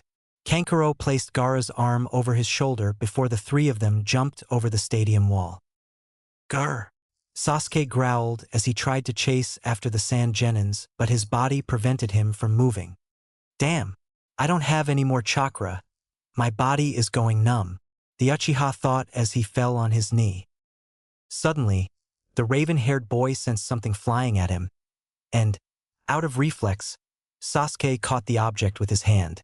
Looking down at it, the genin saw it was a soldier pill. "If you plan on chasing after those guys, you'll need it," Gunma said casually as he walked past the Uchiha and stood in front of Baki. "You're a leaf shinobi after all. Make yourself useful." Sasuke sent a small glare at the Tokubetsu Jounin before eating the soldier pill. The boy immediately felt the effects of the pill. His body became lighter as he shot in pursuit of the sand genins. Up in the stands, Sakura watched the raven-haired boy jumping the stadium's wall as he chased the three siblings. Acting on instinct, the pink-haired girl stood up. Sakura froze before she was able to follow her teammate. Two Sand Nins had appeared in front of her. Their hands were already clutching kunais as they traveled in her direction. Sakura could only stare as the blades approached her. Suddenly, what seemed to be a pair of black blurs appeared in front of the girl, knocking down the two Sand Nins. How distracted were they that they didn't even sense two genins sneaking up on them? Shikamaru commented as he nudged the fallen shinobi's body with his foot. "Are you all right?" a monotonous voice asked the pink-haired girl. At first, Sakura thought that Naruto had come to save her, since the voice had as much emotion as the blonde had shown the last few days. For reasons unknown to the girl, a blush appeared on her face.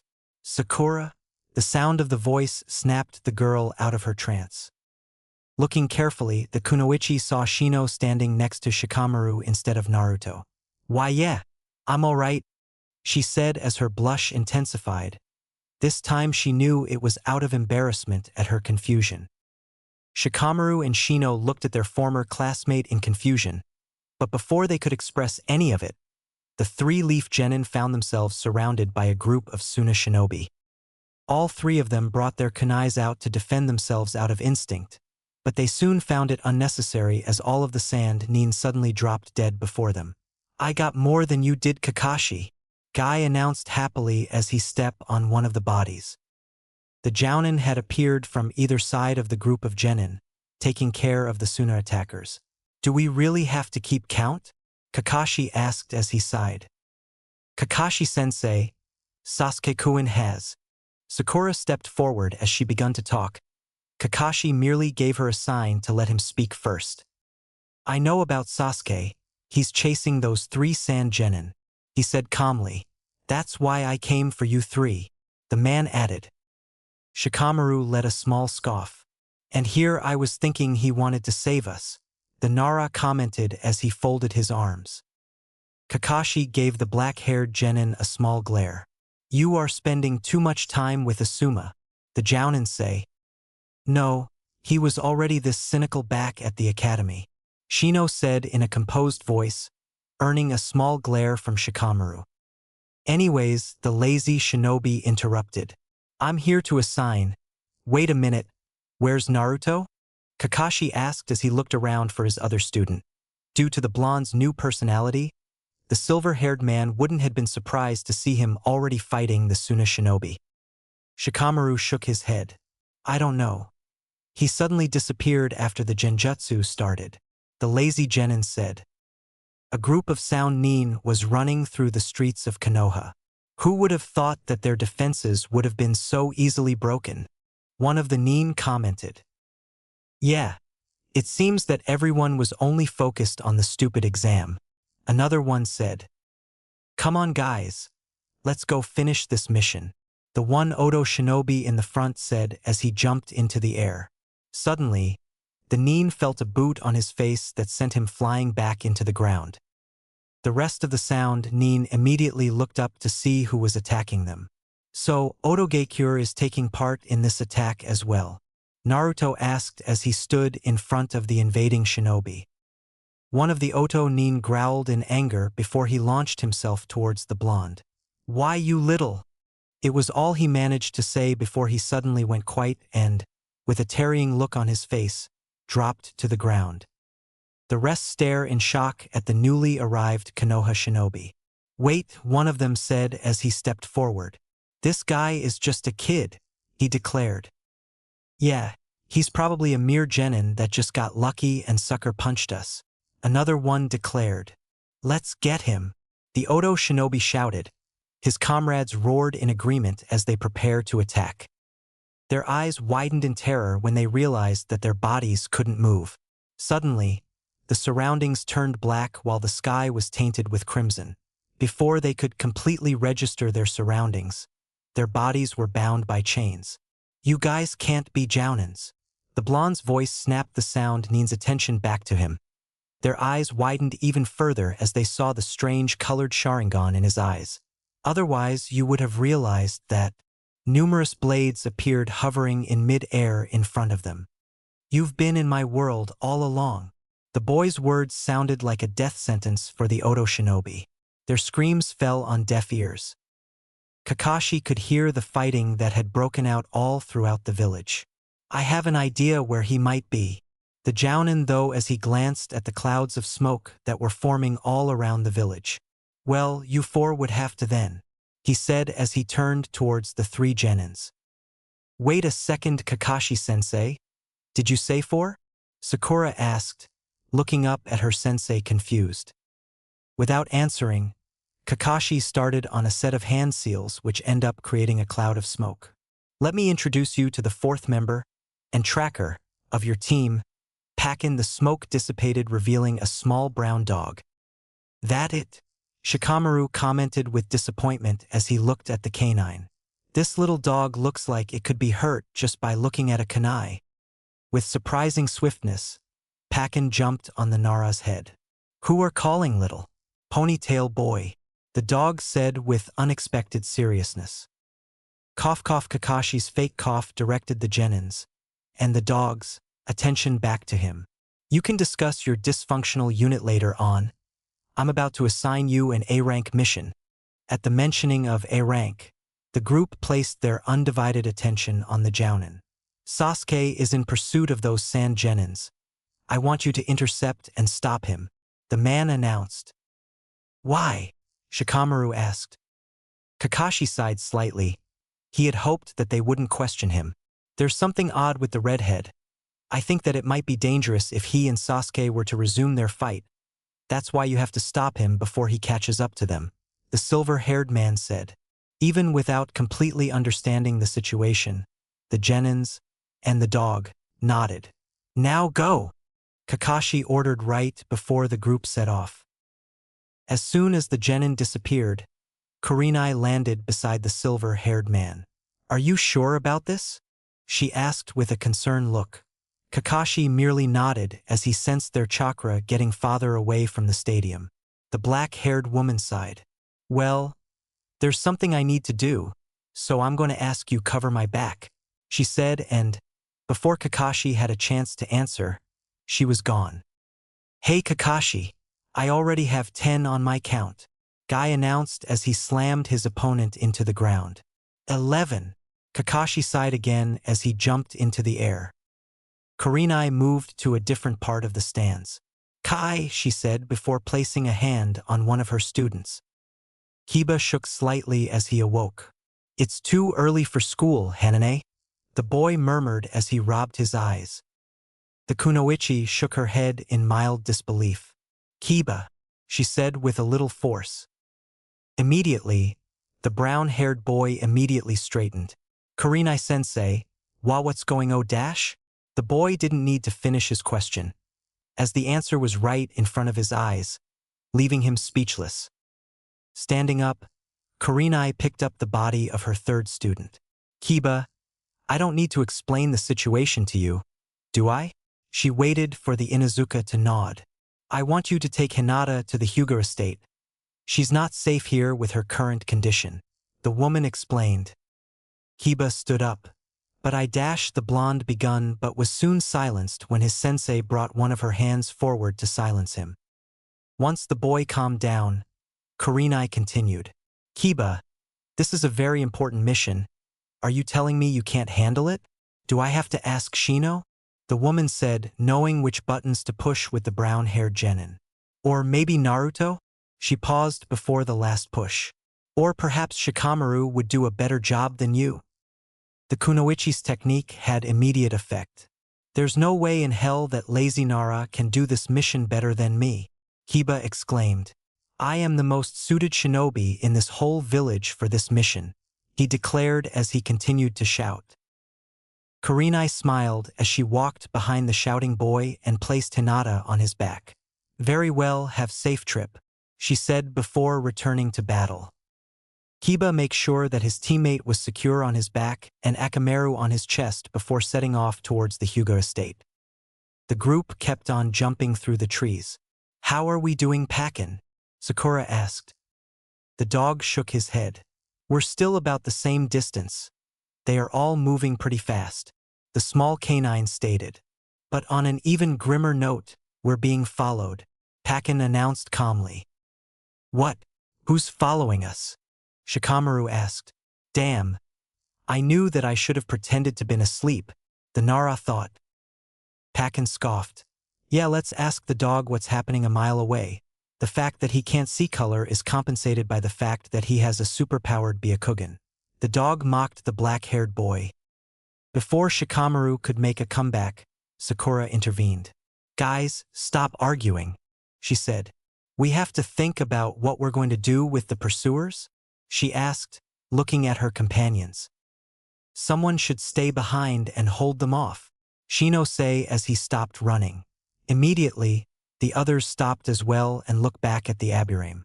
I'll stay, the black-haired genin stated with a serious tone. Shikamaru merely shook his head as he jumped to the branch Shino was standing on. No, I'll stay, the Nara said. After all, my abilities are made for stalling, he said. What are you planning? Shino asked silently without looking at his comrade. The Nara merely smirked. Like I said, I'll stall, the boy stated before he set off. Naruto clenched his head as he struggled to stay up. Baka, what were you thinking? The fox raged inside the blonde's head. Using that genjutsu in all of them at the same time, you know what its backlash causes. Kyubi ranted. The blonde shook his head as he felt the immense strain on his eyes start to subside. and at the same time trying to ignore the angry Bijiu screaming inside his head. Suddenly, the genin's eyes widened and turned to look in direction of the forest.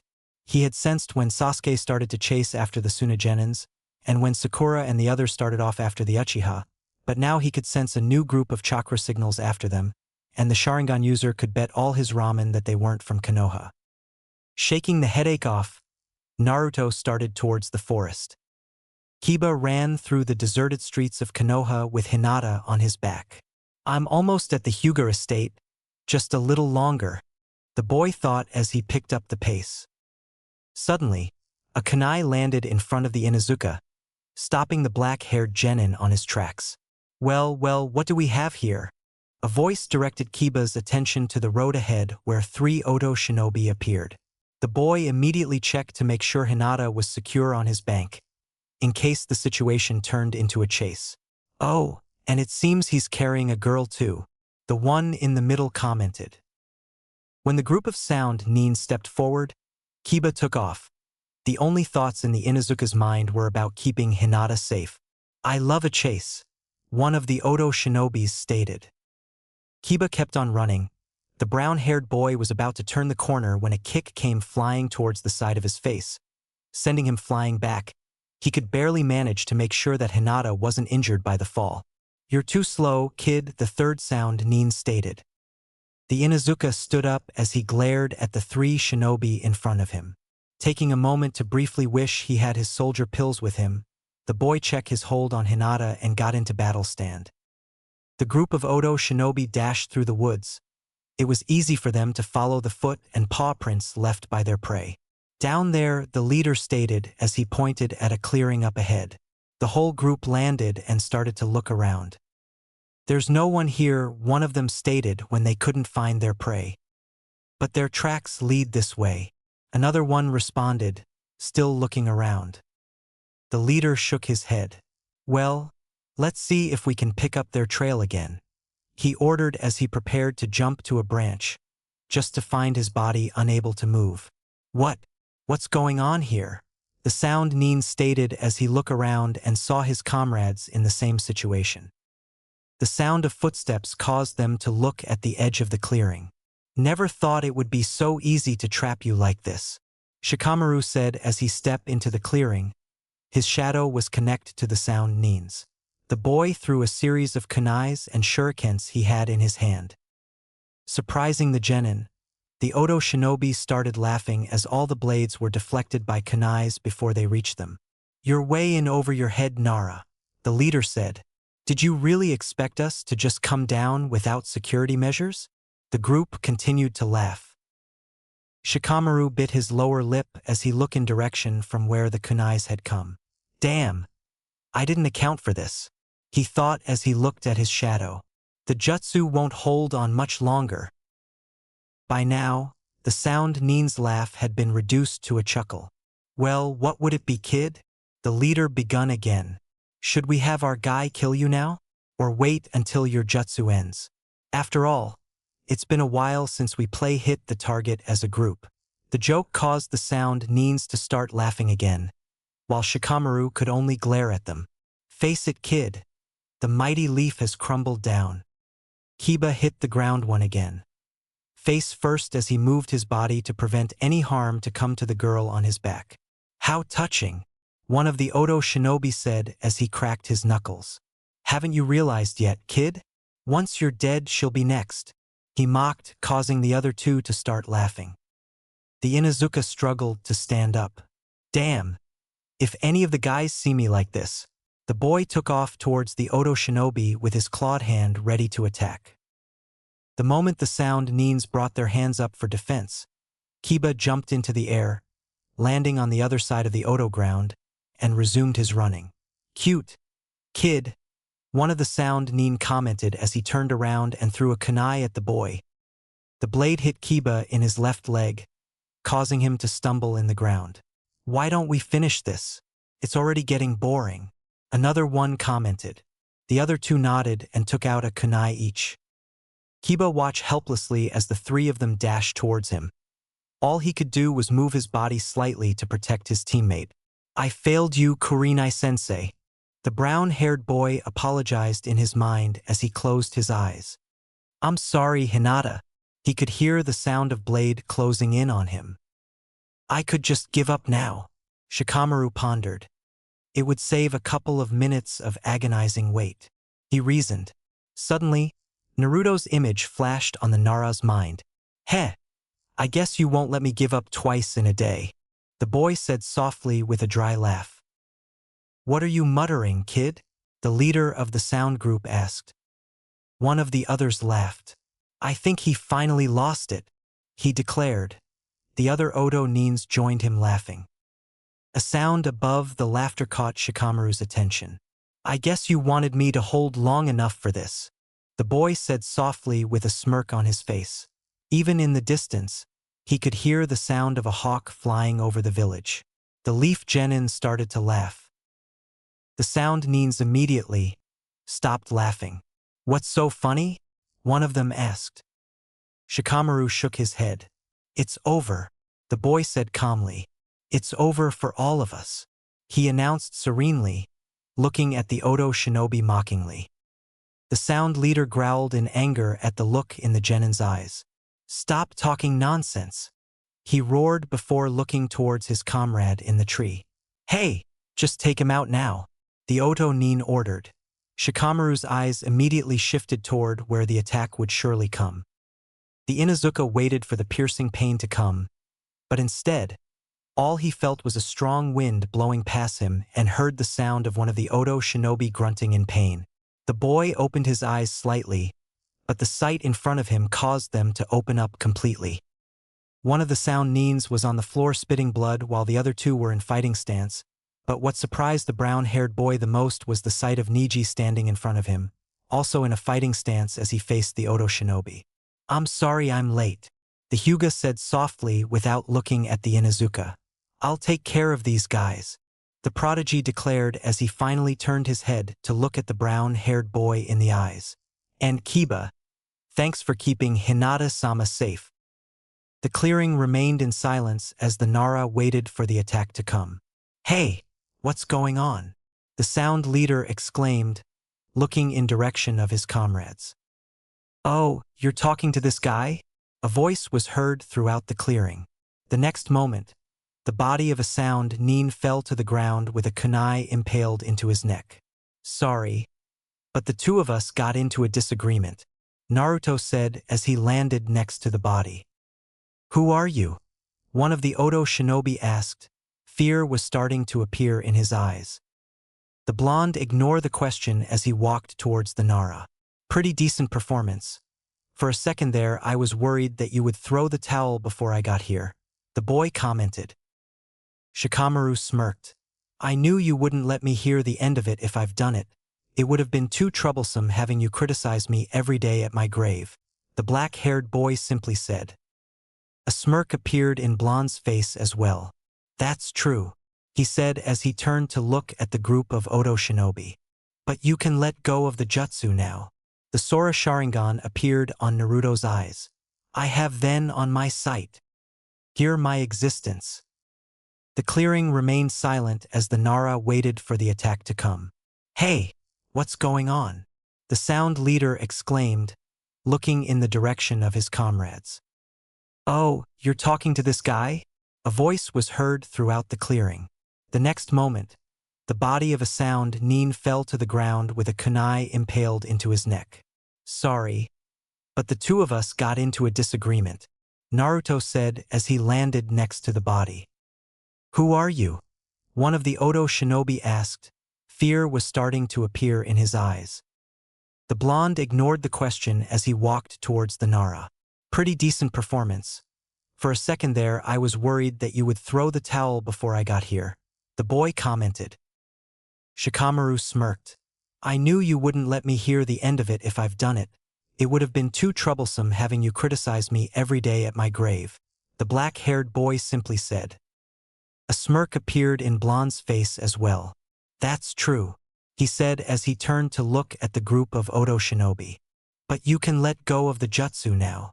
The Sora Sharingan appeared on Naruto's eyes. I have them in my sight, the boy announced. The Oto Nins felt fear overcome them as they saw their reflection on the blonde's Sharingan eyes. One by one, the sound shinobi dropped to the ground unconscious. "What did you do to them?" Shikamaru asked astonished as he looked at the unmoving bodies all over the clearing. Naruto rubbed his eyes due to the strain caused by his technique. "I sent them to hell," the blonde genin simply said. The genin walked towards the leader of the Oto group and searched his pouch. Here, the boy threw a soldier pill towards Shikamaru. The Nara caught the pill and ate it. "You said that you were worried that I might have given up," the black-haired boy said. "For how long have you been here?" he asked, already preparing the glare. The blonde simply shrugged. "For a couple of minutes," he stated as he took another soldier pill from the sound nin's pouch and ate it. "Long enough to hear your it's over speech." A smirk appeared on his face. "Nice piece of work. If this whole shinobi deal doesn't work out, you could become a writer. I have some connections, I could get you a publisher." Naruto mocked his friends. Shikamaru glared at Naruto. He had expected something like this already. "Well, we should get going," the blonde said as he started.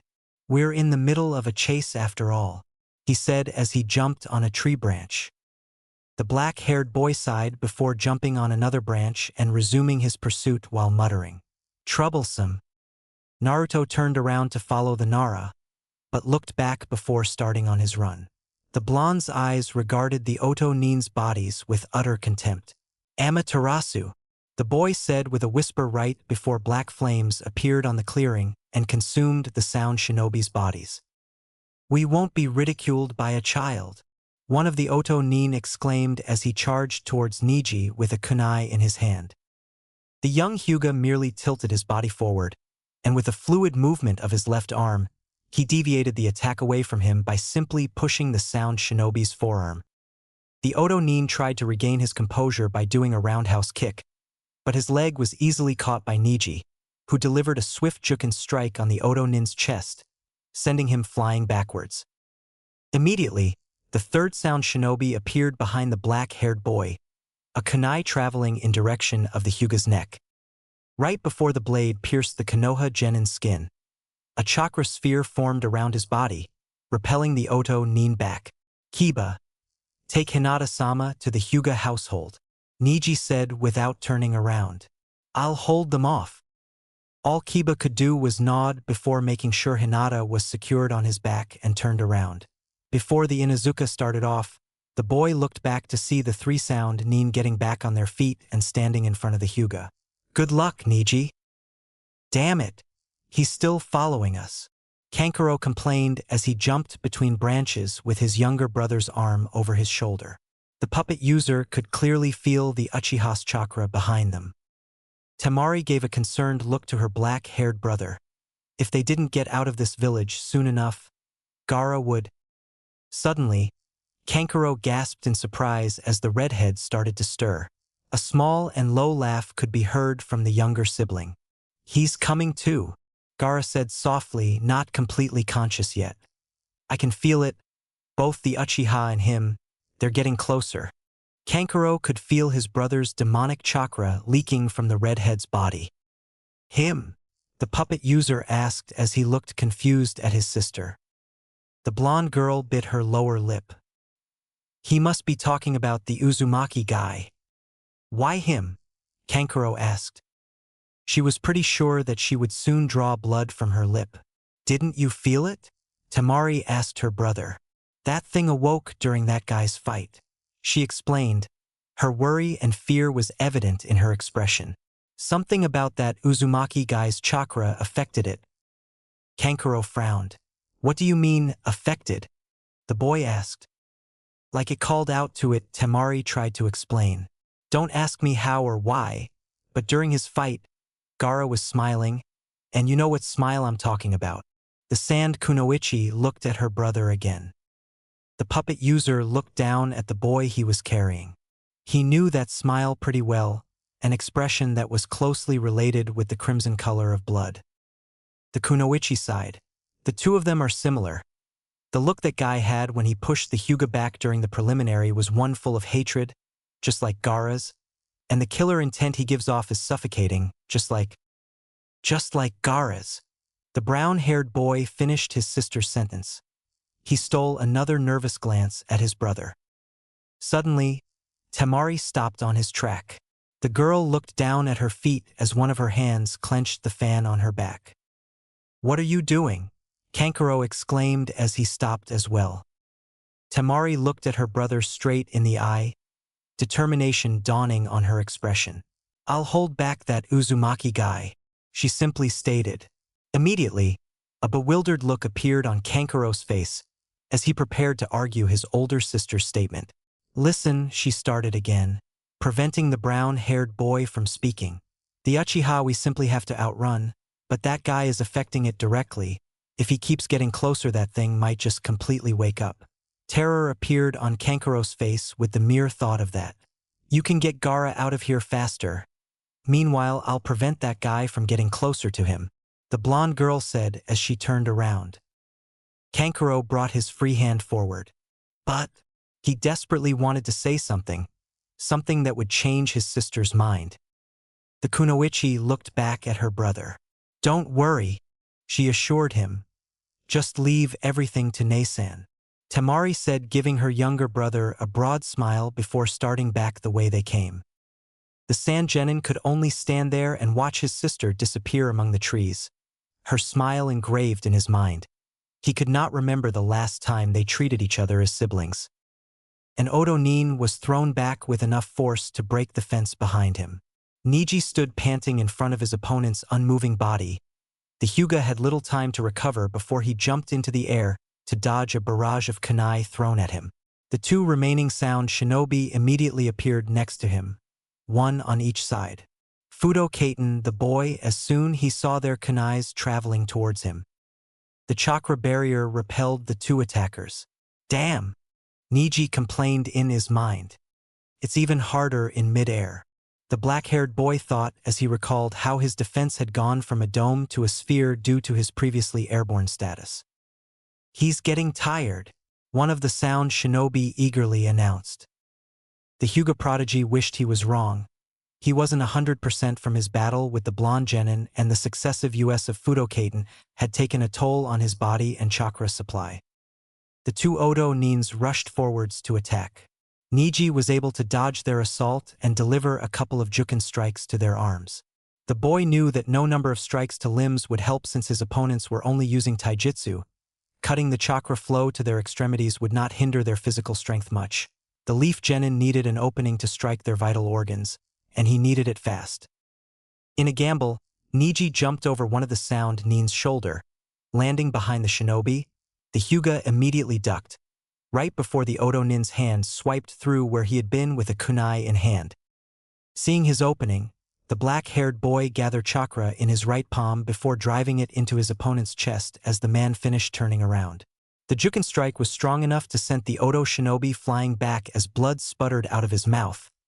Niji had made sure to add enough chakra in the strike to send the sound nin's heart into shock. "Bastard!" the remaining Odo shinobi shouted as he tried to kick the boy. Niji moved his body back to dodge the roundhouse kick that was directed his way. The sound nin followed with a forward kick with his left leg, but missed as the black-haired boy ducked under it.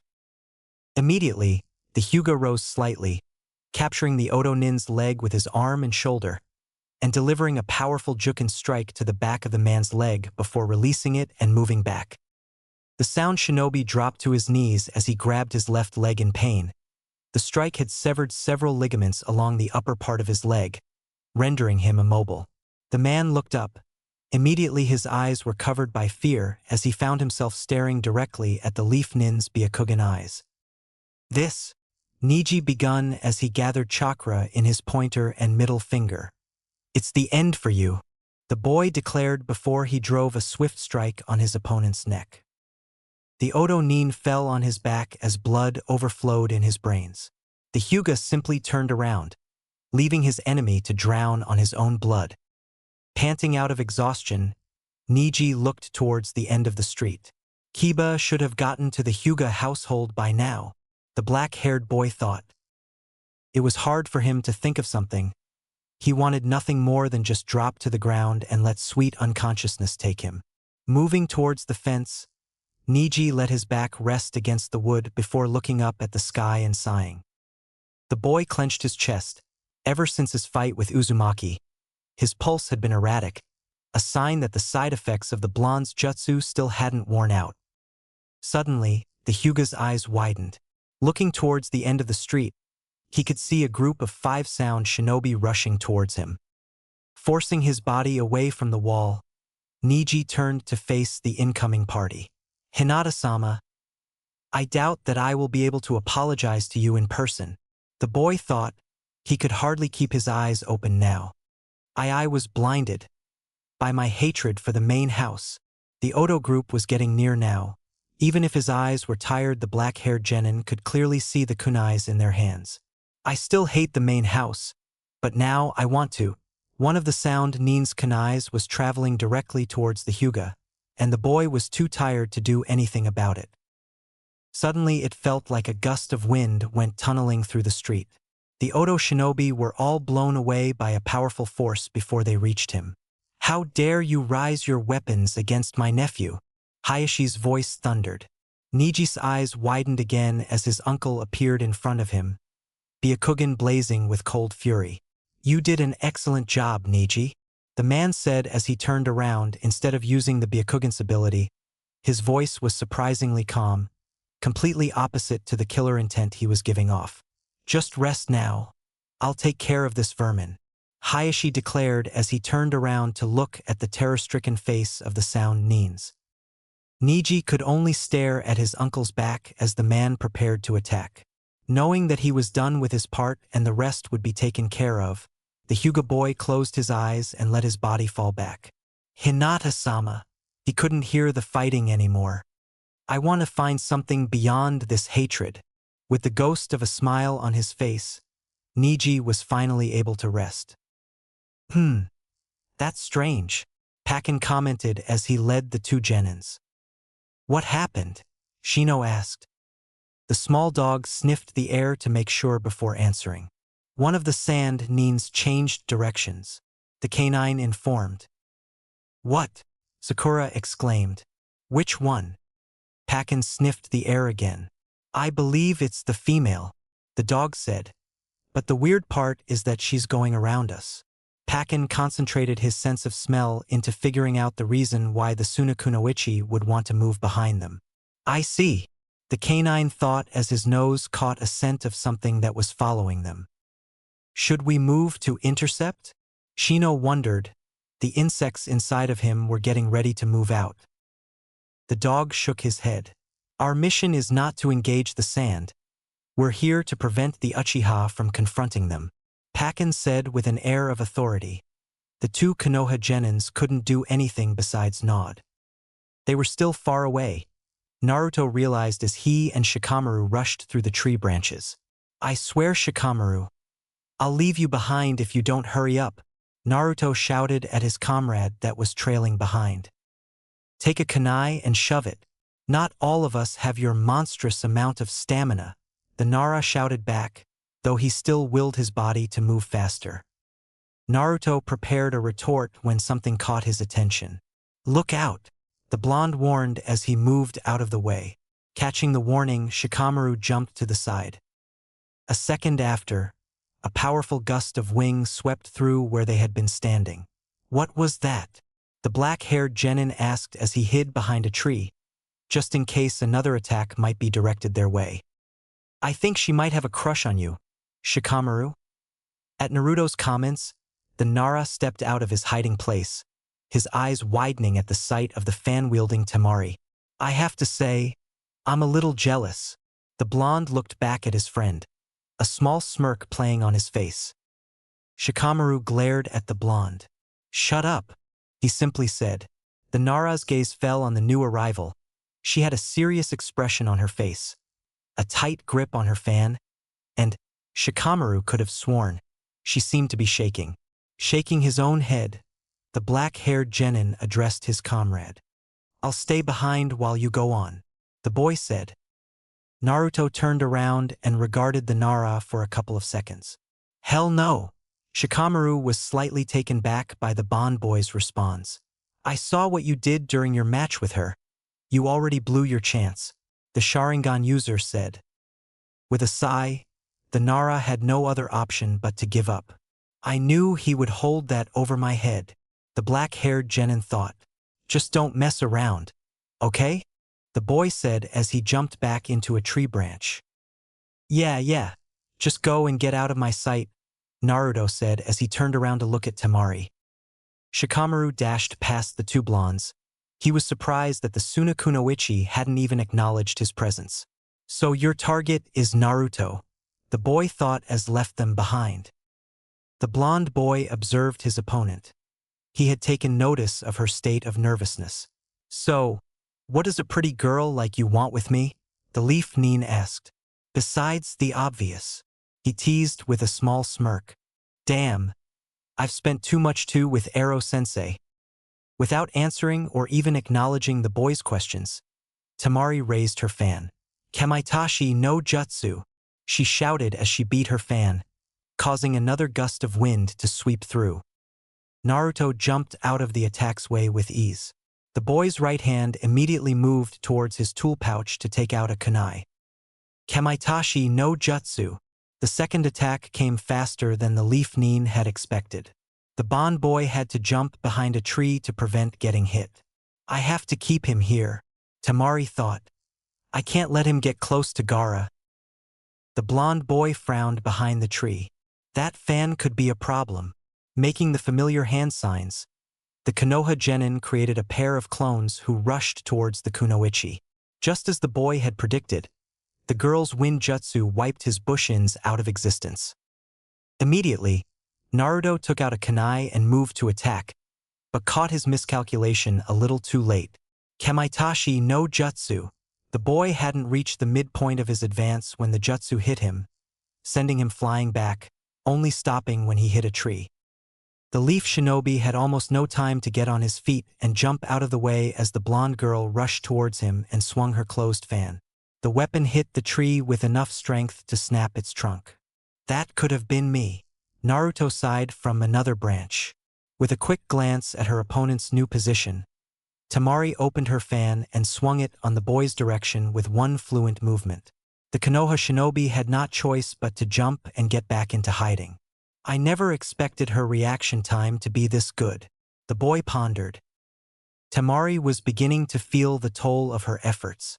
Kankuro, you better make use of the time I'm giving you, the girl thought. She had never released so many attacks in such rapid succession, and now it was really draining her. The signs of the Kunoichi's exhaustion were not lost to the blonde boy.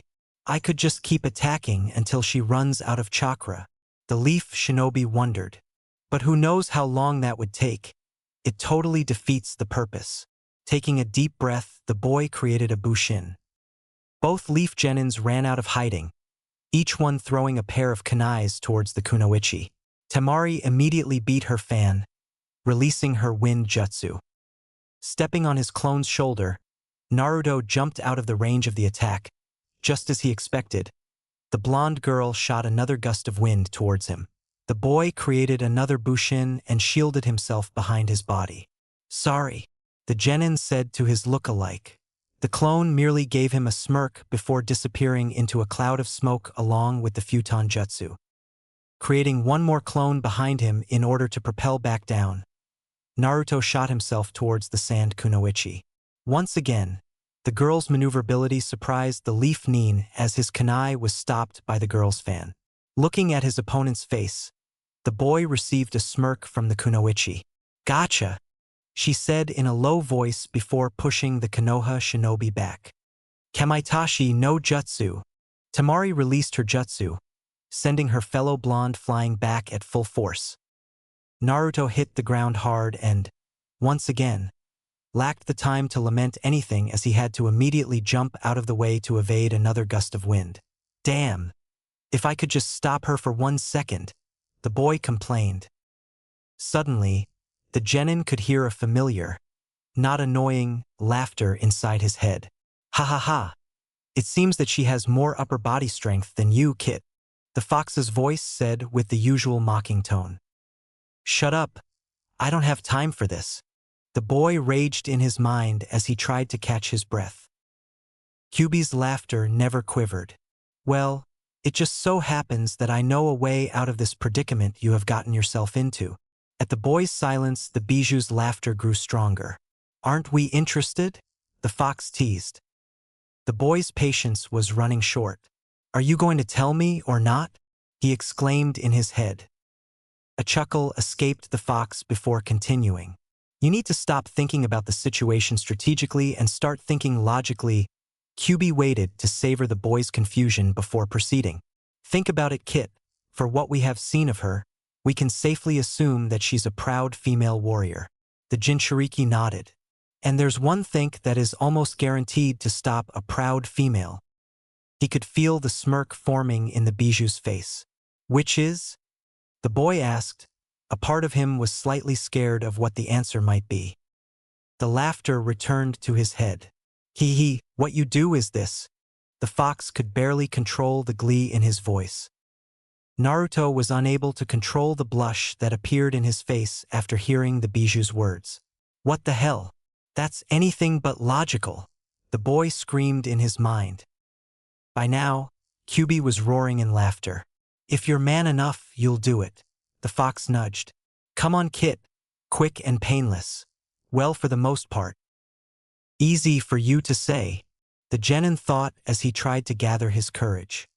I just know I'm going to regret this in the morning. The blonde thought with a sigh. Kagebushin no jutsu. 3 Naruto jumped from their hiding place towards the Sunakunoichi.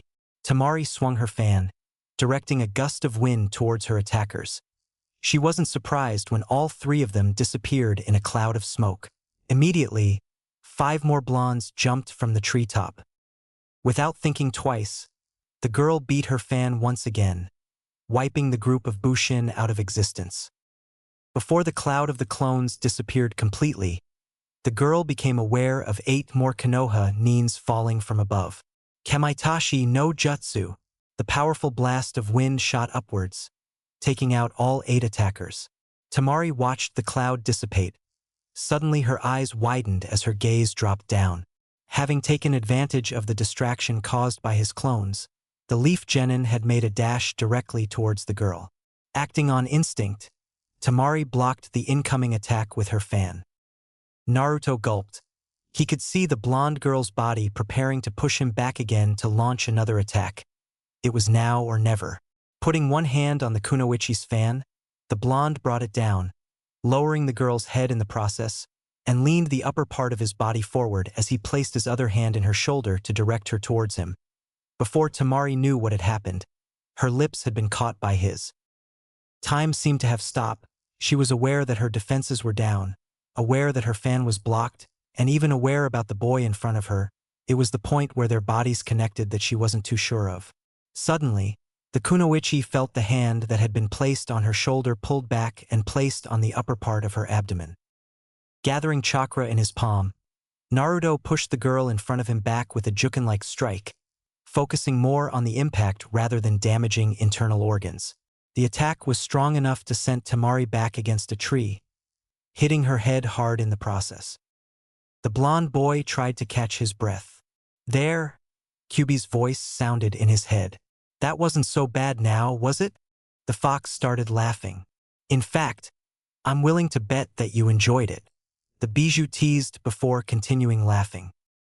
Naruto gritted his teeth at the fox's comments, yet his hand had moved unconsciously towards his lips, as he couldn't fight off the blush that had spread throughout his face or the thoughts of how soft her lips had been.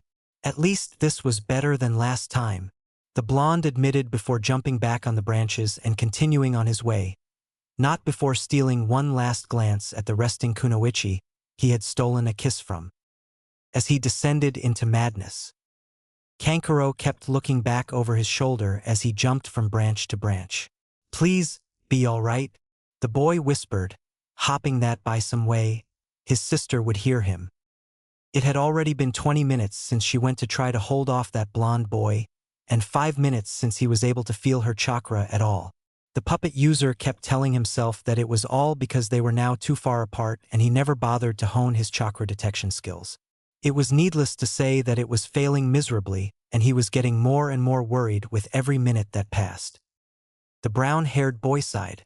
"At least you're still out," he thought as he looked at the sleeping form of his younger brother, not daring speak it out of fear of jinxing it.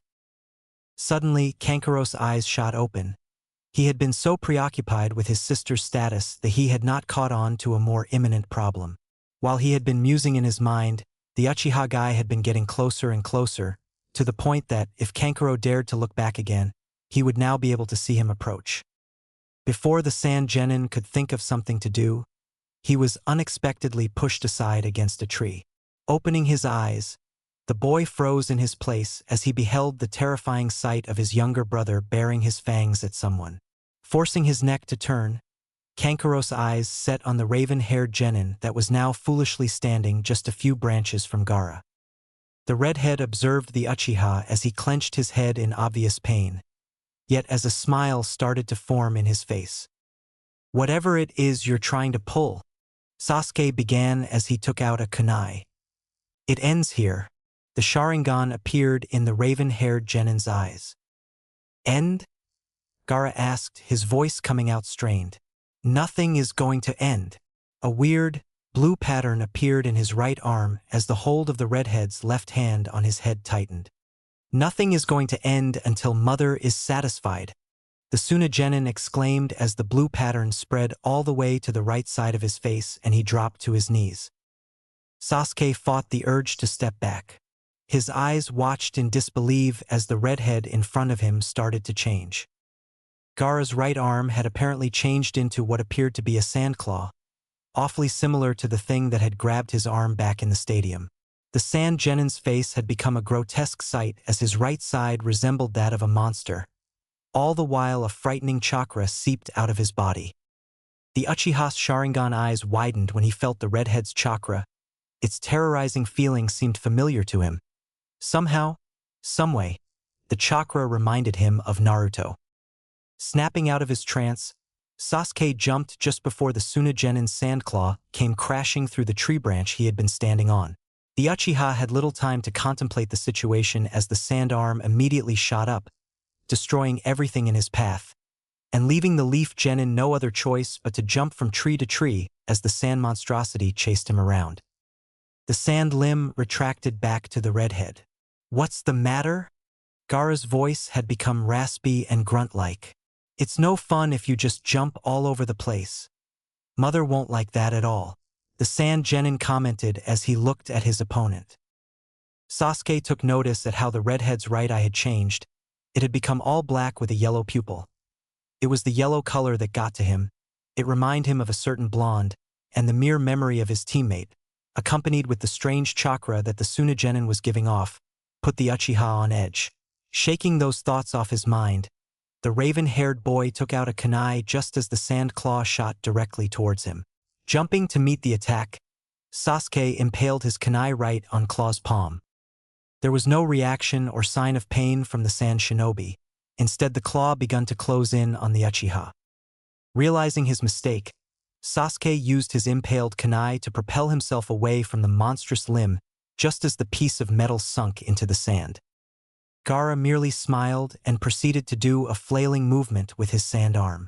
Suddenly, the captured kunai shot straight towards the Leaf Genin's face. Sasuke was barely able to move his head a few inches, but managed to evade the incoming blade with only a cut on the cheek. Landing on a nearby branch, the boy brought his hand to his cheek and checked his wound. Deeming the cut as nothing to be worried about, he set his attention back on the redhead. "Are you going to get serious?" Gaara asked in a taunting voice. "We were told that the Uchiha were elite shinobi. It seems Mother and me were misinformed," the redhead commented. "Shut up," the raven-haired boy exclaimed as he glared at the Suna Genin. "You know nothing about the Uchiha clan," Sasuke declared. Suddenly an image of his blonde teammate and his blue Sharingan appeared in his mind. The raven-haired boy's eyes widened slightly. "It seems you don't know the Uchiha clan as much as you thought either."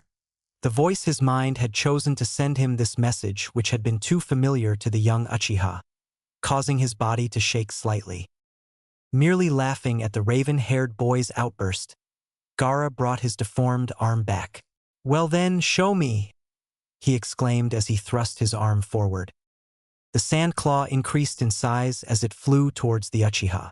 Sasuke evaded the attack by jumping over the limb, while the claw proceeded on clenching the tree the Konoha Genin had just been standing on and break the trunk as though it were a twig. Gaara swiped his sand arm without releasing the tree, leaving the Sharingan user no other choice but to jump from branch to branch as trees were taken down one after the other. Sasuke was taken by surprise when the sand claw hurled the tree towards him, but managed to bring his feet forward to absorb the impact. The boy had less than a second to figure out what to do next as the sand claw came bursting through the tree trunk. Finding the monstrous limb less than 2 feet away from his face, the Uchiha's hand automatically went through a familiar series of hand seals. Gukakyu no Jutsu. The raven-haired boy shot a fireball towards the claw, successfully blasting the sand arm away. After the fire blast, the sand claw was reduced to nothing but a stump as it started to drop towards the ground. Sighing in relief, Sasuke started to prepare his body for a safe landing. Suddenly, the Uchiha's attention spanned back at the sand limb, whose claw had reformed itself and was flying straight towards him at great speed. Being already airborne, there was nothing that the Sharingan user could do to defend himself as the sand claw seized his body and started a violent dive towards the ground. Acting out of desperation, Sasuke's hands started on another set of hand seals. Housenka no Jutsu. Several fireballs shot from the raven-haired boy's mouth and hit the sand arm without any evident result. Shaking off his growing anxiety and trying to focus his mind, Sasuke directed the fireballs in a single point right at the end of the sand hand, successfully detaching the claw from the rest of the limb just in time for the raven-haired boy to grab on a tree branch and prevent his body from meeting the ground. "That's it," Sasuke thought as he stood up in the branch and he glared at the laughing redhead in front of him before shooting his body forward. "Ha ha ha! That's more like it," Gaara exclaimed.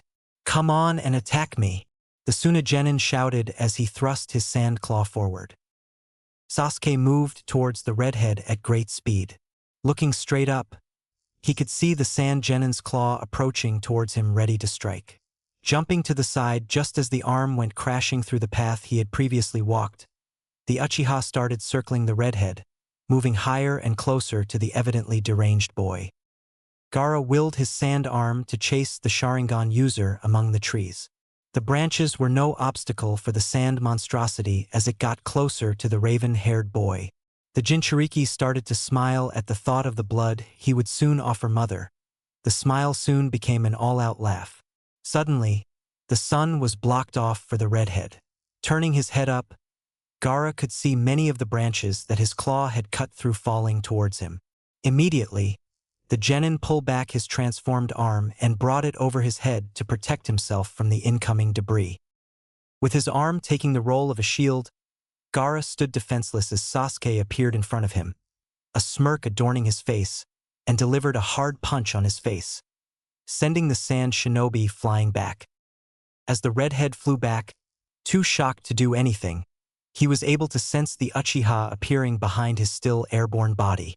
Gaara didn't have to look back to know that the smirk was still in the raven-haired boy's face. Flexing his body, Sasuke executed what seemed to be a spinning kick, burying his foot in the Tsunagenin's gut and sending him flying down, hitting the ground hard. Taking advantage of his offensive streak, the raven-haired boy immediately started making hand seals. "Gukakyu no Jutsu," he shouted before shooting another fireball at his opponent, creating a massive explosion. Panting as he waited for the smoke to clear, Sasuke stood on a tree branch trying to catch any sign of movement among the cloud that his attack had raised. Suddenly, a jolt of pain shot from his left shoulder. As the boy winced in pain, his attention was diverted from the dissipating cloud of smoke for a second. Enough time for the sand claw to shot towards him and enclose his left leg. Sasuke was flailed through the air and slammed again the trunk of a tree with tremendous force. When the Uchiha's body started to fall, the sand claw returned, hitting him in the chest and driving the boy through many branches before throwing his body to the ground, leaving him apparently unconscious. The raven-haired boy was brought back to reality by the Tsunagenin's laughter. Looking up, he was greeted by what seemed to be a giant fist made out of sand rushing down towards him. The Sharingan user was able to roll over at the last minute, managing to evade the attack. Getting up as quickly as he could, Sasuke was caught by surprise when the sand arm immediately recovered from its missed impact and shot towards him. Out of desperation, Sasuke jumped to a tree as he took out a kunai and starting to cut down the tree's smaller branches, causing many leaves to fall off and managing to conceal his body. Gaara's laughter boomed through the forest. "Ha ha ha! Come out! This is just getting interesting!" the redhead exclaimed as he laughed. "You can't be done already. Mother is still expecting more," the deranged boy informed as he looked around. Kankuro closed his fist tightly to try to stop his shaking. "This is bad." The puppet user, though, as he watched his younger brother laugh manically. The brown-haired boy knew what his brother wanted. Blood to offer to that thing inside of him, and, at this point, it didn't matter who it was from. So, if he can't find the Uchiha, it would be just a matter of time before Gaara would set his sight towards him. "Temari, what should I do?" the genin thought, not knowing if he would feel safer having his sister by his side, or as far from their younger brother as it was possible. "Come on, Uchiha Sasuke," Gaara shouted with glee. "I'll try to make it as quick as possible, but I can't make any promises." The redhead followed his statement with another fit of maniacal laughter. Giving his surroundings one last quick look, the sand genin started to take down random trees with his sand claw in his search for the Uchiha. The Sharingan user pressed his body firmly against the trunk of a tree, trying to make it the least visible possible as he heard the sound of trees being snapped in two like they were pencils. He silently prayed that the redhead wouldn't choose the one he was hiding behind. Another jolt of pain shot from the Uchiha's shoulder, causing the raven-haired boy to bite his lips in order to prevent any yelp of pain from escaping him as he gritted his left arm tightly. Sasuke's eyes wandered to the left side of his body, setting themselves on his left shoulder. The leaf genin's eyes widened as he saw most of his shoulder covered by black, flame-like marks. Closing his eyes, the boy tried to concentrate into willing the strange marks into retracting. "I'm getting bored," the redhead announced as he took down another tree. "You better come out before I—" Gaara suddenly stopped his statement as he looked at the direction they have come from and smiled. "It seems that we're going to have company really soon," the Tsunagenin informed before starting on another fit of laughter. Behind his hiding spot, Sasuke's eyes shot open at his opponent's revelation. Focusing his senses, the boy was able to sense a pair of familiar chakra signatures approaching. By now, Gaara's laughter had died down into a malicious chuckle. "I wonder," the redhead begun as he started giving off an even more terrifying killer intent, "if the sight of their blood would excite you the same way it does me." As soon as the words left Gaara's mouth, the whole forest changed while its physical state remained the same. The whole area was filled with the sound of electricity charging as killer intent, strong enough to match the redhead's, was released.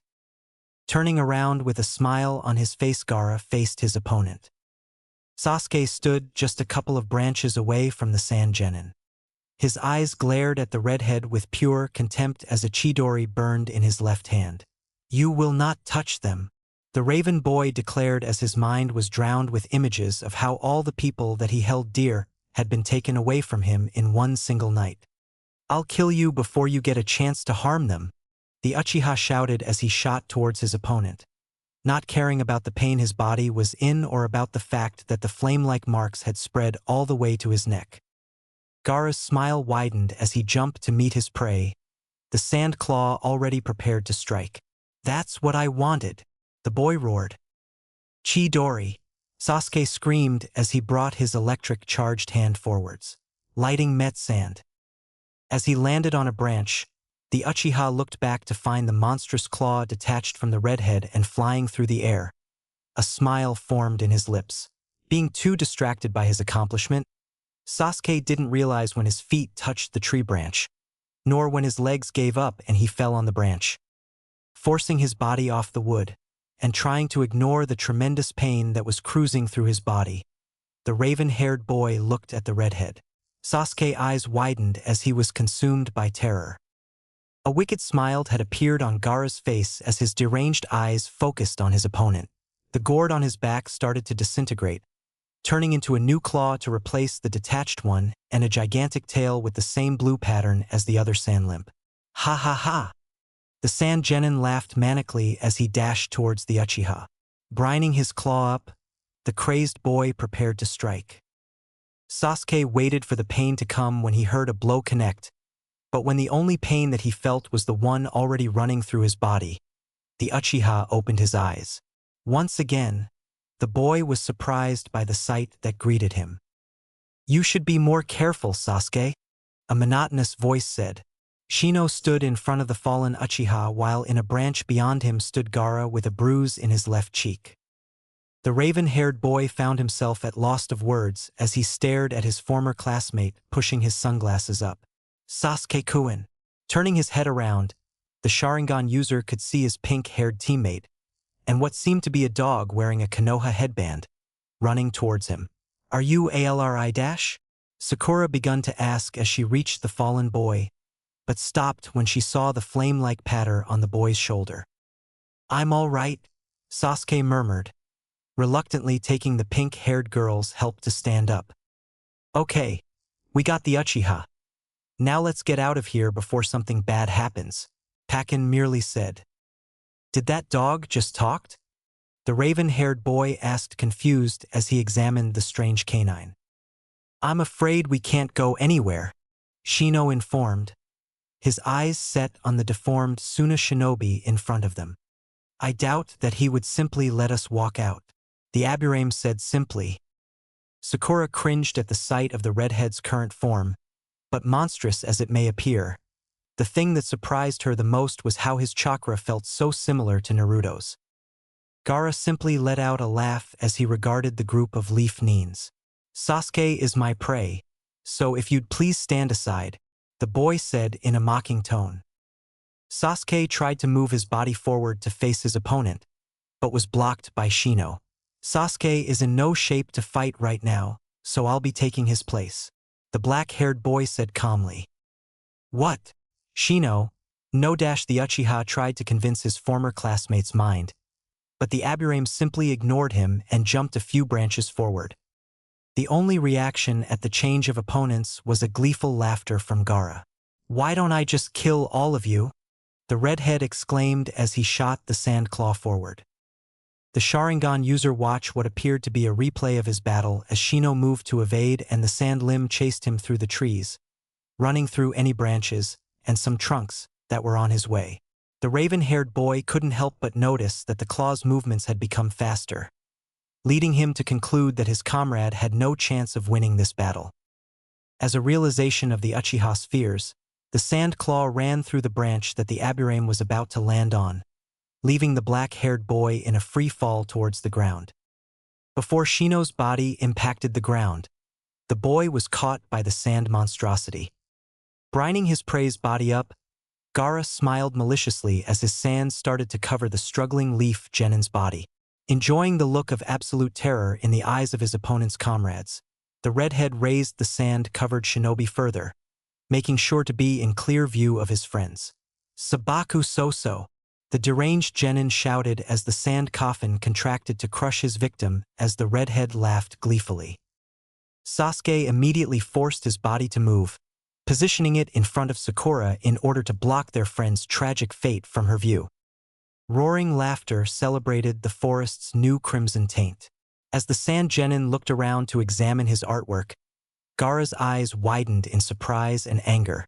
In his fit of laughter, the boy's mind had visualized the glorious rain of blood, while he hadn't realized that the forest had remained as green as before. Dispersing the sand immediately, the redhead boy was surprised to find only a horde of insects instead of the black-haired boy. "No one has fallen for that one since Kiba," a monotonous voice said from behind Gaara.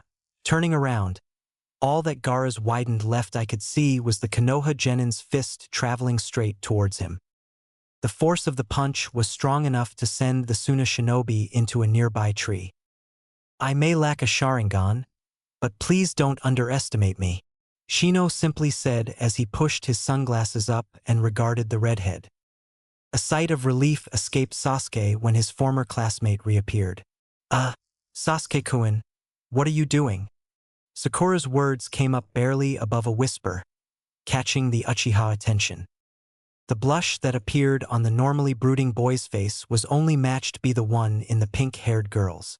In his attempt of preventing his teammate from witnessing their friend's imminent death, he had positioned his body in front of her. She was in a kneeling position while his chest hovered a couple of inches away from her face while his right hand had a firm, yet soft, hold on her left shoulder. Sorry, the Uchiha said, his voice managing to come out even lower than Sakura's, as he mentally cursed his awakening teenage hormones. Gaara growled as he glared at the black-haired boy. You're going to pay for that one, the Sand Genin declared as he swung his deformed arm forwards, sending the sand claw straight towards the Aburame. Kankuro stood dumbfounded. He had only heard about the Aburame clan once in his village from two elder shinobi discussing, as they put it, unorthodox ninja techniques, but to think that one of them could have fooled the person he feared the most, so easily. The puppet user watched as the boy with sunglasses evaded his younger brother's attack with apparent ease, causing the redhead to growl and grunt in annoyance and frustration. Suddenly, Shino stopped moving. He simply stood on a branch with his hand in his pockets and waited as the sand claw approached him at a blinding speed. Sakura tried to scream, Sasuke tightened his fist, Kankuro gritted his teeth, and Gaara smiled wickedly as his claw was about to strike the black-haired boy. Just as the claw was about to close in, the monstrosity came to an abrupt stop in front of the Leaf Genin's face. Shino merely pushed his sunglasses up again, observing the sand limb as it begun to break down and chunks of sand fell to the ground. What's going on? Gaara exclaimed as he watched in terror as the sand, his sand, ignored his will and fell lifelessly. Shino brought one of his hands out of his pocket and pointed at the redhead. You haven't realized yet? The boy asked. Looking down, the Sand Genin's eyes widened as he found numerous black bugs crawling around his body. Kikai Mushi, Shino simply stated as many more bugs appeared crawling around his whole body. They have the ability to eat chakra, rendering techniques like yours. If Sasuke didn't know any better, he would have sworn that behind the collar of his shirt. The black-haired boy was smiling. Useless, the boy added before starting off towards the redhead. Gaara brought his crumbling sand arm up in order to defend himself. Shino merely closed his hand into a fist and drove it straight through the sand arm. The sand crumbled away like it was nothing, and the Aburame's fist sunk into the right side of the Sand Genin's face, sending him flying back. The redhead was able to use his tail before it broke down to get back on his feet, but the boy had not time to regard the situation as his opponent suddenly appeared in front of him and delivered a strong uppercut on his chin, causing the redhead's feet to leave the ground again. The black-haired boy followed with a kick on the Suna Genin's stomach that sent him flying into a tree trunk. With the destruction bugs still on his body and his sand falling slowly to the ground, Gaara struggled to stand up as everyone present remained quiet. Ha ha ha! The silence in the forest was broken by the redhead's crazed laughter. You really think? The boy begun as what remained of his gourd turned into sand and what had fallen to the ground returned. That you could just separate mother from me that easily? Everyone watched in shock and horror as every part of Gaara's body from the knees up was covered in sand and took a bestial form with the tail swinging lively in the back.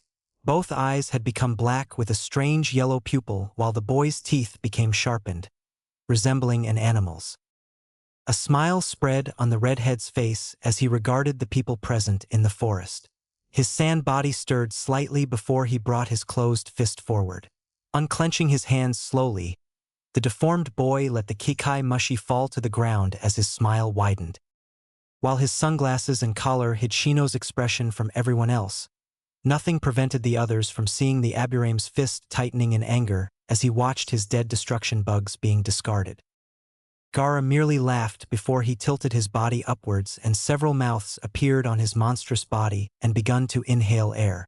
Mugen Sajin de Tapa, The sand genin shouted before blasting a powerful gust of wind and sand.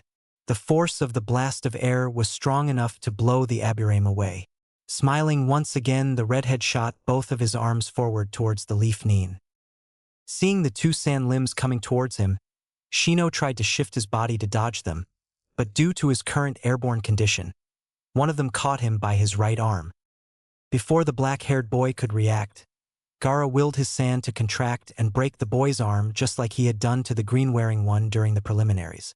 Delighted at the aburame's screams, the redhead smiled as he used his arm to pull the body towards him and slamming his body into a nearby branch. With a victorious smile on his face, Gaara launched his body forward to deliver the final blow.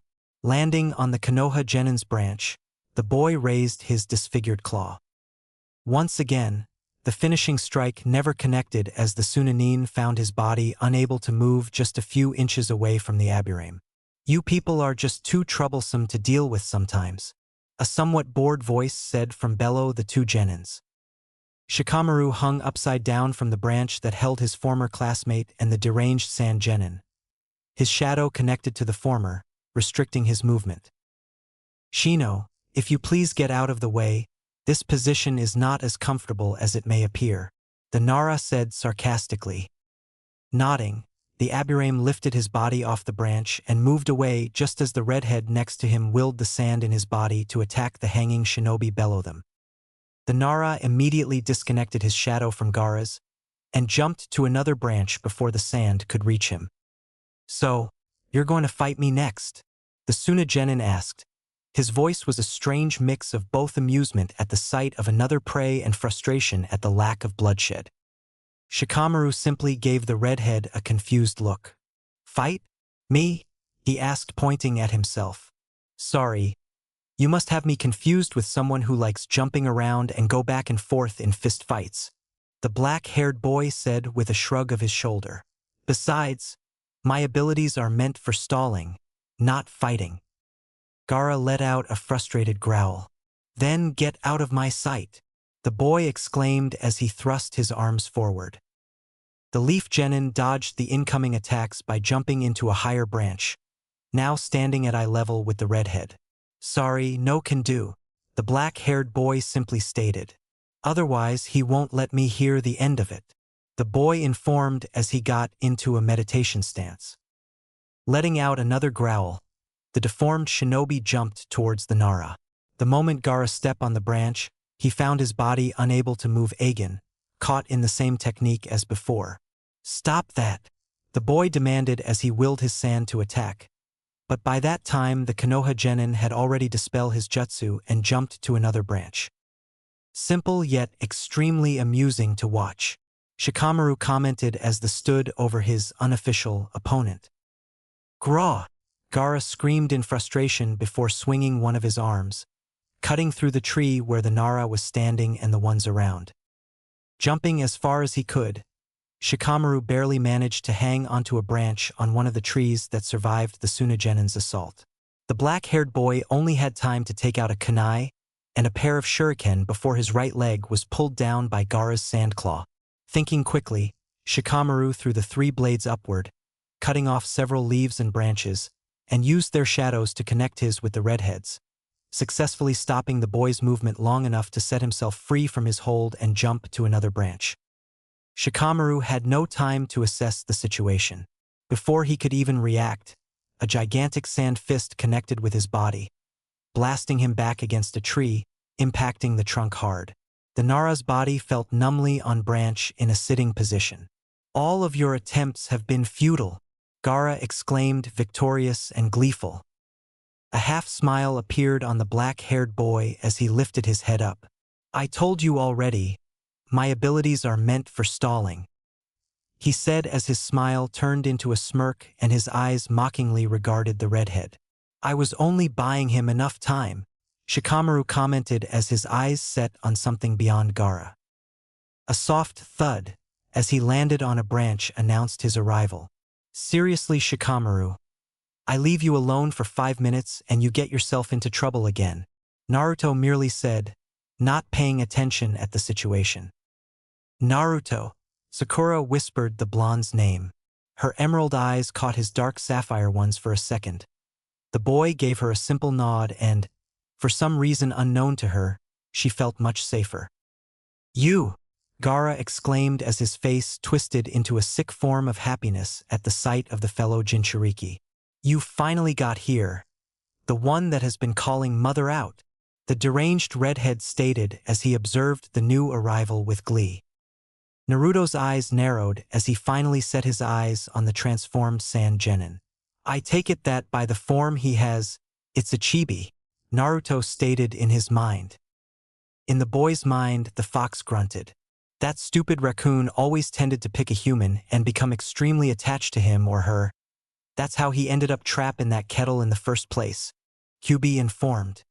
But to come off as the boy's mother and eat his sanity away like that, I think Shikaku has been losing it over the years, the Baiyu commented, his tone carrying a hint of annoyance towards the tailed beast inside the redhead. Feeling a nudge from his mother, Gaara took advantage of the fact that the blonde had become distracted with something. "Suna Shuriken," the crazed boy shouted as hurled a barrage of sand disc at his opponent. By the time Naruto became aware of the attack, it was already too late and every single disc hit his body, packing enough force to lift his body off. Sasuke was surprised by what happened after the attack, but what really surprised was that Naruto had been hit by it. The wounded, airborne blonde simply disappeared in a cloud of smoke. Before Gaara could start his search for his opponent, the redhead felt as several kicks connected to his upper back and shoulder, sending him crashing down to the ground. Standing out, the Tsunejin Shiriki looked up to find 5 Naruto about to launch their kunais at him. Mugen Sajin de Tapa. The Sand Genin released his attack immediately, effectively blowing all the blondes into clouds of smoke, though not before they released their kunais. None of the blades hit the redhead, instead landing around him. Something about the kunais caught Gaara's attention. Looking down, the boy found the 5 blades with explosive tags wrapped on them. Preparing to jump away from the blast zone, the Sand Genin was surprised when he found his feet unable to move again. Looking back down, the redhead saw 2 pairs of hands sprouted from the ground holding his head in place. Gaara was helpless as the 5 tags explode into a huge blast. "Damn you!" the redhead let out as he struggled to lift his body upright. His head moved upward and set on the blonde standing in front of him. A smirk appeared on Naruto's face. "Are you still enjoying yourself?" The genin mocked the other Jinchuriki. Gaara merely grunted before the smile returned to his face. "Of course I am," the redhead informed, his face twisting and appearing even more insane. "This fight proves that I exist," the boy declared. Naruto narrowed his eyes. "Is this pity? What I'm feeling for you?" The blonde wondered, causing the Sand Genin to look at him confused. "Or do I envy you?" he continued. "All my life I wondered if my life had any meaning. At least you believe yours had one. But something as sad as that." Naruto's eyes appeared as though they softened. "I guess us beggars can't be choosers," he added with a dry laugh. Sakura felt like her heart ached at her teammate's words. Whatever sympathy was there in the blonde's eyes was gone in the next moment as his eyes scornfully set on Gaara. "But you endangered my friends and I can't look away from that," Naruto stated as his blue Sharingan appeared in his eyes. "All I have." Naruto narrowed his eyes. "Is this pity? What I'm feeling for you?" The blonde wondered, causing the Sand Genin to look at him confused. "Or do I envy you?" he continued. "All my life I wondered if my life had any meaning. At least you believe yours had one. But something as sad as that." Naruto's eyes appeared as though they softened. "I guess us beggars can't be choosers," he added with a dry laugh. Sakura felt like her heart ached at her teammate's words. Whatever sympathy was there in the blonde's eyes was gone in the next moment as his eyes scornfully set on Gaara. "But you endangered my friends and I can't look away from that," Naruto stated as his blue Sharingan appeared in his eyes. If the redhead had been intimidated by the strange Sharingan, he was able to hide it perfectly. The deranged Tsunegenin let out a malicious laugh as he stared right back at the Leaf Genin's glare. That look in your eyes is perfect, Gaara commented as he smiled in glee. I want you to look at me like that until the very moment when I'll spill your blood for mother. The Jinchuriki exclaimed as he thrust but arms forward in the direction of the blonde. Naruto jumped upwards, but instead of landing on a higher branch, the Konoha Genin used it to propel his body forward, creating enough force to speed past the incoming sand limbs. The blonde Jinchuriki closed his hand as he approached the redhead. The punch failed as the Suna shinobi jumped to a different branch before it could connect. Gaara wasted no time to attack. Not giving his opponent a chance to even turn around, the Sand Genin shot his body forward, his claws ready to strike his prey. The blonde jumped back the moment he sensed the incoming attack. Doing a backflip in midair to dodge his opponent's attack, the Leaf Genin sunk his feet in Gaara's back as he completed the 360-degree spin, sending the boy down towards the ground. Taking the offensive, Naruto stopped the redhead's trip downward by grazing one of his ankles and swinging the Genin's body towards a tree, breaking the trunk as he flew through. The Suna shinobi stretched his sand claws in order to stop his flight. Landing on a nearby branch, the monstrous Genin glared at the blonde. It's that best you have? The boy exclaimed. Mother and I waited for you after hearing your call. But is this all you have to show for it? Naruto met the redhead's glare with his own. I guess I'm putting quite a below-average performance. The Konoha Nin admitted. I guess it'll be okay if I went a little wild. The moment the words left his mouth, the blonde disappeared from Gaara's sight just to reappear hovering over the Sand Genin the next second and drive his knee into the deranged boy's stomach. Even through the sand protection, Gaara could still feel the force from the blow his stomach received. His breath escaped his lungs and the Sunanin's head was brought forwards as his body recoiled due to the pain. Blinded because of the strike, the redhead could not see the fist traveling straight towards his face. The punch's sound was heard throughout the forest as the Sand Genin was thrown flying backwards by its force. Moving at blinding speed, Naruto seemed to disappear again and reappear at the branch Gaara was traveling to. The blonde swung his leg forward, driving his kick into the redhead's back, stopping the deranged boy's flying trip and causing him to release a scream of pain. The Leaf Genin spun his body around and driving his heel into the Sand Shinobi's gut, in a similar fashion to what Sasuke had done before, and sending his fellow Jinchuriki flying down towards the ground. The Sharingan user did not waste any time. The boy's hands immediately started on the already familiar set on hand seals. Gukakyu no Jutsu, Naruto exclaimed before shooting a sizable fireball down to chase the redhead. The explosion signaled the impact. Before the dust and flames could dissipate, a pair of sand claws shot from the cloud of wreckage with the blonde Jinchuriki as their target. Jumping to higher branches, Naruto took out a kunai and slashed the pair of monstrous limbs as they approached him. The two arms seemingly started to fall before they suddenly came back to life and reformed themselves before returning to their pursuit of the Konoha shinobi. Naruto continued to dodge the two transformed limbs until they finally retreated and grabbed a nearby branch in order to pull Gaara back up. Hee-hey, ha ha ha. The redhead started to snicker, but it soon turned into an all-out laugh. That's more like it, he declared. Mother is starting to enjoy this fight. The bloodlust in the Sand Nin's eyes was evident as he looked at the blonde. Let's together make mother happy. The deranged boy shouted as he threw a piece of his sand body into the air. Sabaku aim. The barrage of sand lumps immediately started to fall down on the blonde. The Sharingan user was put on the defensive once again as all his movements were strictly to evade the flurry of strikes raining down on him. Branches and trunks were reduced to splinters as the onslaught of sand pierced through the trees as it sought the Leaf Shinobi. Damn it!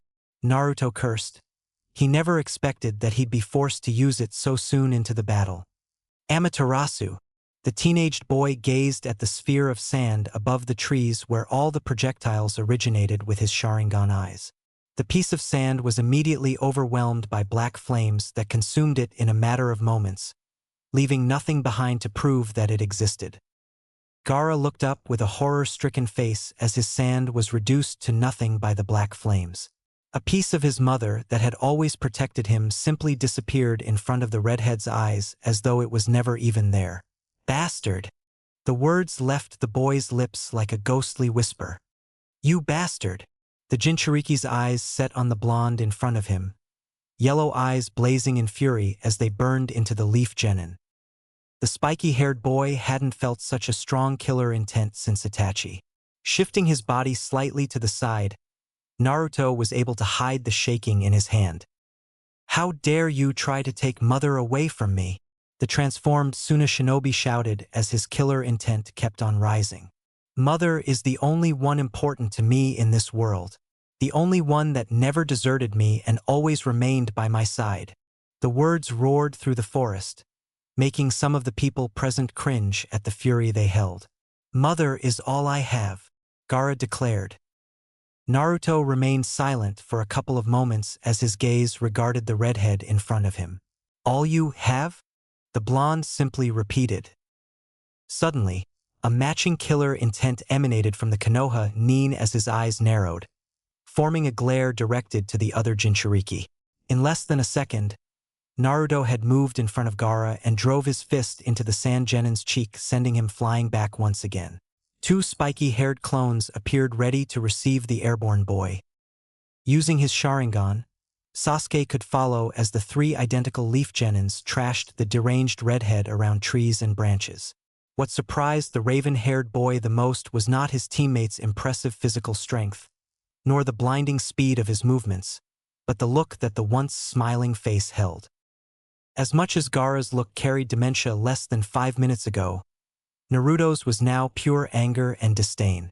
Something that the Suna shinobi had said had made the former loudmouth snapped, sending the boy into a raging frenzy. A powerful kick sent the transformed teenager flying through numerous tree trunks, finally stopping several feet away. That thing is not all you have. The blonde's words were full of contempt. You have siblings, you have a family, you were probably even able to meet your father. Naruto closed his fist to try to stop the furious shaking. So don't come here and tell me that that thing inside you is all you have when you have pushed away everything else around you. His teeth were gritting now and his voice was coming out strained due to the anger. You had so much yet you still chose to become like this. You chose to be feared over than loved. The Jinchuriki's voice started to die out. It's because of you. It's because of people like you that I had.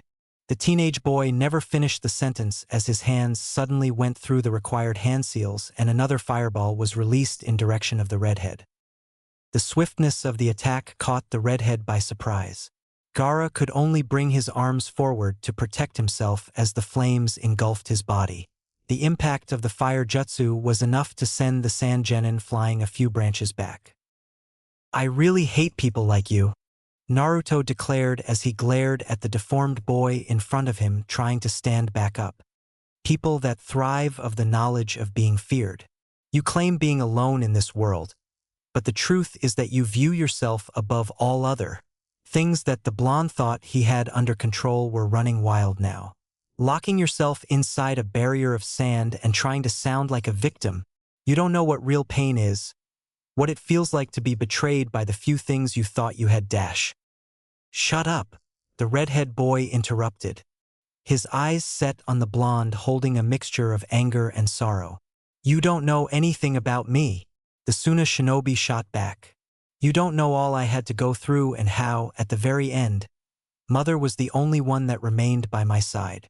The Jinchuriki's voice came out strained as memories plague his mind. This is it. Please die. Suddenly, Gaara's killer intent returned full force. Betrayal? His strange yellow eyes glared at the blonde. Don't you dare speak to me about betrayal. Anger flooded out of the transformed boy as his breath started to come out strained. I'll never let anyone else betray me, the Sand Nin exclaimed before he thrust his arms forward. Monstrous limbs shot towards the spiky-haired boy, forcing him to jump from branch to branch in order to avoid their devastating rampage. The hatred that had been harbored in the blonde's eyes had now transferred to the redhead's as he continued to tear through trees and branches. I'll push everyone away.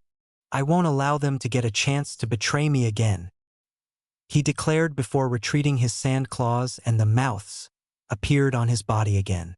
Mugen Sajin de Tapa, the powerful gust of wind and sand erupted from the Jinchuriki's mouths.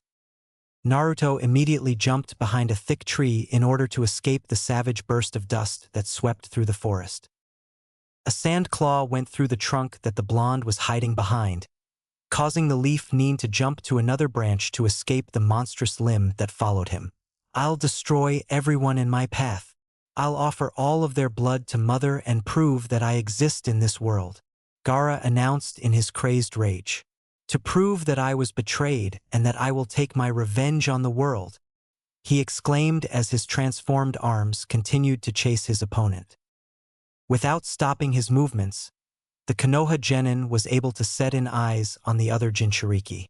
"I really can't forgive people like you," he stated as he jumped to a new branch seconds before the one he had been standing on was destroyed by the pursuing claw. "Letting the rage and bloodlust consume you and turning into the demons they fear us to be," the teenage boy added. "Shut up," the redhead shouted. "You don't know anything about me." The speed of the sand claw suddenly increased, managing to grab a hold of the Sharingan user and slamming his body against a tree. Less than a second afterwards, the sand was already starting to cover his body. "I'll kill you. I'll kill you for the disrespect you have shown Mother and me," Gaara declared as his eyes glared at the blonde. Despite his seemingly imminent death, the spiky-haired boy merely continued to observe the sand genin. "I met a guy just a few months ago," Naruto started. "He showed me a hell that now haunts my nightmare. But I tried, and I'm still trying, to look past all the things I saw in that place," the leaf shinobi revealed as his eyes narrowed. "And now I meet someone like you, who has given up and thrown himself into the depths of madness with foolish thoughts of retribution." A dark blue chakra started to emanate from the blonde's body. "It irks me to no end knowing that you have given up on the world so easily." With the boy's outburst, the Navy chakra burst, freeing the Sharingan user from the sand. "I really can't forgive you right now," he said as he set his eyes on the redhead in front of him.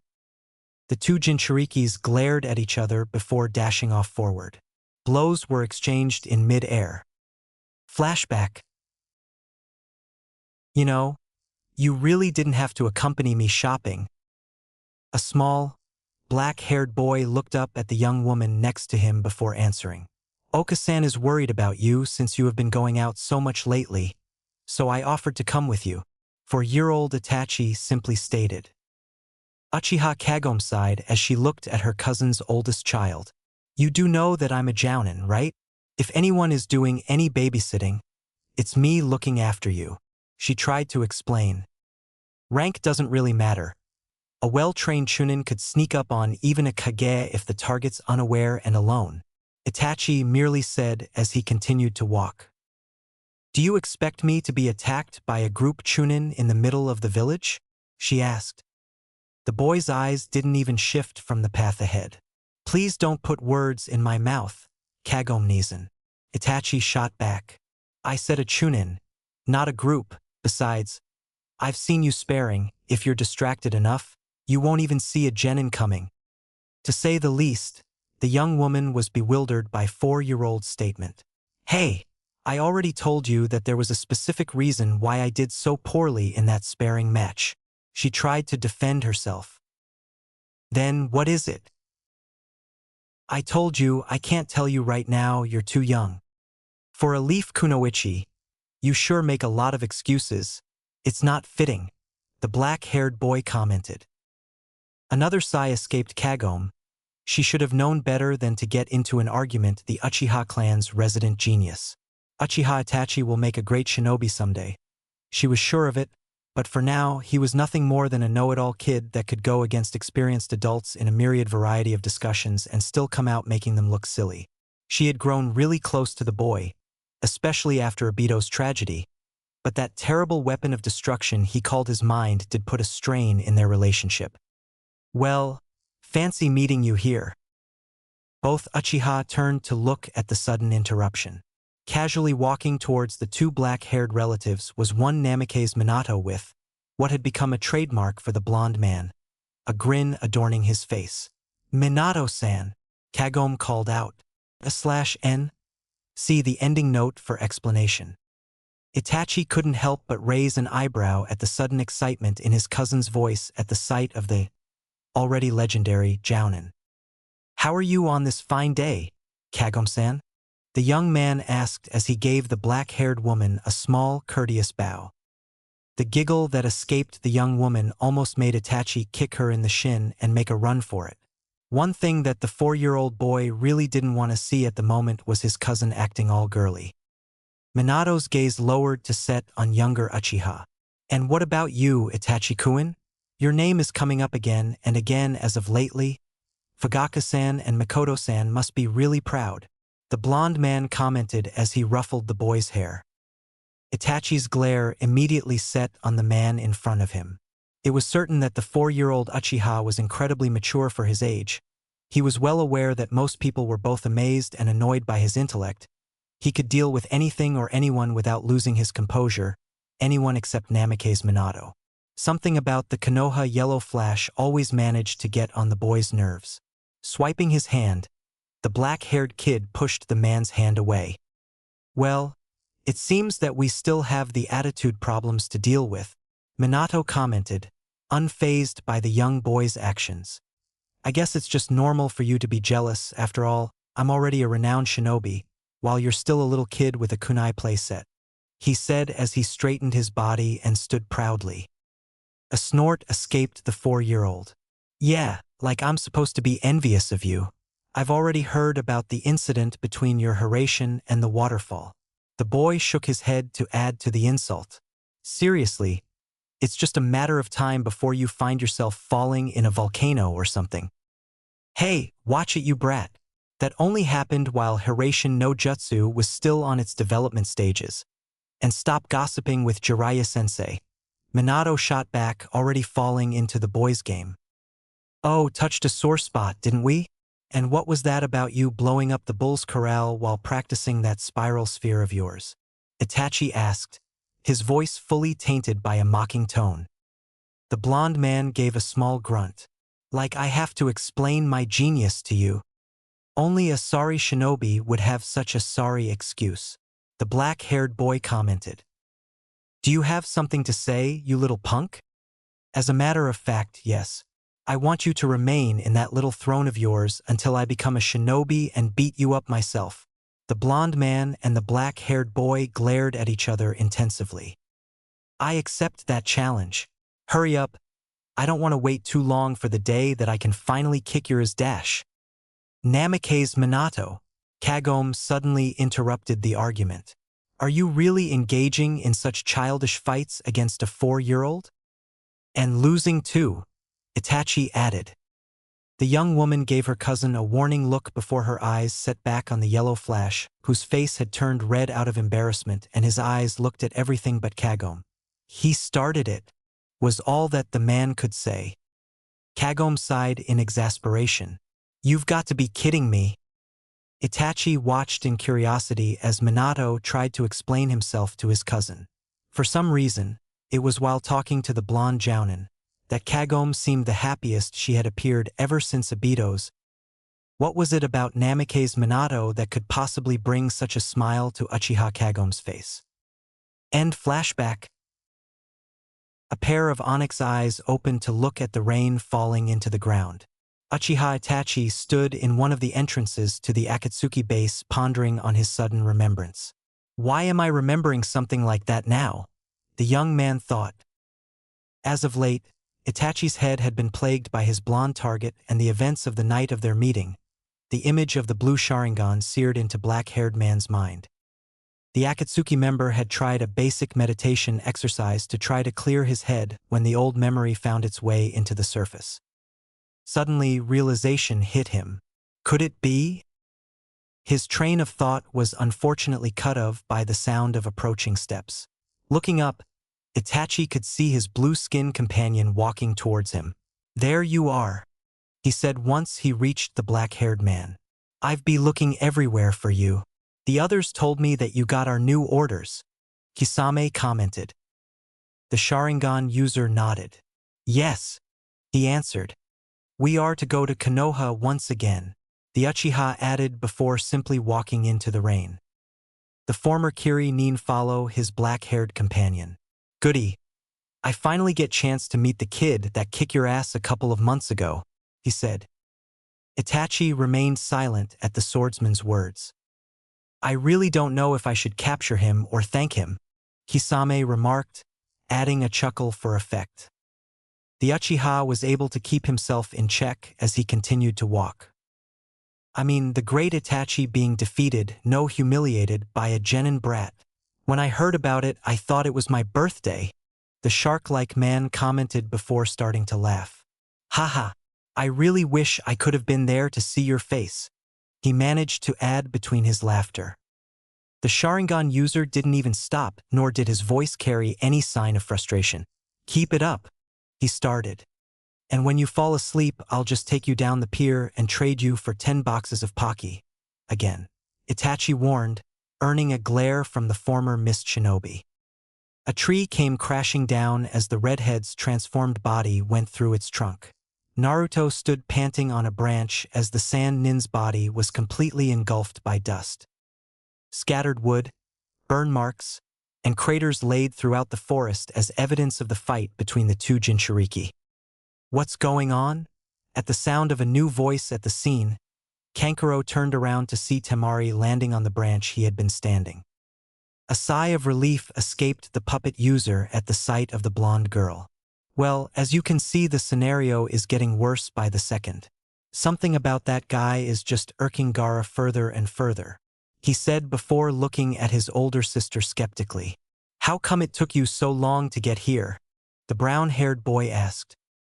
Surprising Kankuro, a blush appeared on the Suna Kunoichi. None of your business, she declared, looking away from her brother. Shrugging his sister reaction off, the boy set his eyes back on the fight between the two apparent monsters. Just like the blonde had expected it, a sand claw appeared flying towards him. After jumping into a higher branch, the leaf genin started to move in the direction of the deranged boy. Gaara looked up to see his opponent's foot about to connect with his face. Once again, the sand coat had been virtually useless in trying to block the pain. Before the kick could send the redhead's body flying back, Naruto grabbed one of the transformed arms and swung the monstrous body, slamming the Suna genin into a tree. The spiky-haired boy followed by delivering a devastating uppercut under Gaara's chin, causing his body to lift off from the ground. Catching the rising body but the ankle, the Konoha shinobi slammed the redhead back into the ground before jumping into the air and starting on a set of hand seals. Entenkawa no Jutsu, he called out before a blast of heat shot towards Gaara's transformed body. An explosion followed. The new cloud of dust and rubble was big enough to engulf some of the trees. Jumping to one of the highest branches, Naruto waited once more. Suna Shuriken. The barrage of sand projectiles appeared through the cloud of dust, destroying several trees on their way out. The blonde genin jumped higher up as his hands went through the necessary seals. Housekin no Jutsu. A barrage of small fireballs met with the sand shuriken, canceling each other out. As Naruto's feet were about to touch a branch, one of Redhead's transformed arms came crashing through, forcing the spiky-haired boy to create a clone to change his direction in mid-air. The moment when the Leaf Shinobi was finally able to land, the pain that had been bothering him for the last few months suddenly shot through his body, paralyzing the boy just as the second claw approached. Standing helplessly on a branch, the boy could do nothing to defend himself as the monstrous limb grabbed him by the arm and forcibly pulled him towards the source. Naruto found himself looking directly at Gaara's eyes. In his desperation, the Konoha Nin didn't think twice. Tsukuyami. Immediately, all the sand left the redhead's body. The Suna genin tried to move as terror invaded his face just to find himself unable to move. What's going on? The Jinchuriki exclaimed. He was no longer in the Konoha forest, but in some sort of dark wasteland. What have you done with Mother? Standing a couple of feet away, The blonde simply glared at the redhead. Your mother won't be able to manifest in here, the genin stated. This is a place where all of your sins come back to pass judgment. A katana appeared between the two Jinchuriki. This is my world. Naruto took a hold of the sword. This is my hell, he said before thrusting the blade forward. Blue Sharingan eyes widened when the sword was stopped less than an inch from the Suna shinobi by the sand that had supposed to have disappeared. A wicked smile appeared on Gaara's face as his body was covered by the sand once more, returning to the raccoon-like form. I told you. The redhead's voice carried an ominous yet mocking tone. Mother will never desert me. Suddenly, Naruto was violently pushed back by an unseeing force as he found himself out of the Tsukuyami mindscape. Finally stopping by hitting a tree, the blonde felt a new pain coursing through his body, this time originating from his eyes. Damn it! The scroll warned that this would happen if Tsukuyami was rejected. The boy whispered to himself as he clenched his head. It must have been the One Tail's doing, he commented, still trying to shake off the Genjutsu's recoil. Ha ha ha! Gaara's demented laugh sounded through the forest. Was that your hell? The redhead asked as his chakra started to spike. Then allow me to bring mine out here. The blonde could only watch dumbfounded as sand suddenly skyrocketed from the Suna genin's body and took the form of a giant raccoon. The enormous monstrosity roared, causing several of the trees in the surrounding area to shake. And massive claw started to move towards the still thunderstruck boy. Naruto! Sakura screamed as she saw that her teammate wasn't about to move. At the sound of her voice, the monstrous creature shifted its eyes towards the girl. A piece of sand unexpectedly shot towards the pink-haired Kunoichi, catching her by surprise and slamming her body against a tree. Sakura! Sasuke, Shikamaru, and Shino shouted at the same time. The three boys immediately jumped towards the now unconscious girl. Reaching his former classmate first, Shino tried to get rid of the sand that was currently choking her by using his bugs. To the genin's dismay, the Kikai Mushi could not digest the chakra in the sand.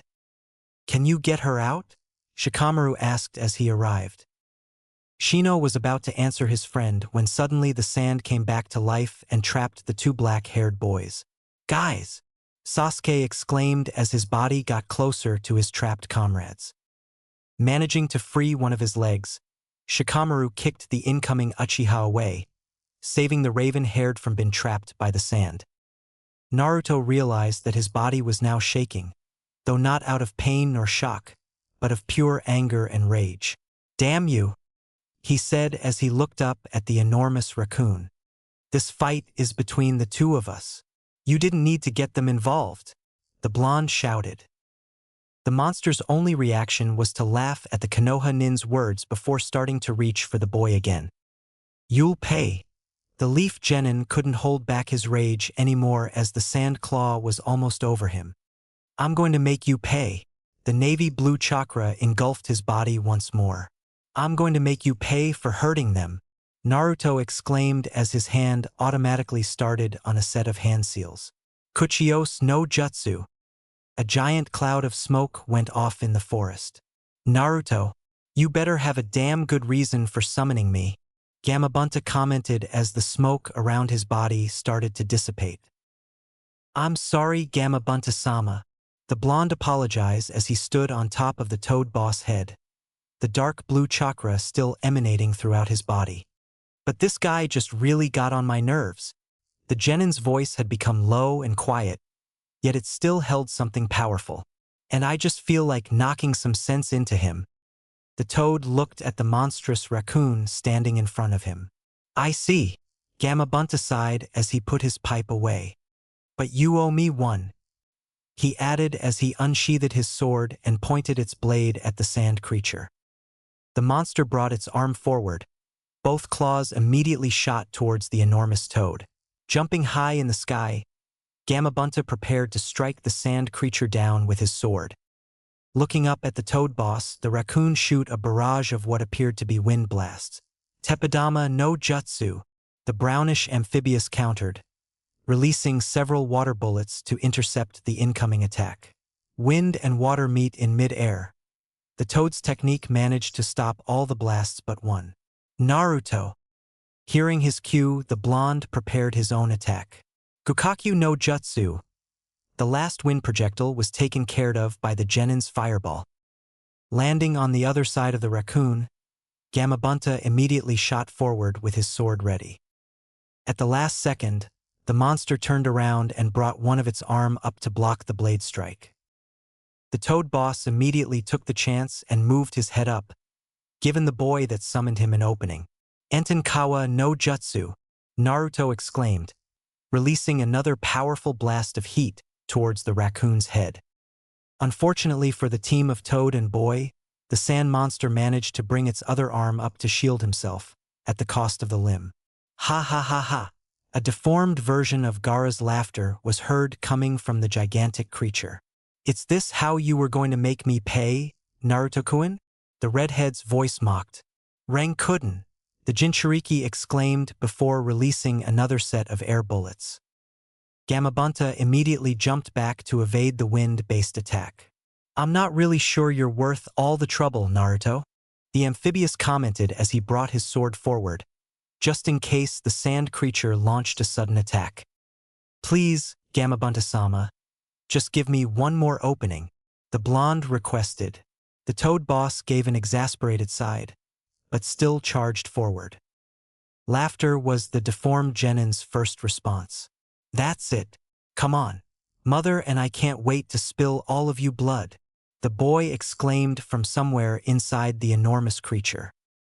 Just like before, the sand monster blocked the incoming sword strike with its good arm, but this time, as the Jinchuriki started to raise his other limb for the second strike, Gamabunta opted to turn his head towards the wounded arm.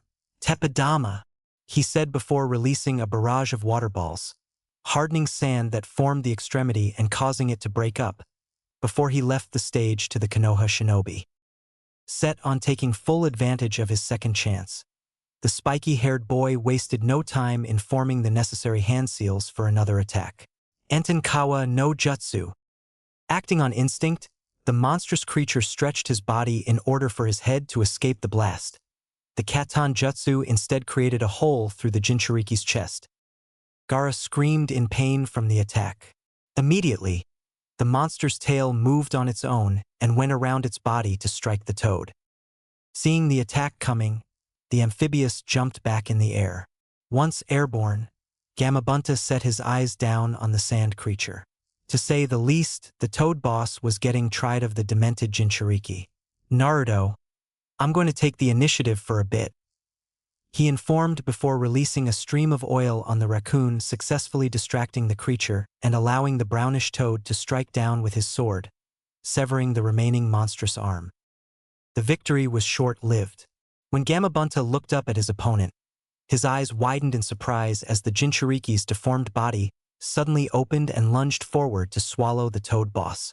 Thinking quickly, the amphibious shook his head back, throwing the blonde out of Hammer's way as he continued to fight off the sand that was trying to engulf him. "Gamabunta-sama," Naruto shouted as he created a shadow clone in order to break his fall and jump towards the mass of sand that was currently Gaara. Before the leaf genin could even take a kunai out, a new sand claw suddenly sprouted from the mass and shot toward the blonde, catching the boy in midair and driving him straight into the ground. Sapphire eyes slowly opened as Naruto found his body in the forests, or what was left of it, ground while the sand engulfed his body. "Look!" The redhead's voice came out, excited. Gazing around, the blonde's eyes soon set on what the Sunanin was referring to. The sight of the unconscious Sakura and the barely conscious Shikamaru and Shino being crushed by the sand that encased them, while a weakened Sasuke tried to use Housecan to free them, but failing due to the lack of chakra. "They're all going to die soon," Gaara announced. "And you can't do a thing about it." The glee was evident in the sand genin's voice. "I'm going to take them away from you and offer them to Mother." The sand was now covering most of the blonde's body by now. Naruto's eyes pleadingly gazed at his comrades, hoping for a miracle to happen and save them. "I'm not strong enough to save them," The sand was already starting to cover Genin's neck. It's just like that fox mask. I am unable to protect the things that I... The sand was now reaching his face. I want to keep them safe. I want to protect them because... Images of the few pleasant memories that the boy had flooded into his mind. With sudden gasp, the Jinchuriki realized how much most of those memories he had shared with his comrades, no, with his friends mean. I won't let you hurt them. Gaara, Naruto declared. By now most of his face was already covered by sand. Because they are all I have. The Sora Sharingan returned to the blonde's last visible eyes and set on the abomination over him. Amaterasu. Taking most of the boy's remaining chakra, the black flames engulfed the gigantic mass of sand. Aha! Gaara screamed as the flames spread through his deformed body. Mother! Mother!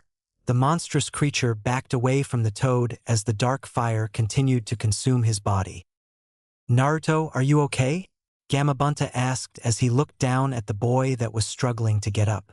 Take easy, it's over now. The Toad Boss stated, knowing quite well the effects of the Amaterasu flames and what would be the Sand Jinchuriki's ultimate fate. The blonde shook his head. No, I have one more. The Konoha Genin stated as he began to pull up his right sleeve and revealing a bandaged forearm. Gamabunta's eyes widened at realization. Are you sure you can pull it off? The amphibious asked with concern. Nodding, Naruto looked up at the enormous toad. Yeah, but I'm going to need a lift. At the boy's words, the Toad Boss sighed and lowered one of his hands. Okay, get on. The Leaf Nin proceeded to jump on the toad's palm. After stretching his arm back, Gamabunta shot the young Jinchuriki towards the burning raccoon with all his strength.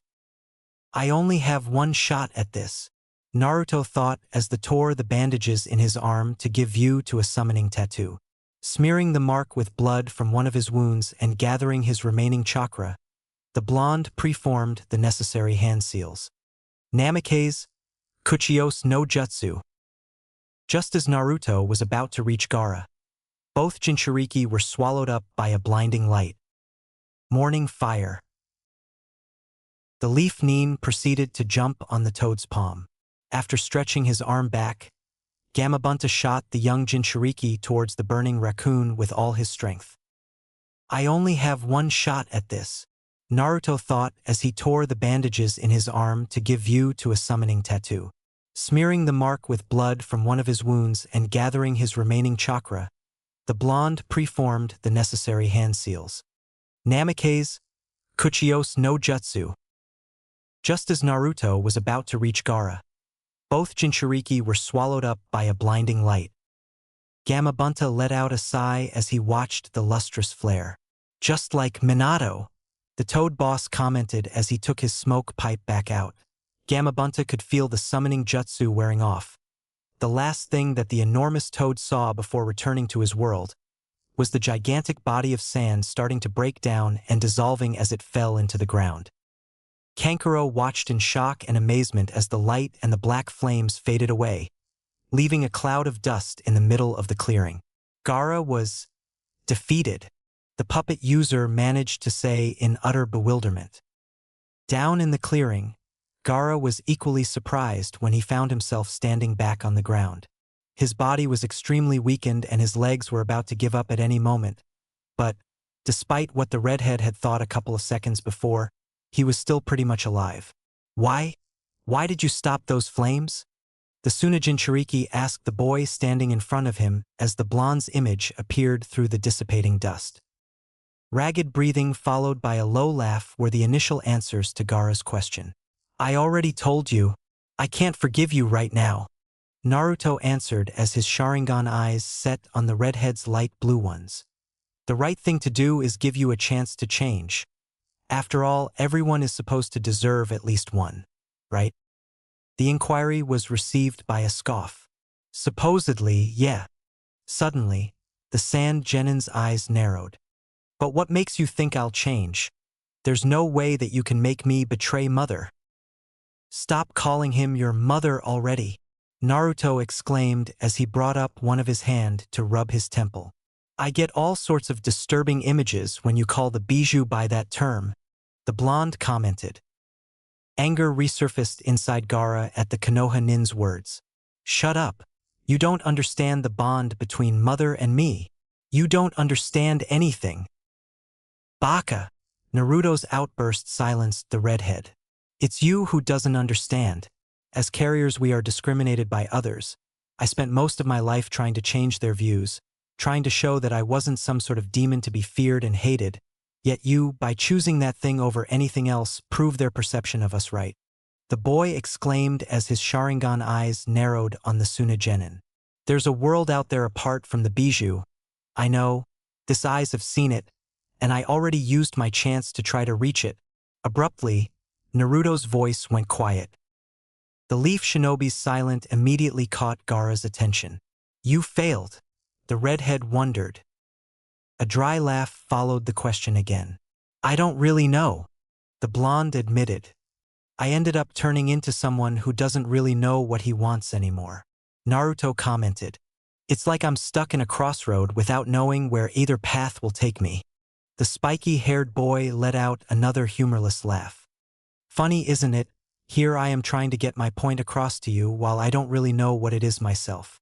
Naruto added before his eyes narrowed once again. But what I do know is that I will protect my comrades and teammates no matter what, because they are all I have.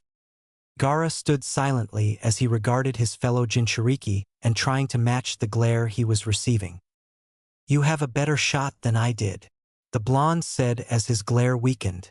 You have people that will stay by your side at any given time. Gaara was surprised when the other boys' gaze moved up to look at Kankuro and Temari standing on the branches. They've proven how much they truly worry about you, the Leaf Genin commented. Gaara scoffed again. Care for me, he repeated. All my life. I have known nothing but apathy and disdain from them, the redhead stated as he glared at the blonde Jinchuriki. Naruto appeared unfazed by the Sand Nin's outburst. Yet, they are still here, the spiky-haired boy simply said. They could have left you behind at any point during our fight, but instead, they decided to remain here for you. It's just that you're too blind to see their worried faces. At the blonde's words, Gaara couldn't help but force his neck to turn his head around so that he could look at his siblings. Temari's hand gripped the part of her cloths that laid over her heart, while Kankuro's slight inclination forward of his body was enough for the redhead to know that the puppet user was about to come forward to his aid at any time. You and your mother are the ones that are keeping them so far away. The sound of Naruto's voice snapped the Sand Genin's attention back to the blonde. You have a real opportunity to change your ways, the Jinchuriki stated. I know how difficult the villagers in Suna must be. They're the same here in Konoha, but don't do it for them. Instead, do it for the people you care about and those that care about you, because they are worth it. The redhead boy found no retort to the Leaf Genin's words. Not even Mother had an answer for him. Heh, you're really something, Gaara managed to let out after a while. Maybe this is why I wanted to fight you so much. I guess I needed to find an enemy like you, the Sunanin commented as he regarded the other Jinchuriki. Naruto simply shook his head at Gaara's words. No, we are too similar to be enemies. At least that's what I hope, the blonde stated. You just need to work on your social skills.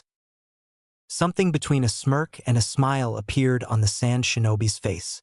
For someone that tries to appear so cold, you really have a positive look of the world, the redhead commented. He could already feel his body about to give up. Looking at the Konoha Genin one more time, Gaara sighed. I wonder if I should feel jealous of you. His vision faded into darkness. Taking a step forward, the blonde caught the Sand Genin's body.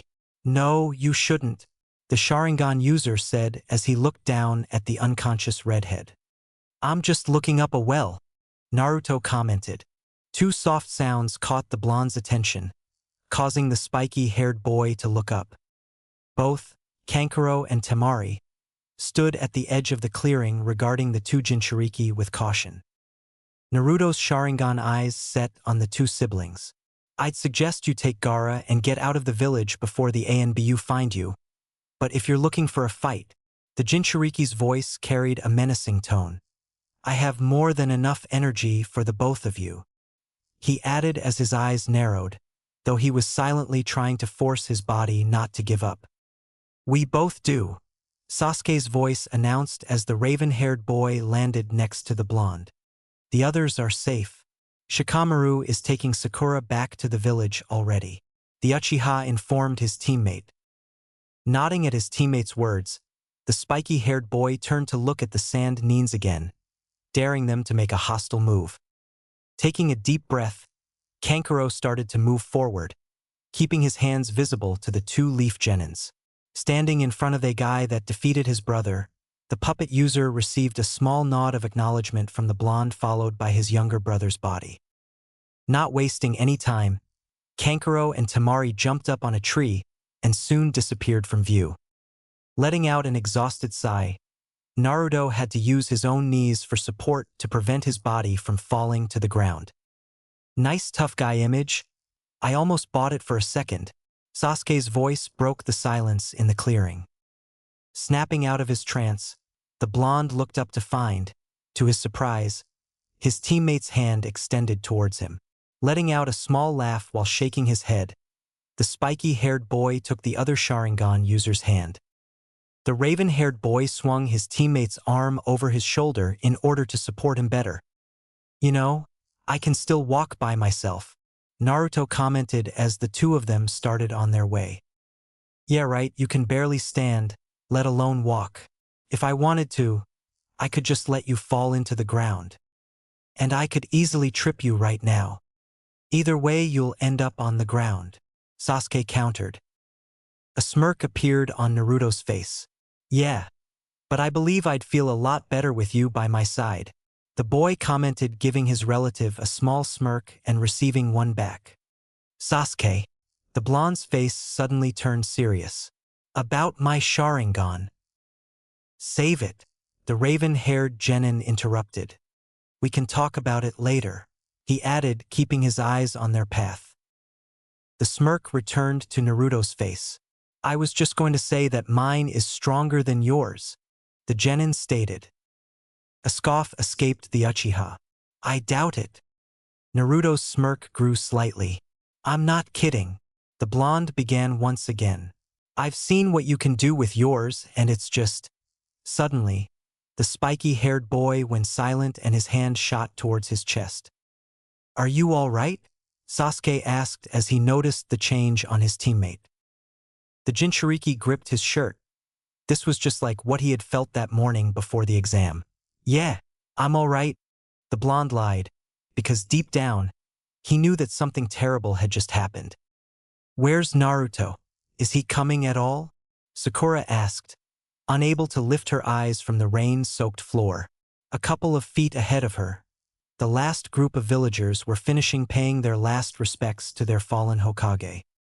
Managing to glance at the pink-haired girl beside him for a few seconds, Sasuke's eyes immediately shifted back to the grieving procession. I don't know. It took the boy a couple of moments to elaborate. I haven't seen him much since. In fact, I haven't seen him at all since we found out. It still haunted the young Uchiha's mind.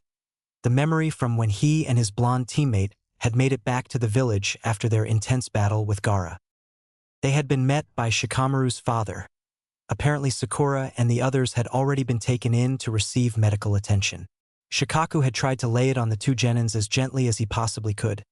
Sasuke now thanked him for that. But still, when the moment came to reveal the terrible truth, the raven-haired boy could clearly recall how his teammate had gone eerily quiet and still for well over a minute before giving some poor excuse and going off without receiving any treatment and before anyone could stop him. Sasuke had gone against his usual nature and had tried to talk to Naruto during the couple of days after the events. Most of the times, he was sure that the blonde was in the apartment, but had decided to ignore his knocks on the doors. I'm worried, Sakura spoke again. No one has seen him since that day. If he isn't even coming to the funeral, then he might be. He came before the ceremony started.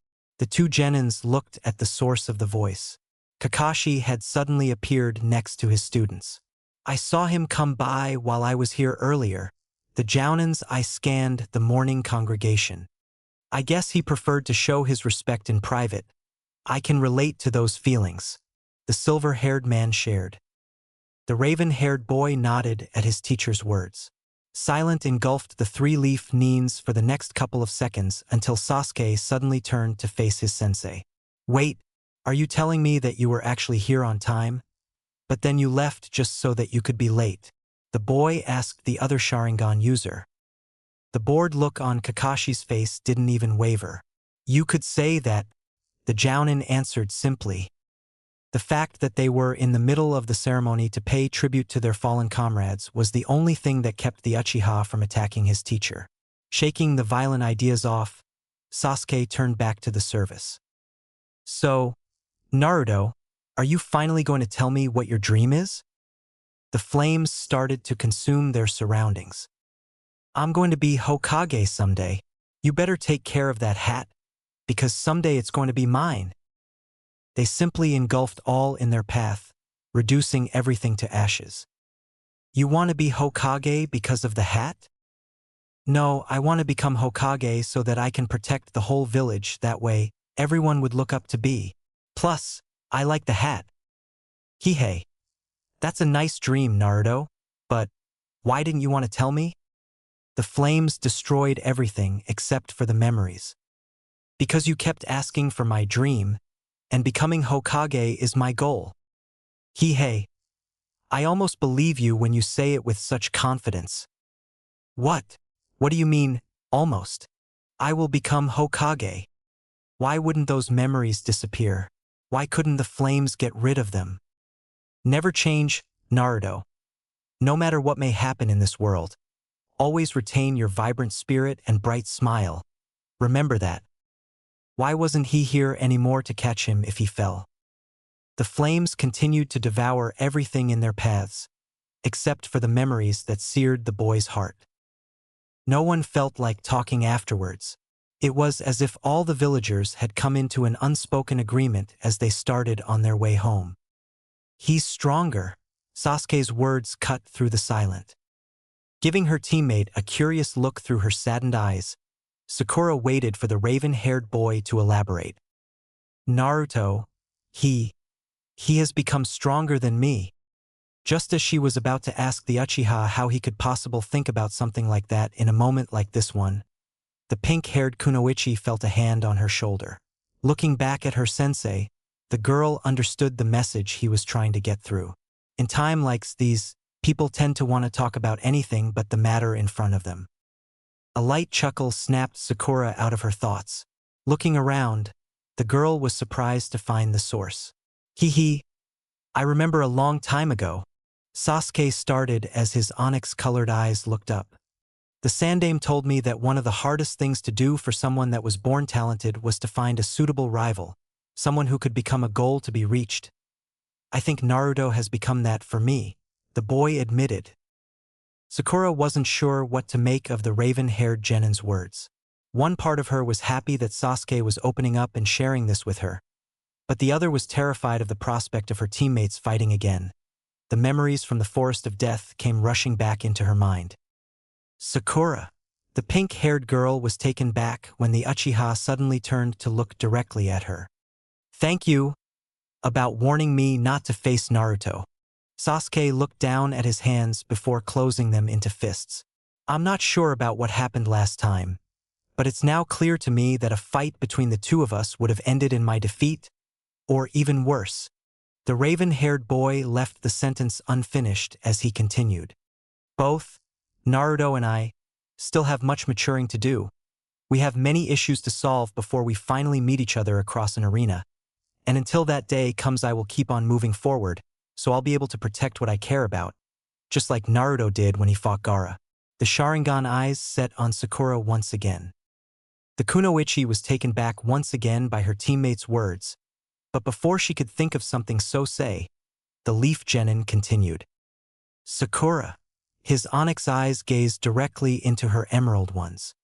Please, don't ask me not to fight Naruto again, Sasuke stated. His eyes never wavered as he spoke. The girl was perplexed by the raven-haired boy's request. She struggled to find something that would change his mind, that would stop her teammates from fighting each other. Anything that she might have been able to say was silenced when the Uchiha placed a hand on her shoulder. Sasuke tried to manage a comforting look to calm his teammate. "Naruto and I will fight someday," he said.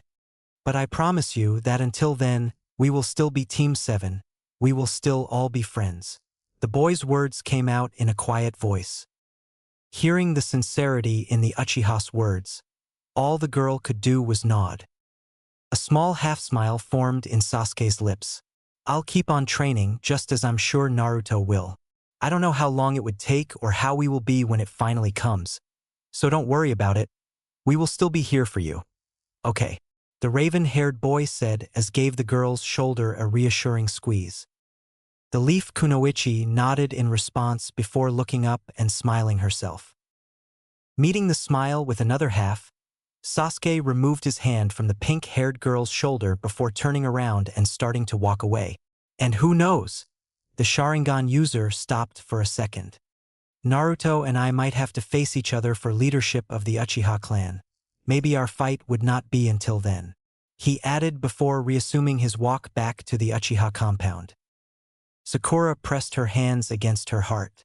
She still had many mixed feelings about the situation between her teammates, but for now, she could smile with the thought that maybe things were starting to finally improve.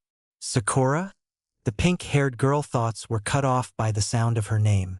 Turning around, she found herself facing her former teacher. Irika walked towards Team 7 carrying a worried look on his face. "What's wrong?" Sakura asked, realizing how foolish her question had sounded after all that had happened. The Chunin seemed to struggle to find the correct words for what he needed to say. "It's about Naruto," he finally said. The mention of his altered student caught Kakashi's attention. What happened?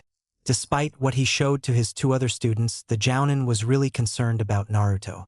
After everything that had happened, the silver-haired still had not been able to muster enough courage to face his blonde student.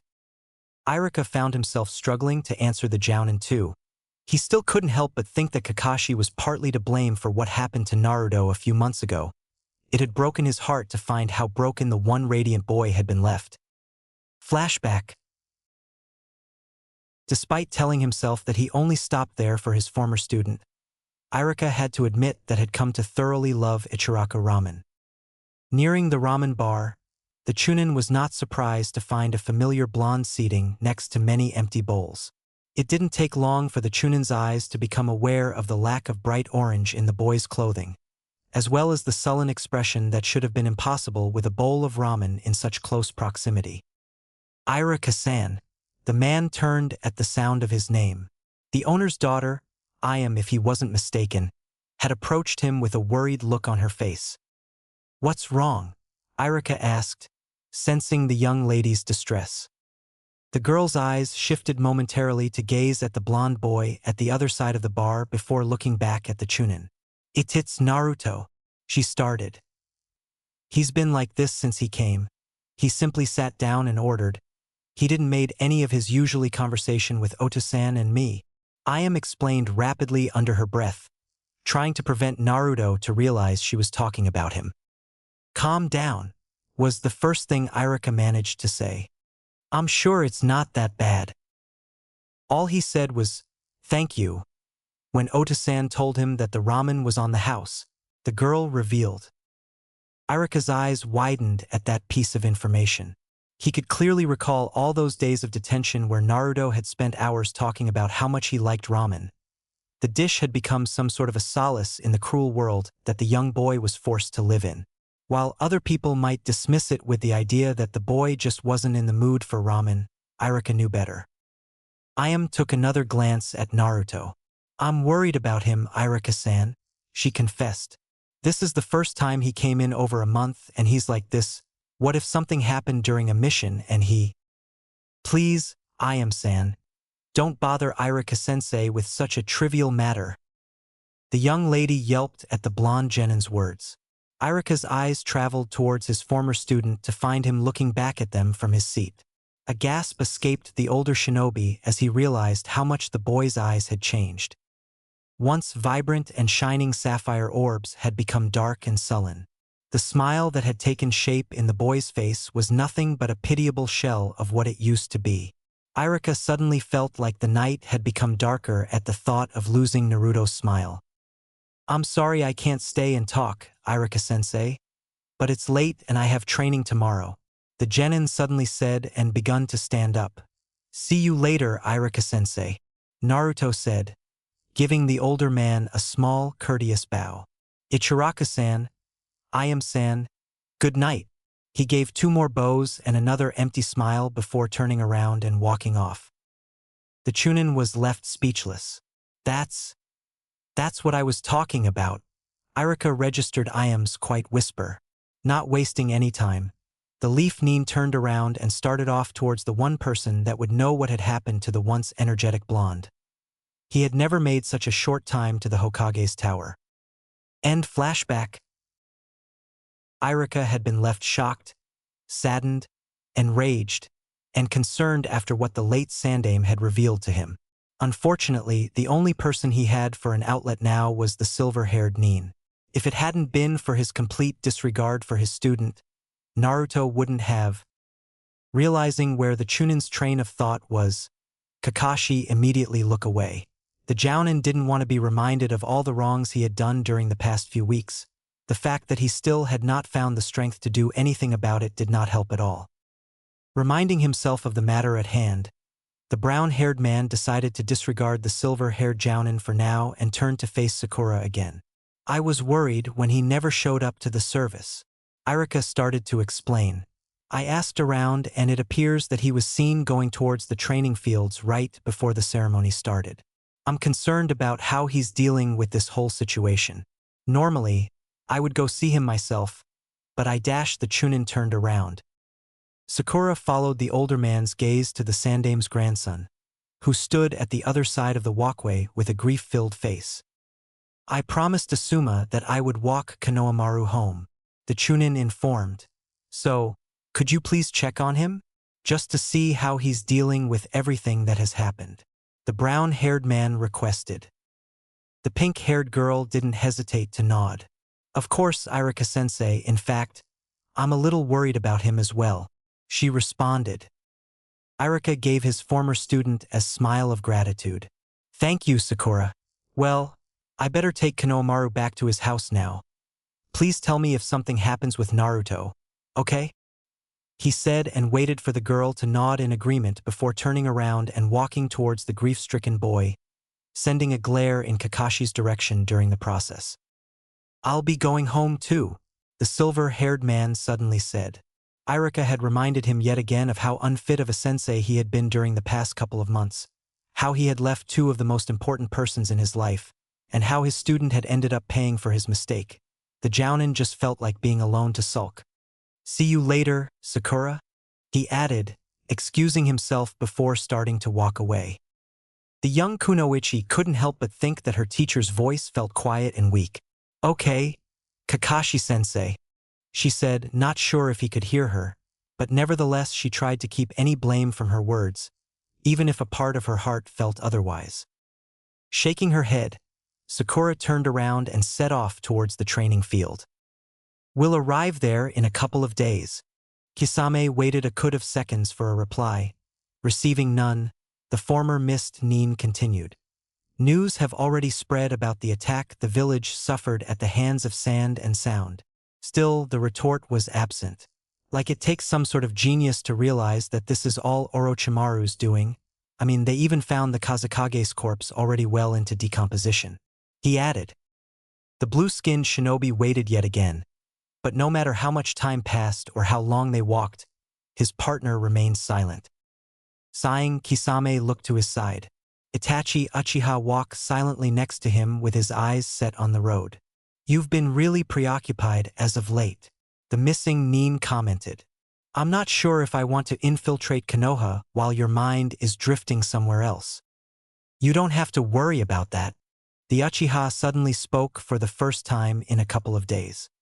"I already have several plans for infiltrating and escaping the village," the former Leaf Shinobi assured. Kisame couldn't help but snort at his partner's words. And here I thought we were just going to wing it. The Kiri said. Jiraiya is supposed to be in Konoha. What should we do about him? The missing Nin wondered as he looked at his partner again. The black-haired man's face showed no concern about the legendary Sannin.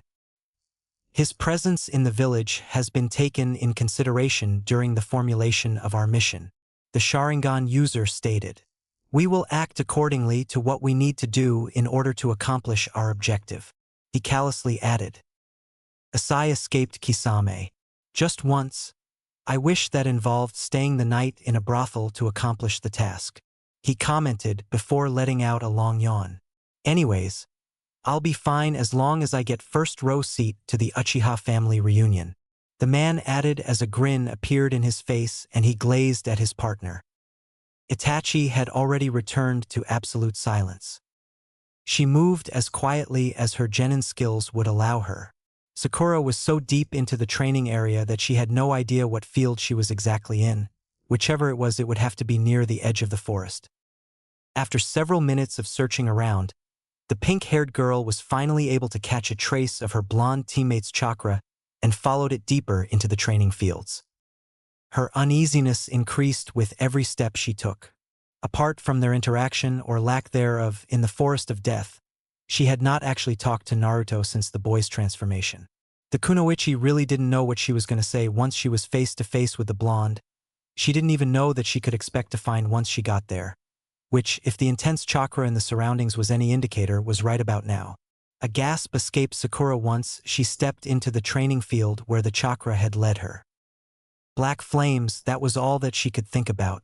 The terms kept resonating in her mind time and time again as she gazed around the clearing. The flames that she had seen only twice in her life, once in the Forest of Death and the other during the wild fight against Gaara. Both time it had been produced by Naruto.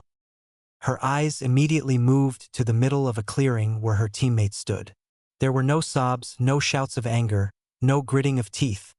There was only a low breathing as he stood rigidly before the black flames, observing them as they devoured all the surrounding trees. Sakura took small steps towards the blonde, slowly approaching him until she mustered enough courage. Naruto, the girl whispered.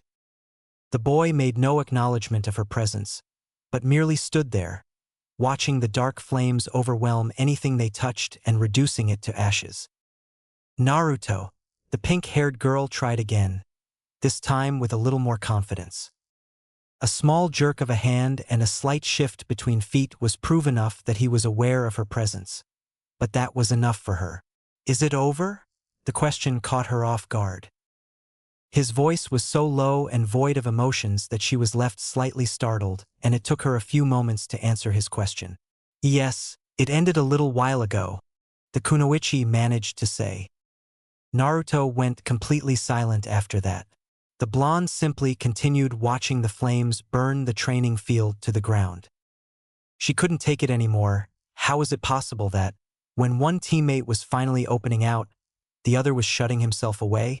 It was obvious to her how the blonde was drowning in sorrow, and yet he wouldn't even try to reach out for help, but instead sealed his emotions off and tried to bear the pain of loss by himself. Pushing her audacity to the limit, Sakura reached out and laid her hand on the spiky-haired boy's shoulder. It was a slow movement, but the action left the kunoichi astonished anyway. Moments after her hand touched the blonde's shoulder, a silence overcame the clearing. But, suddenly, slowly but surely, her teammates started to turn around. When they finally came face to face, Sakura gazed at the boy in front of her as his head slowly descended until it was resting on her shoulder. A skipped heartbeat was barely registered as she was left frozen by the impossibility of her situation. Sakura needed a few moments to recover, but she was finally able to regain control of her body and moved her arms to embrace the distraught blonde in front of her into a comforting hug. She wanted to let him know that he wasn't alone. Yes, he had lost someone important, but he still had people that cared for him. She wanted him to be able to feel secure once again. Suddenly, she felt water running down her shoulder. It had stopped raining for a while now. Nevertheless, the pink-haired girl glanced up at the sky, only to find the dissipating clouds starting to give way to the sun. The kunoichi's eyes widen as she looked to her side at grieving blonde. Is he? It's going to rain again. Naruto's voice was just as even and stoic as before. A small smile graced the girl's face. Yes, she agreed. It seems that it will, the pink-haired Nin said as she tightened her hold on her teammate. He was surprised that a smile found its way to his face so soon. Jiraiya sighed as he watched the two genin in the middle of the clearing before turning around and starting to walk away. Looking down, he regarded the scroll bestowed upon him merely a few hours before the catastrophe. If you gave them to me, then I assume that you trust my judgment one when he should get it, the Sannin said as he continued to walk. The brat still has some growing up to do, but he looked back at the clearing for a second. I'm sure he'll get there, the white-haired man commented. I'm sure this generation will do just fine, Jiraiya stated as he looked up into the sky. You can just rest now and don't worry about them. They'll live up to all of our expectations. I guess that's because of your influence on them. Another smile formed on his lips. Thanks, old geezer.